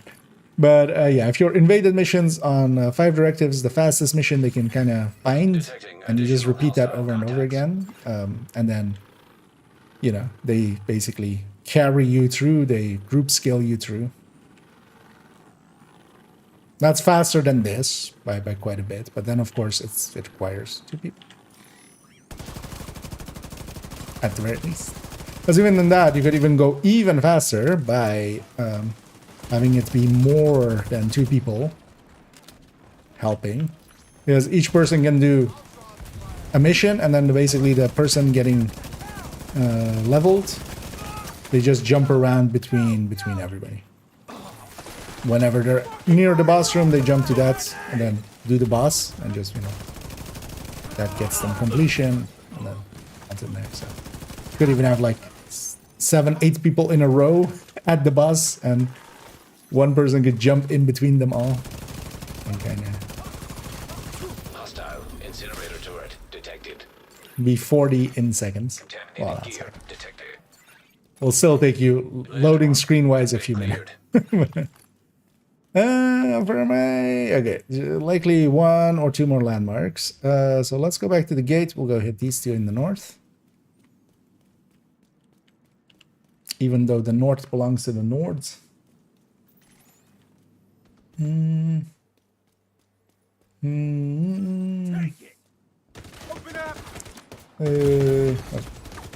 medical assistance needed. Well, it actually doesn't matter because Agent out of all they did here is save me like 20 meters walking over here and getting to the gate. I assume that would be under the turrets there, Signs 0. but I wasn't Safe good. area Okay, we detected. want to go. Actually, I should have respawned just on this side. Yeah, let's respawn on this side.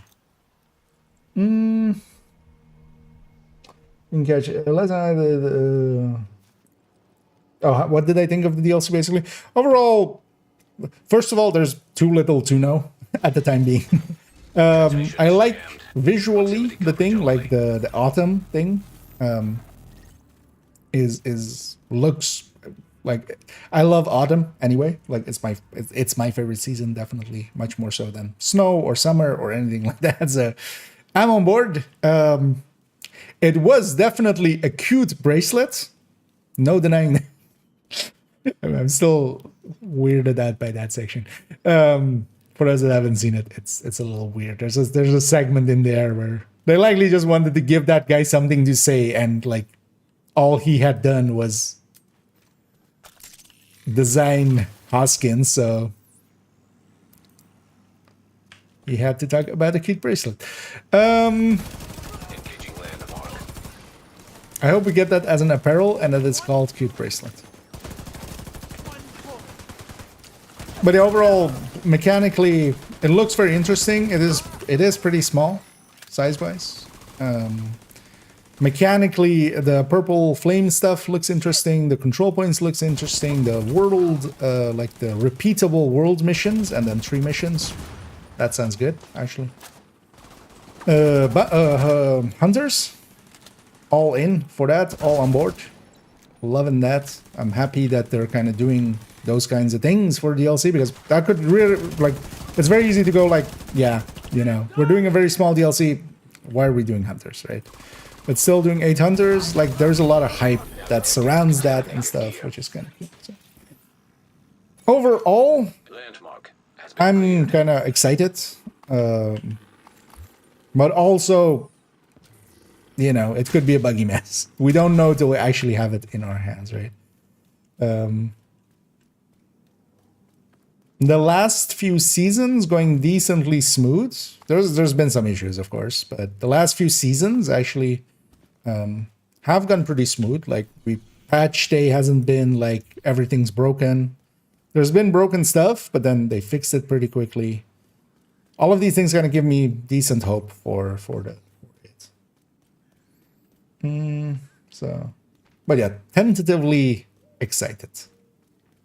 But also I know, like, for me, I'm not a hype person anyway. Like that goes like, oh, it's gonna be awesome. And no, we have no idea. At the very least, just having extra. Like, I love this game anyway. I will likely play this game kind of till they take it down, or like something of similar ilk or better kind of exists. engaged. I'll upgrade if you know somebody else makes a similar game that plays just as good and such. I'll be here. Contaminated gear detected. So, but then at least getting something new. Looking forward to it. The season as well, actually. So they put that. I don't know if you saw that they put out PTS notes, and tomorrow PTS starts actually. So we'll see what that's as well. But that's then the season. So that's only the season stuff, not the thingy stuff, the Brooklyn stuff. Yeah, I'm level 40. Is this invaded? No, it doesn't look like there's 2 there. Also, Because yeah, we're gonna get sessioned into a level 40 DZ. Incoming dark zone drop. Yeah, so that's going to a different DZ there. We got sessioned into a different DZ. It isn't invaded, so actually my if I run into an NPC, they don't instantly kill me here, because otherwise I have level, I have level 30 gear equipped. But here still at level 40, normalization still happens, and I get level 40 stats, basically. That's why my armor bar is not like Heavily armed instantly hostiles empty. guarding location nearby. If it was invaded, I would likely get one shot by an NPC here. But also that doesn't matter, we get sent back to the Dark zone drop has been delivered. checkpoint.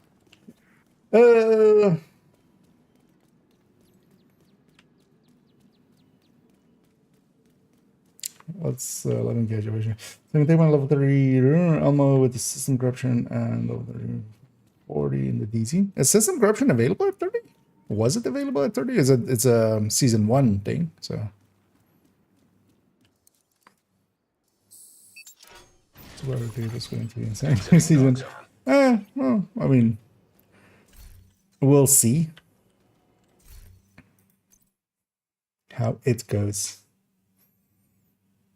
Oh, actually, in this, so for instance, the modifier doesn't look too OP, because that's, for instance, what's been really a big power creep these last 2 seasons when it came to Division. Let's pop all our caches. At every level we've gotten some of these. Let's, because we're done with this character, let's take them actually over here. Let's go talk to Coop and get our actual watch outs or watch points.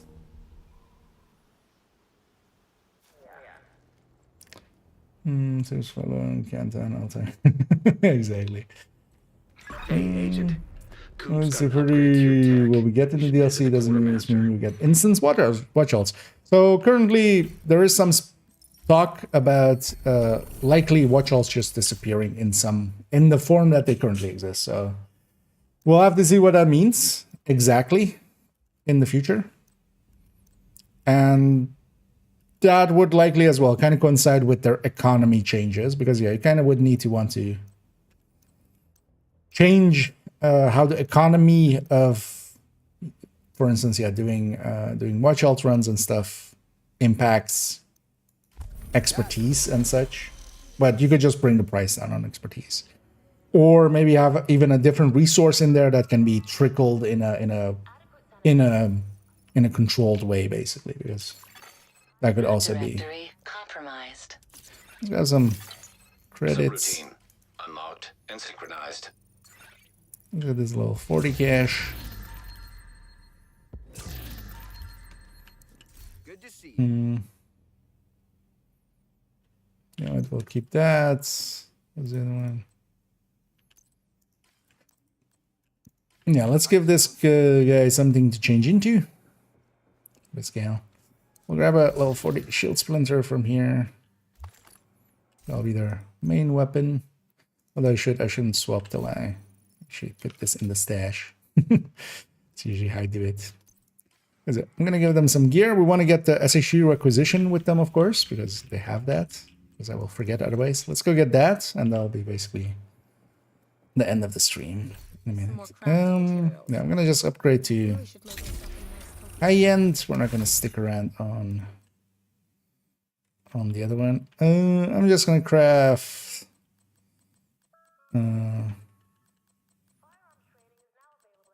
Actually, if I am on high end, might as well. Wait, where's they? I'll grab some Providence on this end. Actually, I should just grab a gift if I'm. Usually, I don't actually upgrade to Beyond Purple, just to sometimes do that like weird things with purples. But here we'll grab a gift. We'll grab a. Do I grab a sacrifice? No, let's grab a ferocious call. Fixed talents, making for easier things. We're gonna take a peek at those, maybe. Would actually go.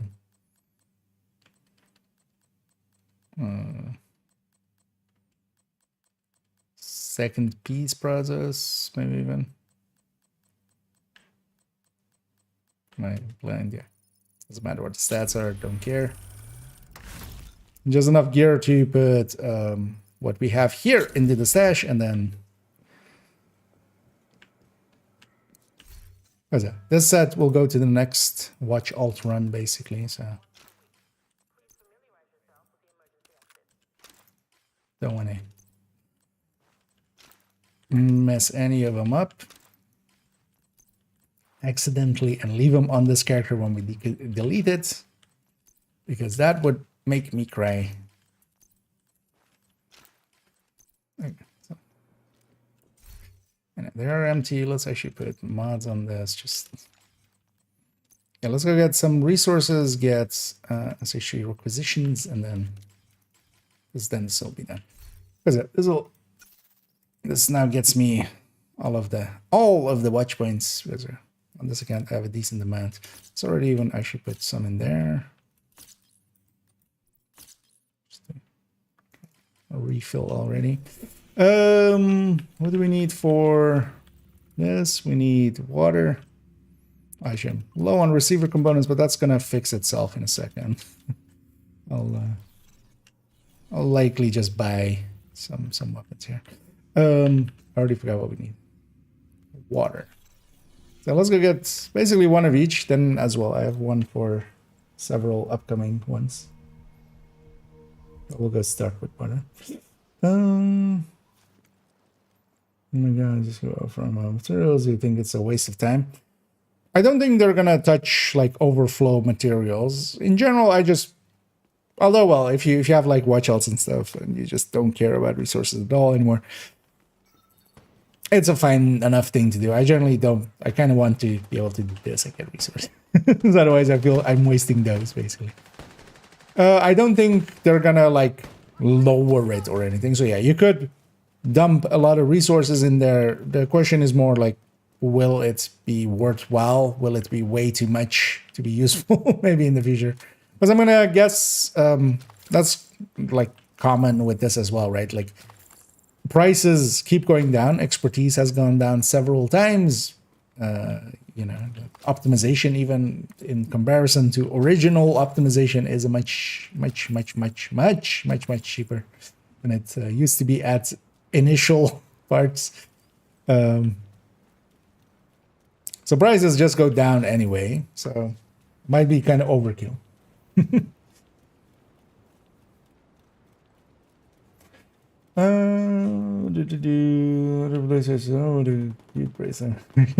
Yeah, exactly. For $20 as well. For no reason, so you just see what's that about it. Yeah. I mean, some people will always. There is enough to complain. Like, I can definitely get the sentiment of like, we waited 5 years for this, but the thing is, of course, no, we didn't wait 5 years for this. They've been working on this for like a year and a bit.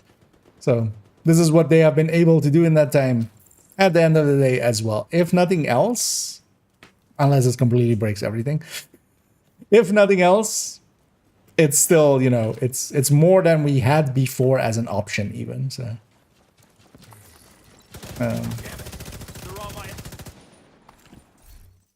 but yeah, especially if, because I saw some people, especially before the thing as well, in some Discord going like, oh yeah, no, there's some leaked stuff. It's going to be like 5-6 zones, and it's going to be also a new horde mode, and it's like all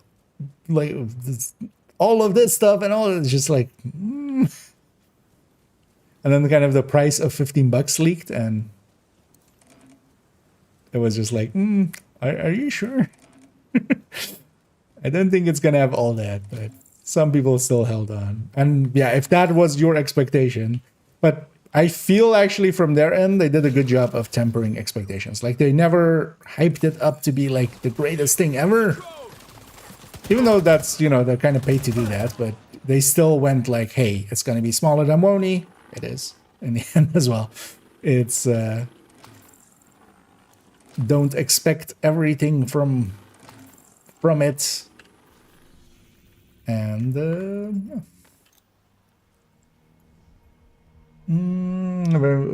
yeah. ever played Destiny 2? I'm curious your thoughts on it. Yeah, actually I played it on stream here and there. Actually quite recently as well. We jumped back in whenever there was a Ubisoft Connect kind of thing that was broken, so I couldn't log in for an evening, so we went to Destiny actually. And actually, like a year ago at this point, I did like Location nearby. 3 weeks of it or 2 weeks of it on stream and such.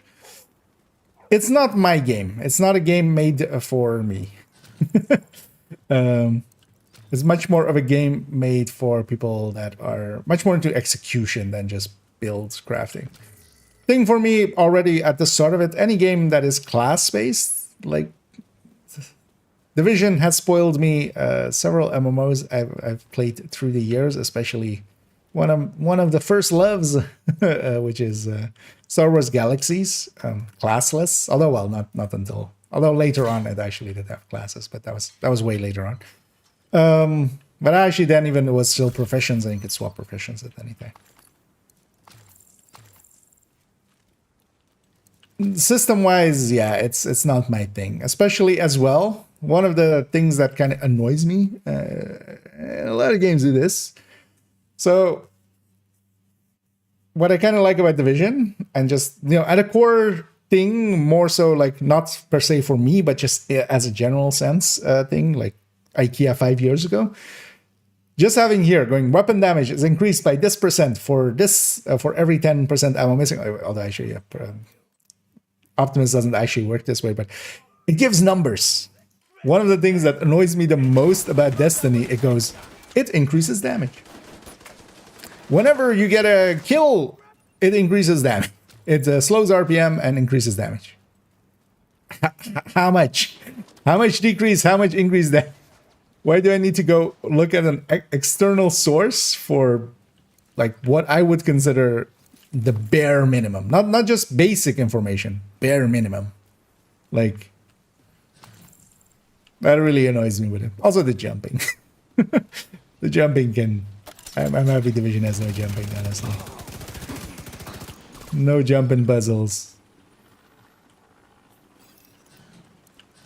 Because also that jump is literally hit, like, at least for hunters and stuff, that jump is literally Halo's jump from 20 years ago.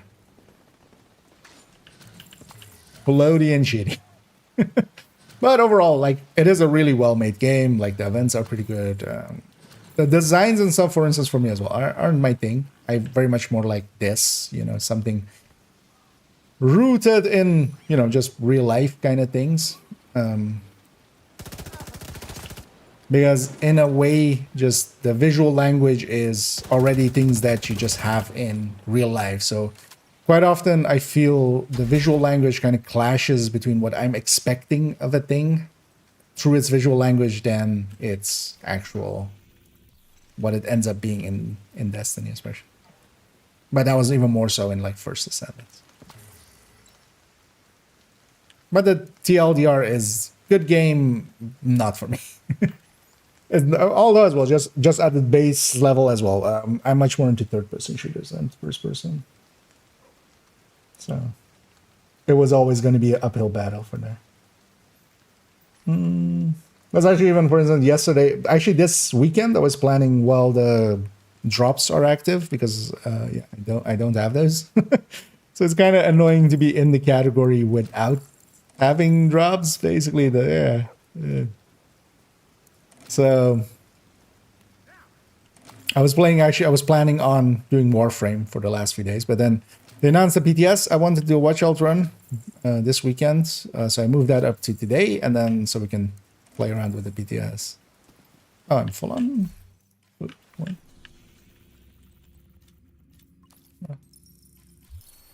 Wait, did this character already have some? Oh, I guess this character already had some. Okay. Huh. Yeah, let me catch up here. And actually, already in the background, I'm gonna because yeah, we're gonna round that in a few minutes. I'm gonna already start looking for somebody to raid in a second, as we'll send everybody off on their merry way.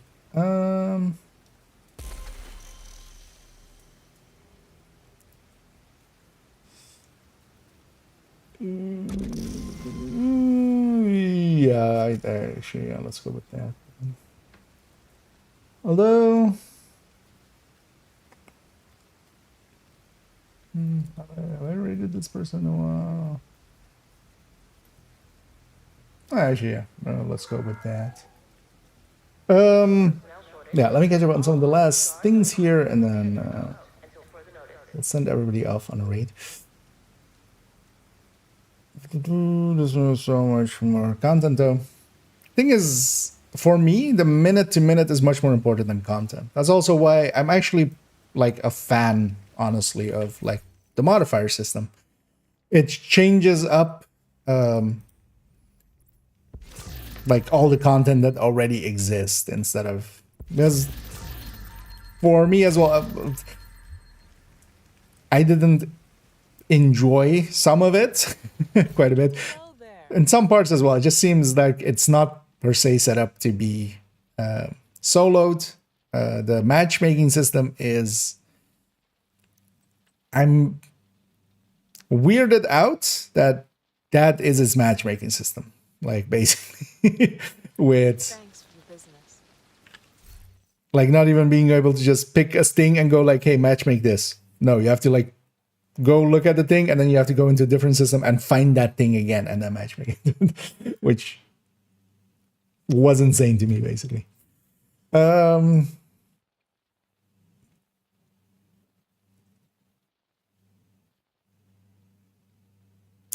Because yeah, that's kind of the thing as well. Like, yeah, I have to kind of enjoy the game. Because the content we go through at once, if the game is enjoyable. Because in Division, we're repeating things. I've done a watch out before. I've done every mission before. But then what changes it up for me is I maybe haven't done it with a purple build. I may not have done it with, like, you know, Umbra. I might not have done it with a Heartbreaker tech tank. I might not have done it with a third drone hybrid. And each of those kind of plays at least a little bit different. That's also kind of the thing that I'm missing for me personally in Destiny, is you can shake it up, of course, with the skills and the but in the end, it's very similar. Like the colors of the things change, you know, when you go from void to solar and stuff. Mechanically, it changes a little, but the grenade is still grenade, kind of. So, whereas a red build versus a fire eclipse is really a shift in playstyle. Okay.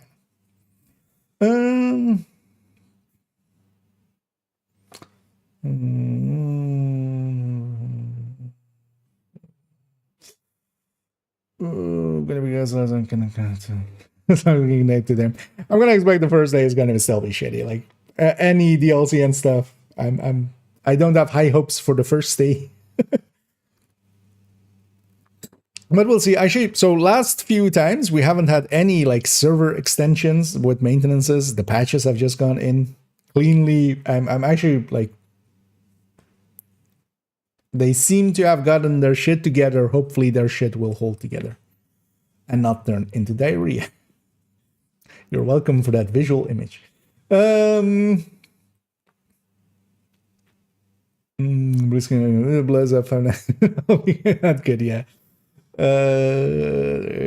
Discussions on this and the like detailed division descriptions are, yeah. I feel like as well in there, I'm like weirded out that they never implemented something of toggle expert mode or something like extended mode, or just hold down a button for extra.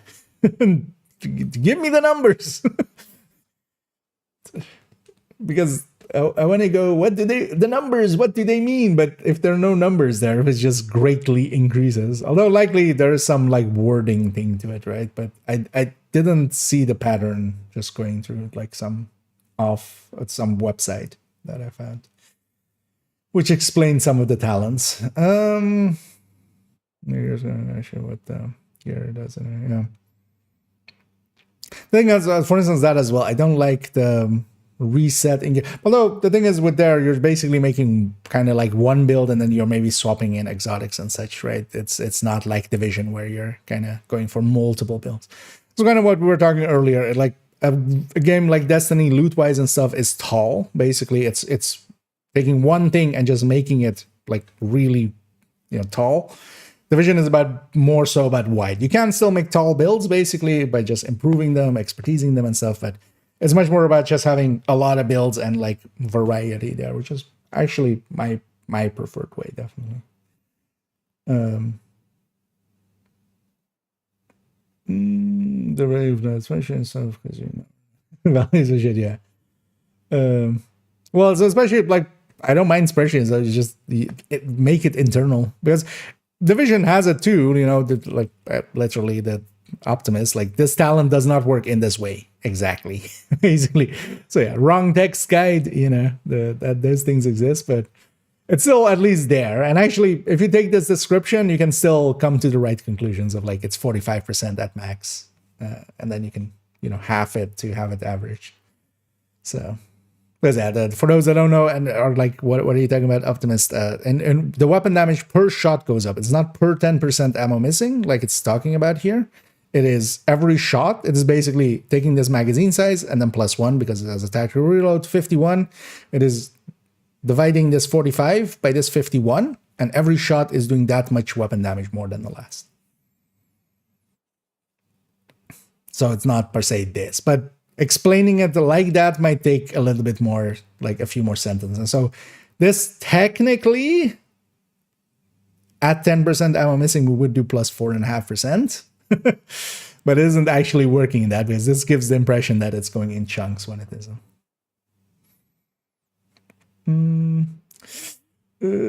Gear score because you're gonna get someplace.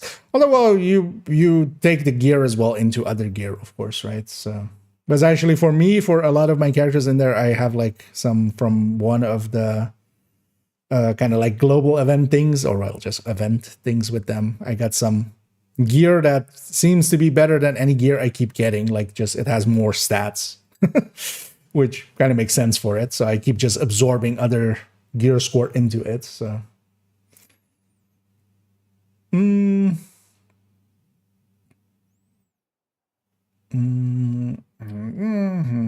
That doesn't feel as deep as Vision, but games are great.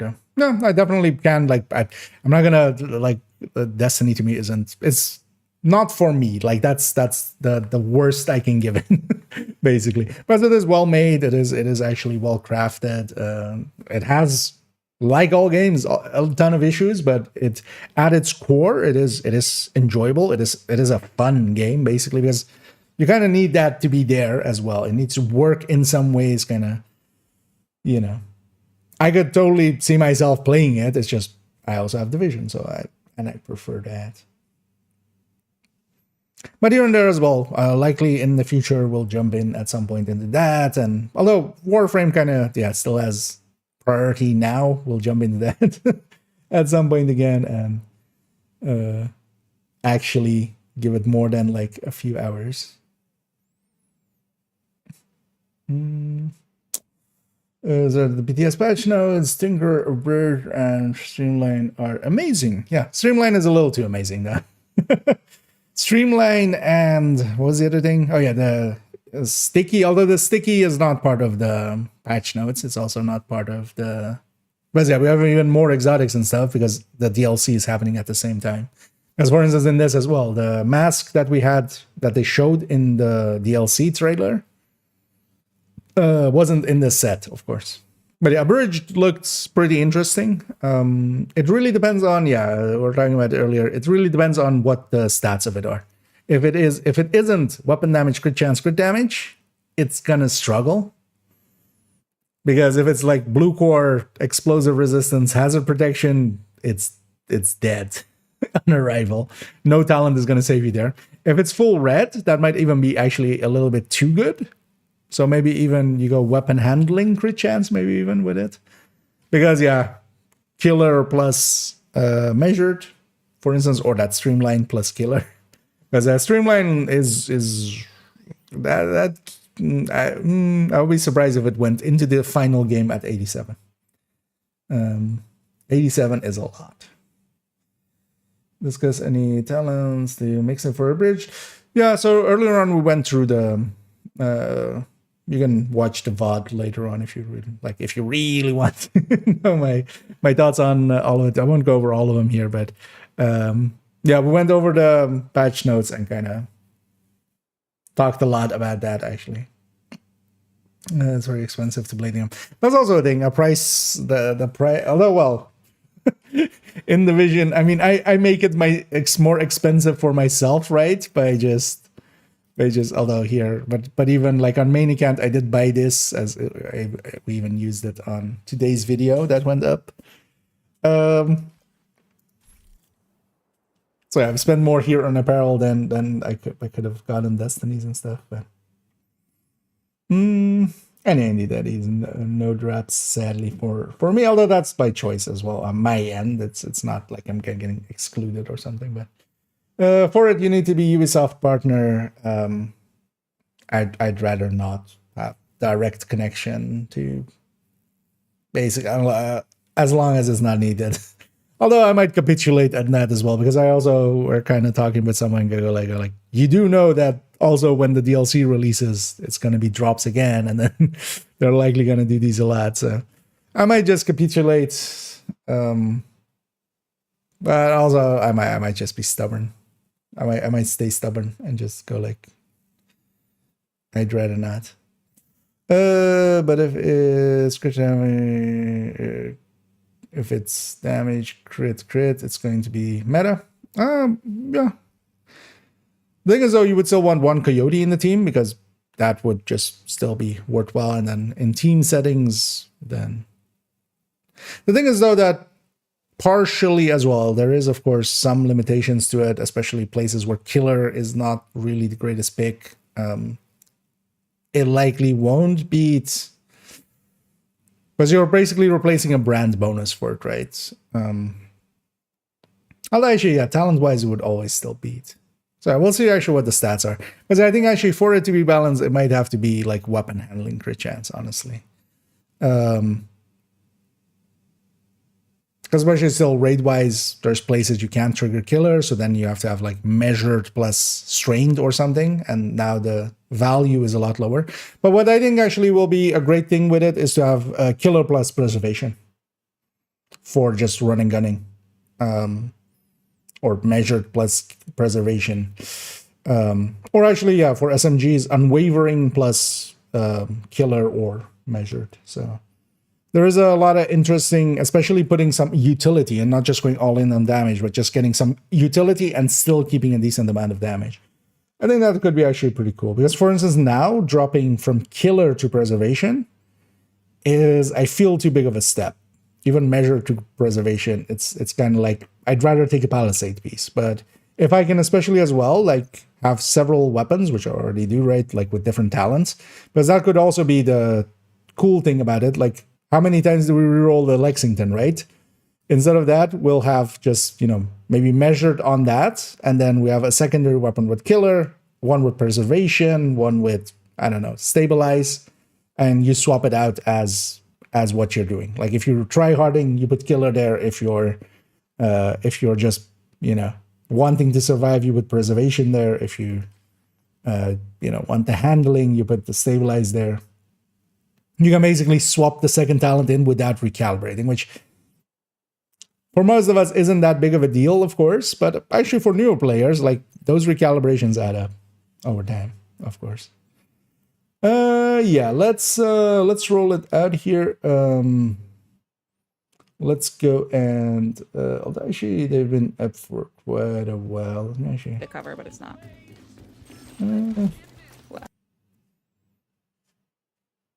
No, let's go raid your girl's rabbit, which we haven't raided in a while, just mostly because I've raided everybody else. Also, everybody seems to be doing decently fine in the category anyway. So we'll add to this person. I'll be back tomorrow, and likely actually tomorrow I'll be back in the afternoon. So if I can, I might want to jump on basically when PTS starts. Do an afternoon and an evening. This I'm testing on the PTS, start making some of the basically damage calculation things and stuff, of course. Because also likely my next video will actually not be refactor as I said in my today's video, but it's gonna be my thoughts on the PTS, because that my next video is planned for Monday, so that'll work out. For the assassin mask, yeah, the exotic mask is like the very interesting thing of that one. The gear set as well. I'm kind of interested in testing it. Puck-on as well, kind of, but also yeah, if kind of needs a damage challenge, I feel, or some more damage in some form. We'll see if they, well, we'll see how it works out basically.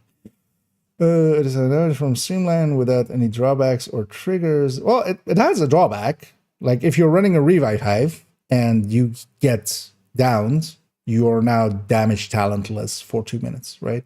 Or 2.5. Well, it kind of depends on tiering and stuff. So there is a price, because basically what you should do then is not run a revive hive, right? The cooldown is way too long. So that's kind of the payoff or the cost of it. But especially in like coordinated teams, that price isn't there, right? So it's just too big of a number, honestly. 87% is basically even at a striker with grade 29. We calculated earlier was like still like 38 something percent in damage increase.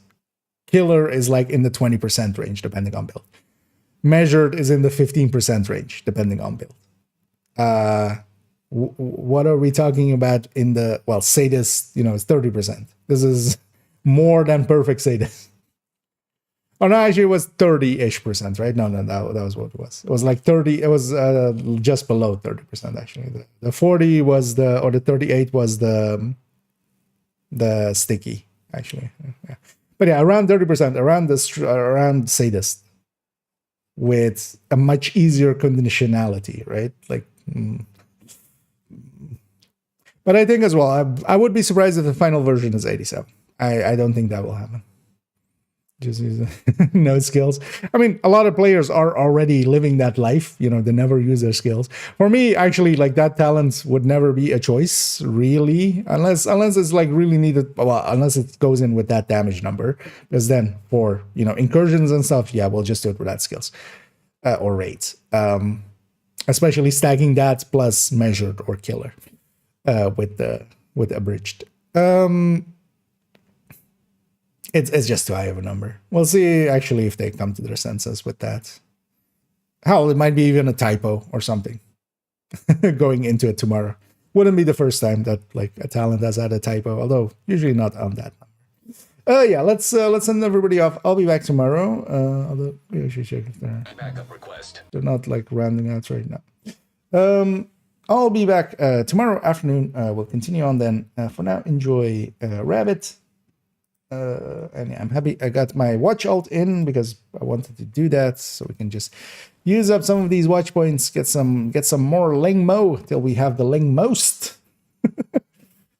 I didn't just want Leng more, I want the Lengmost. Yeah, well, we'll see how that goes. But I can do that basically in between and just leave a macro running and just spend some of those points. But yeah, thank you all for joining me. Hope you guys and gals had fun. And hope to catch some of you tomorrow and over the weekend, as I'll be spending quite a bit of time going around PTSing. PTSing until we get the D, right? That's that's how that works. Enough cringing. Let's send everybody off. Enjoy your girl's rabbit, and I'll be back tomorrow. And as always, have a good night.